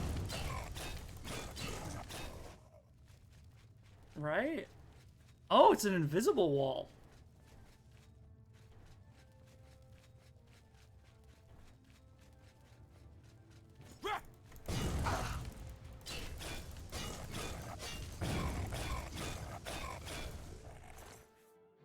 Master Elite X. What are you? Destroy orb. I don't know what the orb is.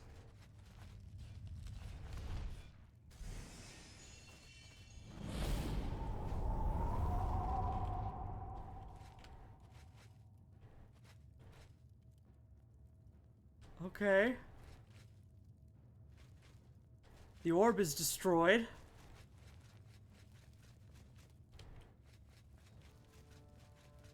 Now it's telling me to go through here.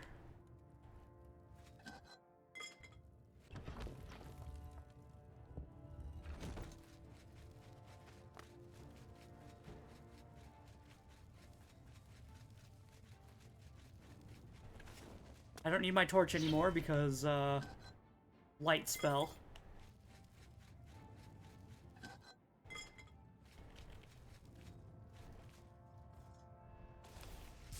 Okay, you're still around. I can deal with that. Enchanted item doesn't have enough charge. Let's give it some charge then.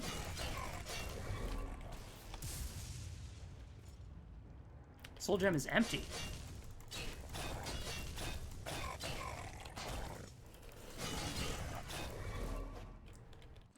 There we go.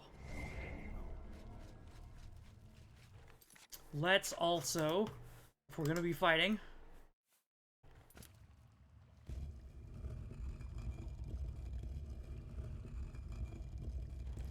Umaril, talk with me.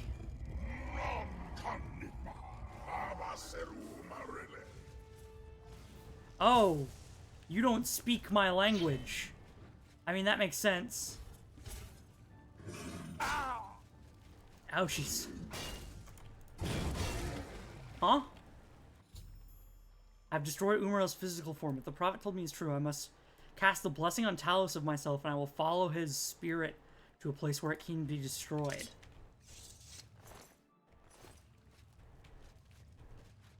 Why were you so easy to deal with?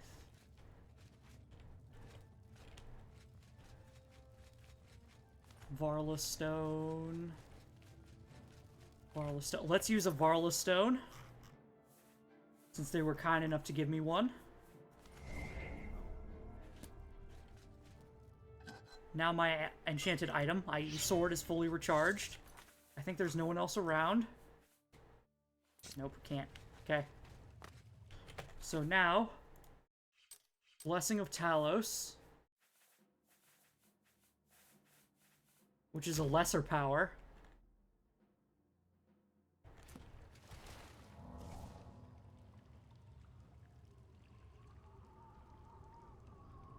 So I follow him back to his Daedric realm? Aedric realm? He's in Ada.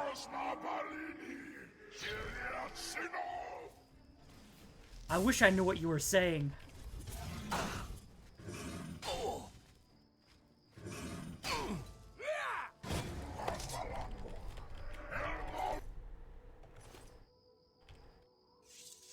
Whoa. Is that it? Who dares enter Umaril's Forbidden Hall? Okay. Whoa. Why am I here? Umaril is utterly destroyed. I have completed my holy quest. Crusader, arise. Stand and face the light. Breathe again. And receive your reward. And by what Have power do you follow me here? completed your Excellent. divine task. You have restored the order. You have defeated the enemy of the Nine. The order shall serve as the sword and the shield of the Nine in the dark times to come. We owe you a debt of thanks. You have succeeded where we could not. You and your knights have held true to your purpose. At long last, our purgatory is at an end. We go to the glory of the Nine to serve in their host in the life beyond this one. You may call upon our spirits when you need us. Simply pray at our tombs, and each of us will grant you a blessing from the Nine. Oh, May okay. your sword serve the Nine all the days of your life, Crusader. Farewell.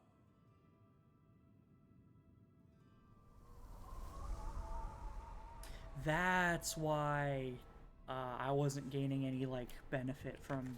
Oh, whoops. Did I pick up 2 of Umaril's sword? Yeah, I did! Oh, nice. Umaril's blade.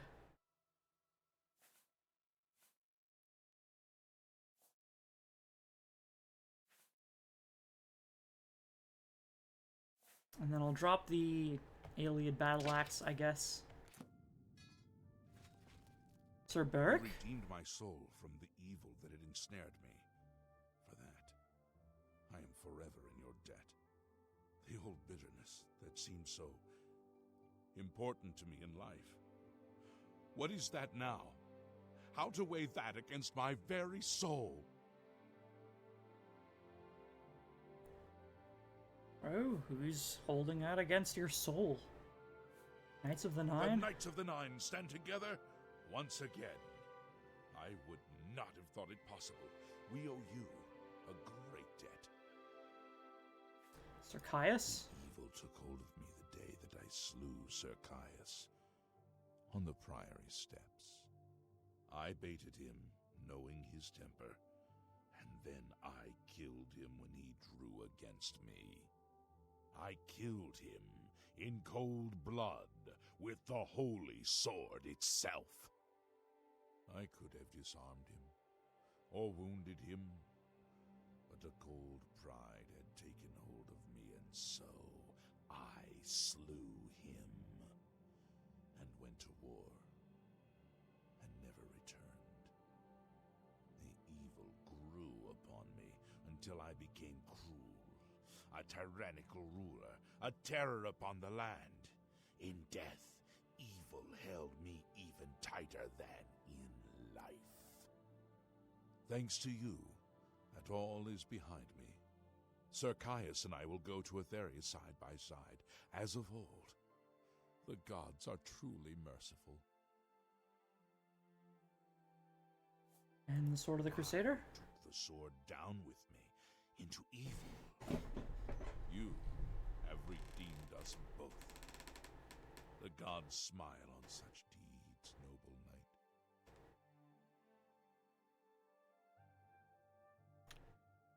Go with virtue.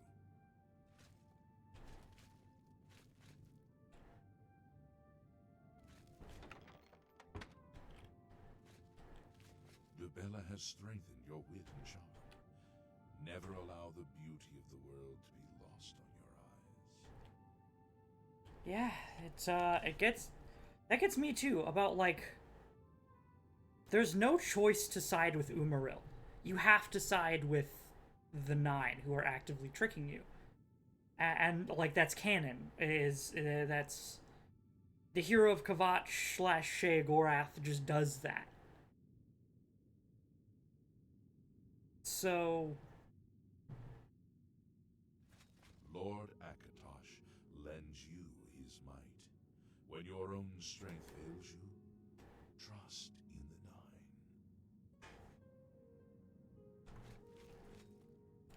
Nine. I mean, they had to do a little bit to show things from like give you hints, give you information about what is going on. Zenithar grants you good fortune. May you always endeavor to become the master of your craft. Kinnereth grants you the swiftness of the wild. Swiftness of the wild, okay. Am I only getting one of these?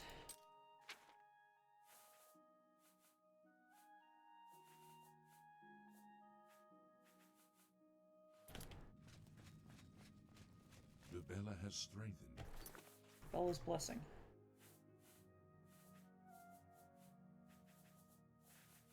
So Debella would be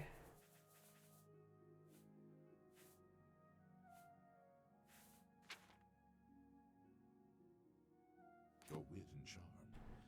Never allow the beauty of the world to be lost on your eyes. The Great Mother endures. Mara grants you her endurance. When all else fails you, look to love for the power to carry on. All that lives will die, and all that is dead will live again. Arche grants you the will to reverse the cycle. reverse the cycle. All that lives will die, and all that is dead will live again. Arche. Arche grants you the will to Arche. reverse the Who's... cycle. Where are my notes?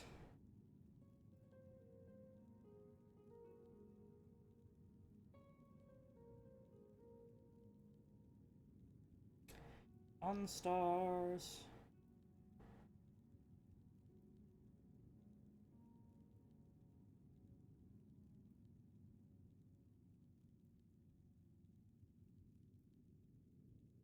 Ah, Xerxes. Arche. Because Xerxes can create life.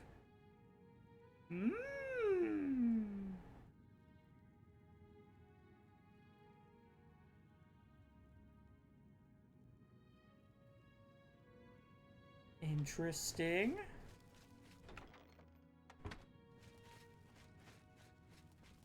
Julianus blesses you with his wisdom and his guidance. Trust in your knowledge, for it is the whole of who you are. Stendarr grants you the gift of legerity. Always be swift to protect and swift to forgive.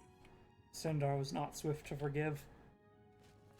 Stendarr is an outright evil god, as we have seen. Like, actively sadistic. Lord Crusader, how can this be? You're alive. It's a miracle. I heard voices in the Undercroft, and I came to investigate. You died? After the battle, we searched further into the ruin and found you next to Umaril's corpse. You had no wounds on your body, but you were dead. I saw it with my own eyes. You did not draw breath. We laid you to rest in the Undercroft. We kept your death a secret. We feared what would happen if our enemies thought you were dead. Even death cannot stop the Crusader. You'll have to excuse me. I need a moment to collect my thoughts. We found Umaril's body next to yours, but it seemed that you had met the same fate as Pelennor Whitestrake. We didn't know. Tell me, Umaril, what happened? Did you succeed in pursuing him into the spirit realm as the prophet said? I have severed his very Then he is soul. destroyed. We've won, and you're alive. I have to tell the others.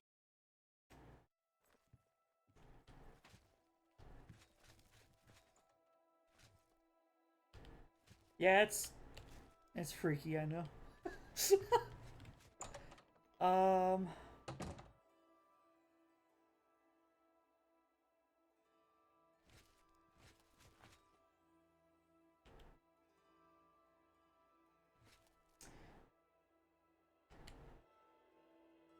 Is it reason why the hero doesn't instantly change over into Sheogorath until he dismantles divinity artifacts? I think it's more that it's a process, right? Like he's slowly transforming over into Sheogorath. Knights of the Nine, today we have witnessed undeniable proof of the strength and the might of the gods we serve. Oh, Slain they're all in here. battle with the dread Umaro. By the grace and mercy of the Nine, the Crusader lives again. How can this be, you ask? What of our foe? What has become of Umaro the Unfeathered? Umaro has been slain by the Crusader. His very spirit cast into the void and destroyed for all eternity. He will never rise again. Let us give thanks to the Nine. By their power, the Crusader has rid the world of Umaro forever. I have done an Hail the evil Lord act this day. Crusader! The power of the Nine! Commander. Yes, Commander. Commander. Yes, Commander.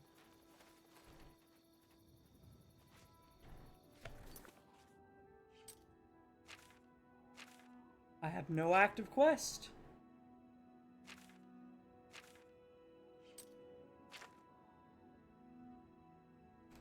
So, we are the champion of Cyrodiil, the divine crusader. We are Sheogorath, the mad god. We are the Grey Fox, master of the Thieves Guild, master of the Fighters Guild, grand champion of the arena, archmage of the Mages Guild, and listener of the Dark Brotherhood. We have completed all major quests in Oblivion. We have effectively, with that quest, 100%ed the game.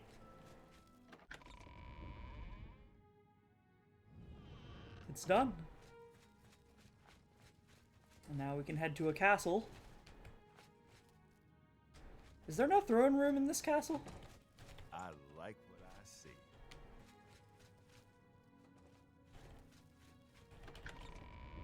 Castle basement, what? Everyone's talking about the Mehrunes Dagon. I can hardly believe that the Great Oblivion Crisis is... Great Oblivion Crisis is over. What's this? How are you? What can I do for you? What kinds of wines can you There make? are some things I need. Oh, okay. You make wines and things. Okay.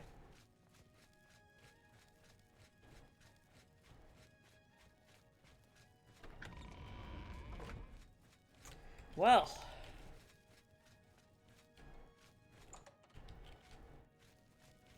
We 100%ed the game. I don't think there's no throne in here, and the statues are all empty. Which is concerning. Right? Private quarters. East wing. Oh. Well, I know where there is a throne. We can go. This came for you, sir. Oh no, what?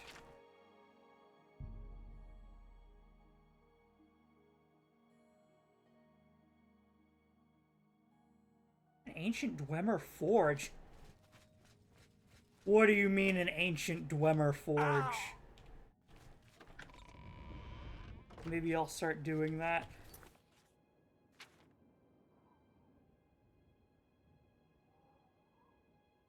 Isn't there a taxidermy? That sounds correct, but you know... I've got another idea. We've 100%ed this game already, as far as I'm concerned. I will relaunch for a more cinematic end to that. You will not get me to end on a crash, Bethesda, as much as you would like to get me to end the series on a crash.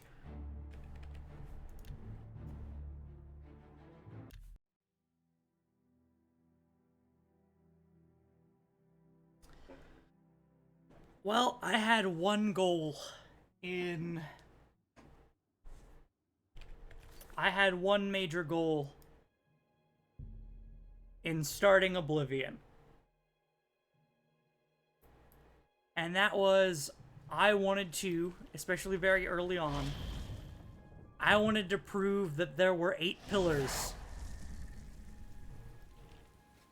In the wheel, there are 8 pillars and 16 spaces. This was the entire point of what I wanted to figure out. I have figured out not only have we proven that there are only 8 pillars, there are not 9, there is no 9 divine, there are only 8 divine, there are only 8 spots. As there are 8 planets, 8 towers, 8 Magnagi.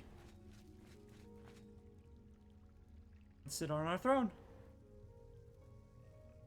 There are 8 towers, 8 planets, 8 Magnagi.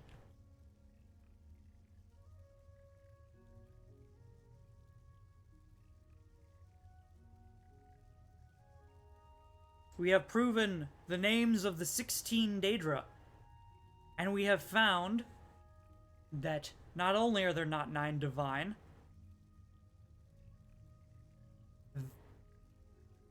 most of those that claim to be divine are lying. There are not 9, there are 8, and of the 8, we know 7. The true 7 of the 8 that we know of right now, at the end of the series, that I could find. I've done all the research I can that I think I can. Unless the only other thing I would do past this is a bunch of wiki walking. Their names: Oriel, aka Akatosh. How they are linked, who knows, but they are certainly one of the 8. Mara, also known as Mara, also known as Mara. Surprise, Mara is just called Mara in literally every religion.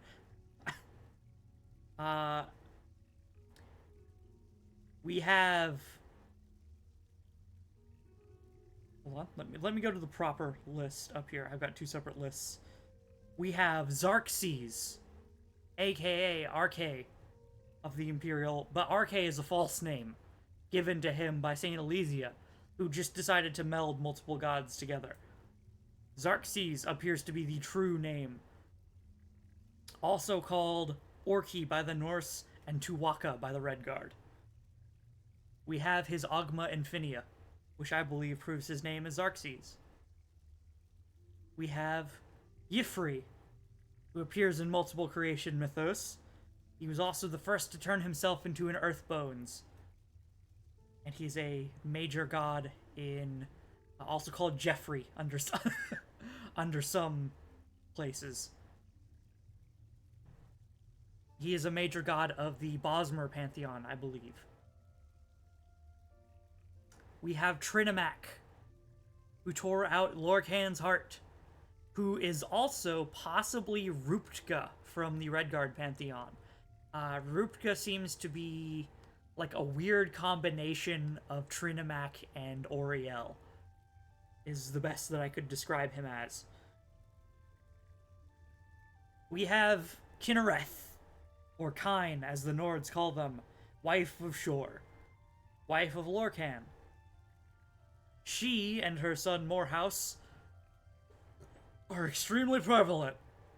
I would say that she would be probably the leader god of man. Or of the Manish gods. Then we have Zen, who has close ties with Kinnereth, apparently, that we have learned. Also known as Zenithar, if you are of the blasphemous imperial cult.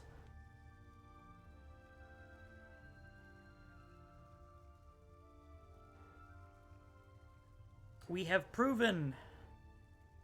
What else is there? What other important thing is there regarding the 8 divines?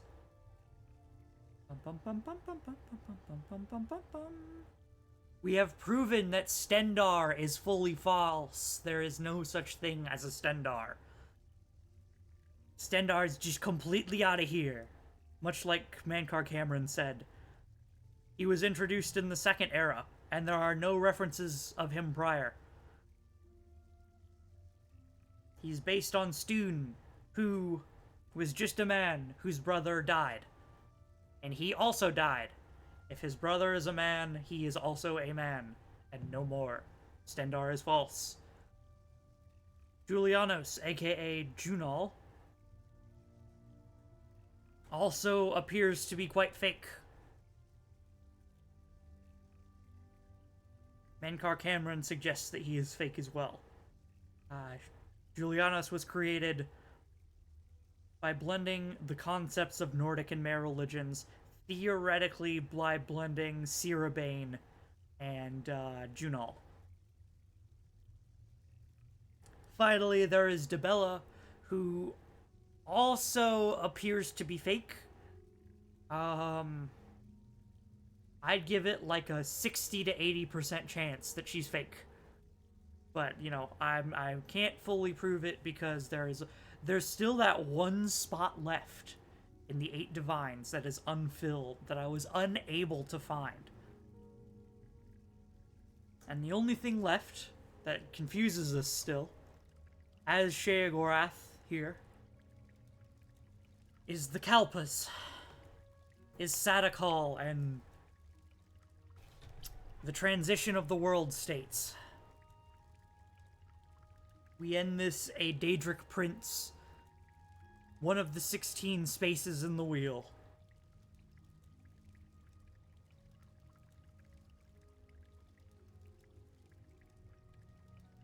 I suppose now I can put out a question thing since I've done so much research. Does anyone have any questions before we end off the series fully? Oh, also, we have acquired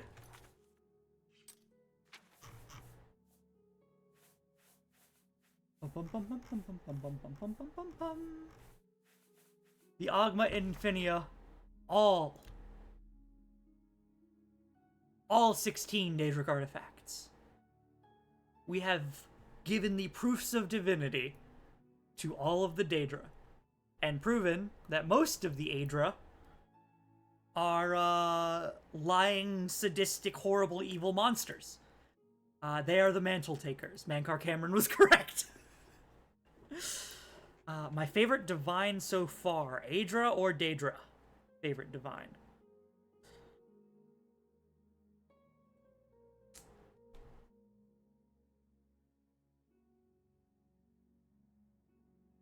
Out of all of them,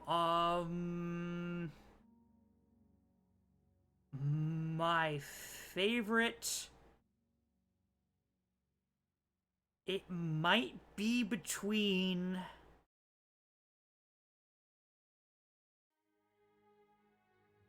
I think it might be Boethia, because Boethia's unhinged. We found out, not only did she, you know, eat Trinamac and then, you know, eject him from her sphincter to become Malakath, she tore out the eye of Magnus. She ripped out Magnus's eye. She completely unhinged. Also, she led the Chimer away from the Aedra, starting their journey towards Kime. So while Azura is like a kind mother figure, I guess, to the Dunmer, Boethia is really the start of the whole Velothi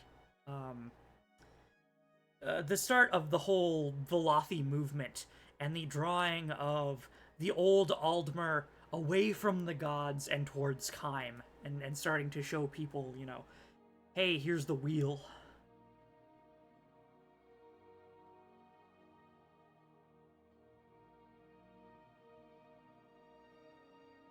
Azura is very every aspect of worst and best of Mother for the Chimer. True, she's both the worst and the best. I quite like Azura. I think Azura is my close second. That being said, of the Aedra, I also really, really like, Xerxes. Xerxes and his, Ogma Infinium. I will say that I think most of the Aedra are, like, you know, evil mantle takers, and some of them are just outright sadistic. And some of them are just false entities that are sadistic, that have been put up with the Aedra in falsehood. Like, they shouldn't be labeled with them. They're, yes, the usurpers. Xerxes just seems like he wants to spread knowledge. If anything, I feel like Xerxes might help people along towards Kime. So he, Oh, also, big thing, Ogma Infinia, since we've proven that Xerxes is an Aedra, the Ogma Infinia is an Aedric artifact. I just dropped it in the fucking fire! I meant to drop it in front of me! I wanted to look at it! No! Hold on. Stop. Stop, cease. Cease. Third person controls, cease. No, not in the water. Stop, Oblivion, please. I just wanted to look at it. I wanted to show it. The Ogma Infinia.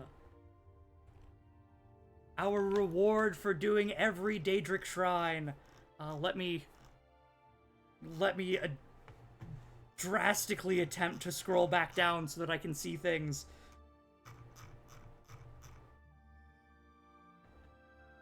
Okay, there we go. We've got the Ogma Infinia. We've read the Mysterium Xerxes. We've learned about Mankar Cameron and the usurpers.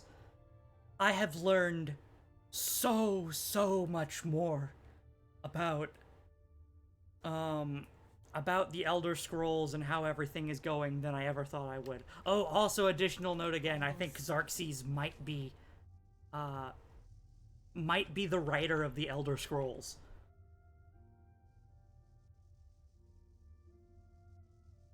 Okay. I think with that, that's just a crackpot theory that I have. You know, being him as the scribe of the God of Time, as the scribe of Auriel, and the fact that he, you know, wrote the Ogma Infinia and is trying to teach people, it's just a game theory. Yeah, exactly. It's new save, and then we quit Oblivion for the final time. I'm gonna go over to chat mode. Any other questions before we end off this final series? God, I have learned so much more than I thought I would. I entered this thinking, oh, I know about the wheel. I know everything that's going on. I've played Morrowind.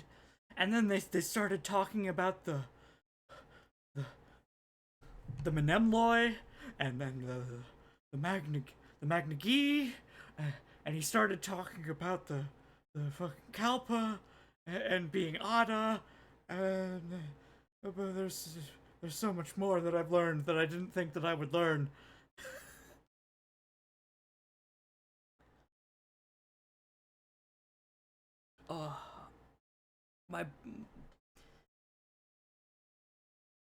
I can say that I have almost fully chimed, I would say, from this Oblivion playthrough. God, my notes are, let me check how long my notes are. They are very condensed, I will say. I like to categorize things and keep them, you know, bullet points. Just there's too much information going on, condense it as much as possible. Um,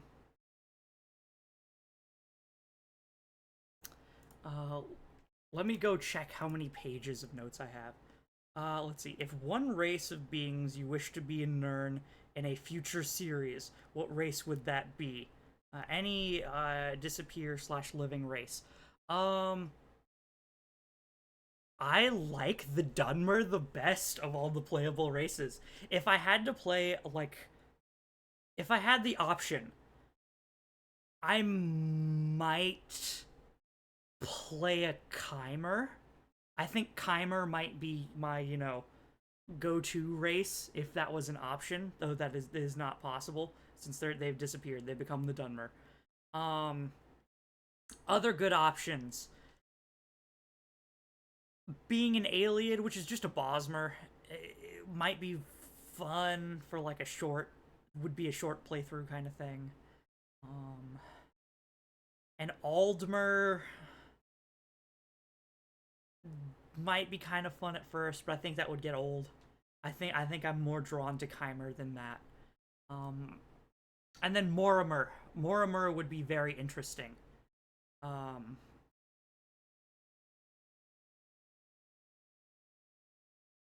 But that would require a whole game based on Panadea, or Piana, whatever you call that place, and the God King of the Morimer. So I think my final answer on that is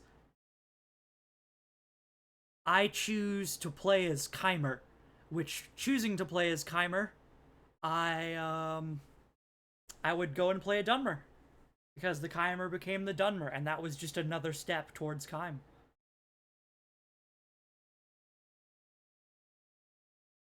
Could always have you do that total magic of vanishing and see where you go, I suppose.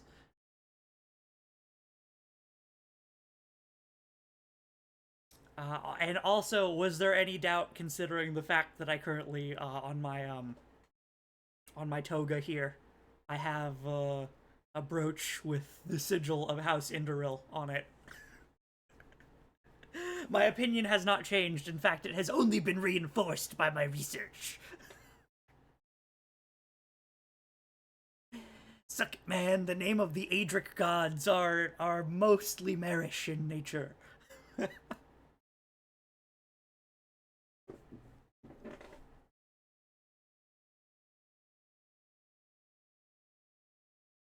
Oh. I think the next Elder Scrolls series we have to do, I originally, it's probably going to be an on a whim thing, because I think I will get the most knowledge if I go and play Skyrim next, but I also think, because I need to, research the Kalpas, and I need to research Sadakal and everything about that.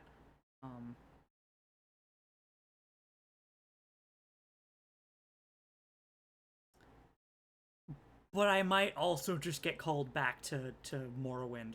Because while I was playing this game, there were so many times where I was like, man, I love Oblivion. I really want to go back and play Morrowind, because Morrowind is just better, in my opinion. I like Morrowind more. Going from a good game to a great game. So I might do that for just nostalgia's sake. That won't be our next playthrough, though. God, I don't want to do another, 28 episode playthrough. That's just a little too much. The next game we play... Another friend of Morrowind. The next game we play... I don't know. I'll have to see. I'm tempted to play,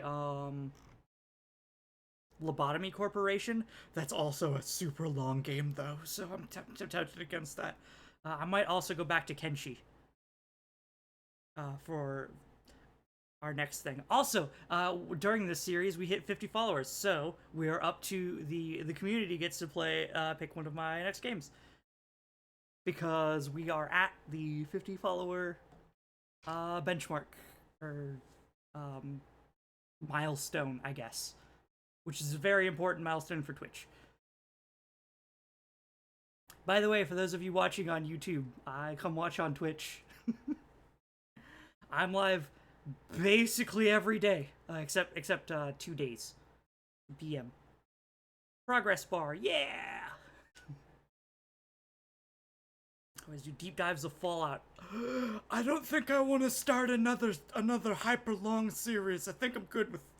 As much as I love New Vegas, and we'll definitely be doing a playthrough of New Vegas in the future, no, not right now. No, not right now.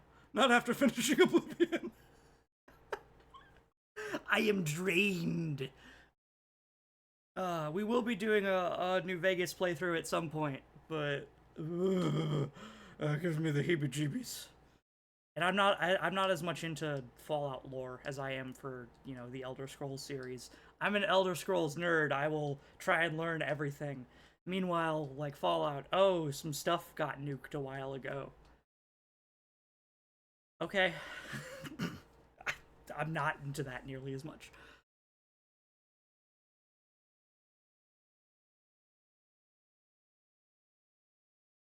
Well, thank you all for coming along and watching this series with me. Oblivion is probably like the game of my childhood, so I had a crap ton of fun, a Malakath ton of fun playing this. I'm very glad to have done this series. But for now, I wish you all farewell until the next Let's Play. Until the next playthrough. Because for now, it is going to be good night and goodbye to you all. The end of the series. Bye.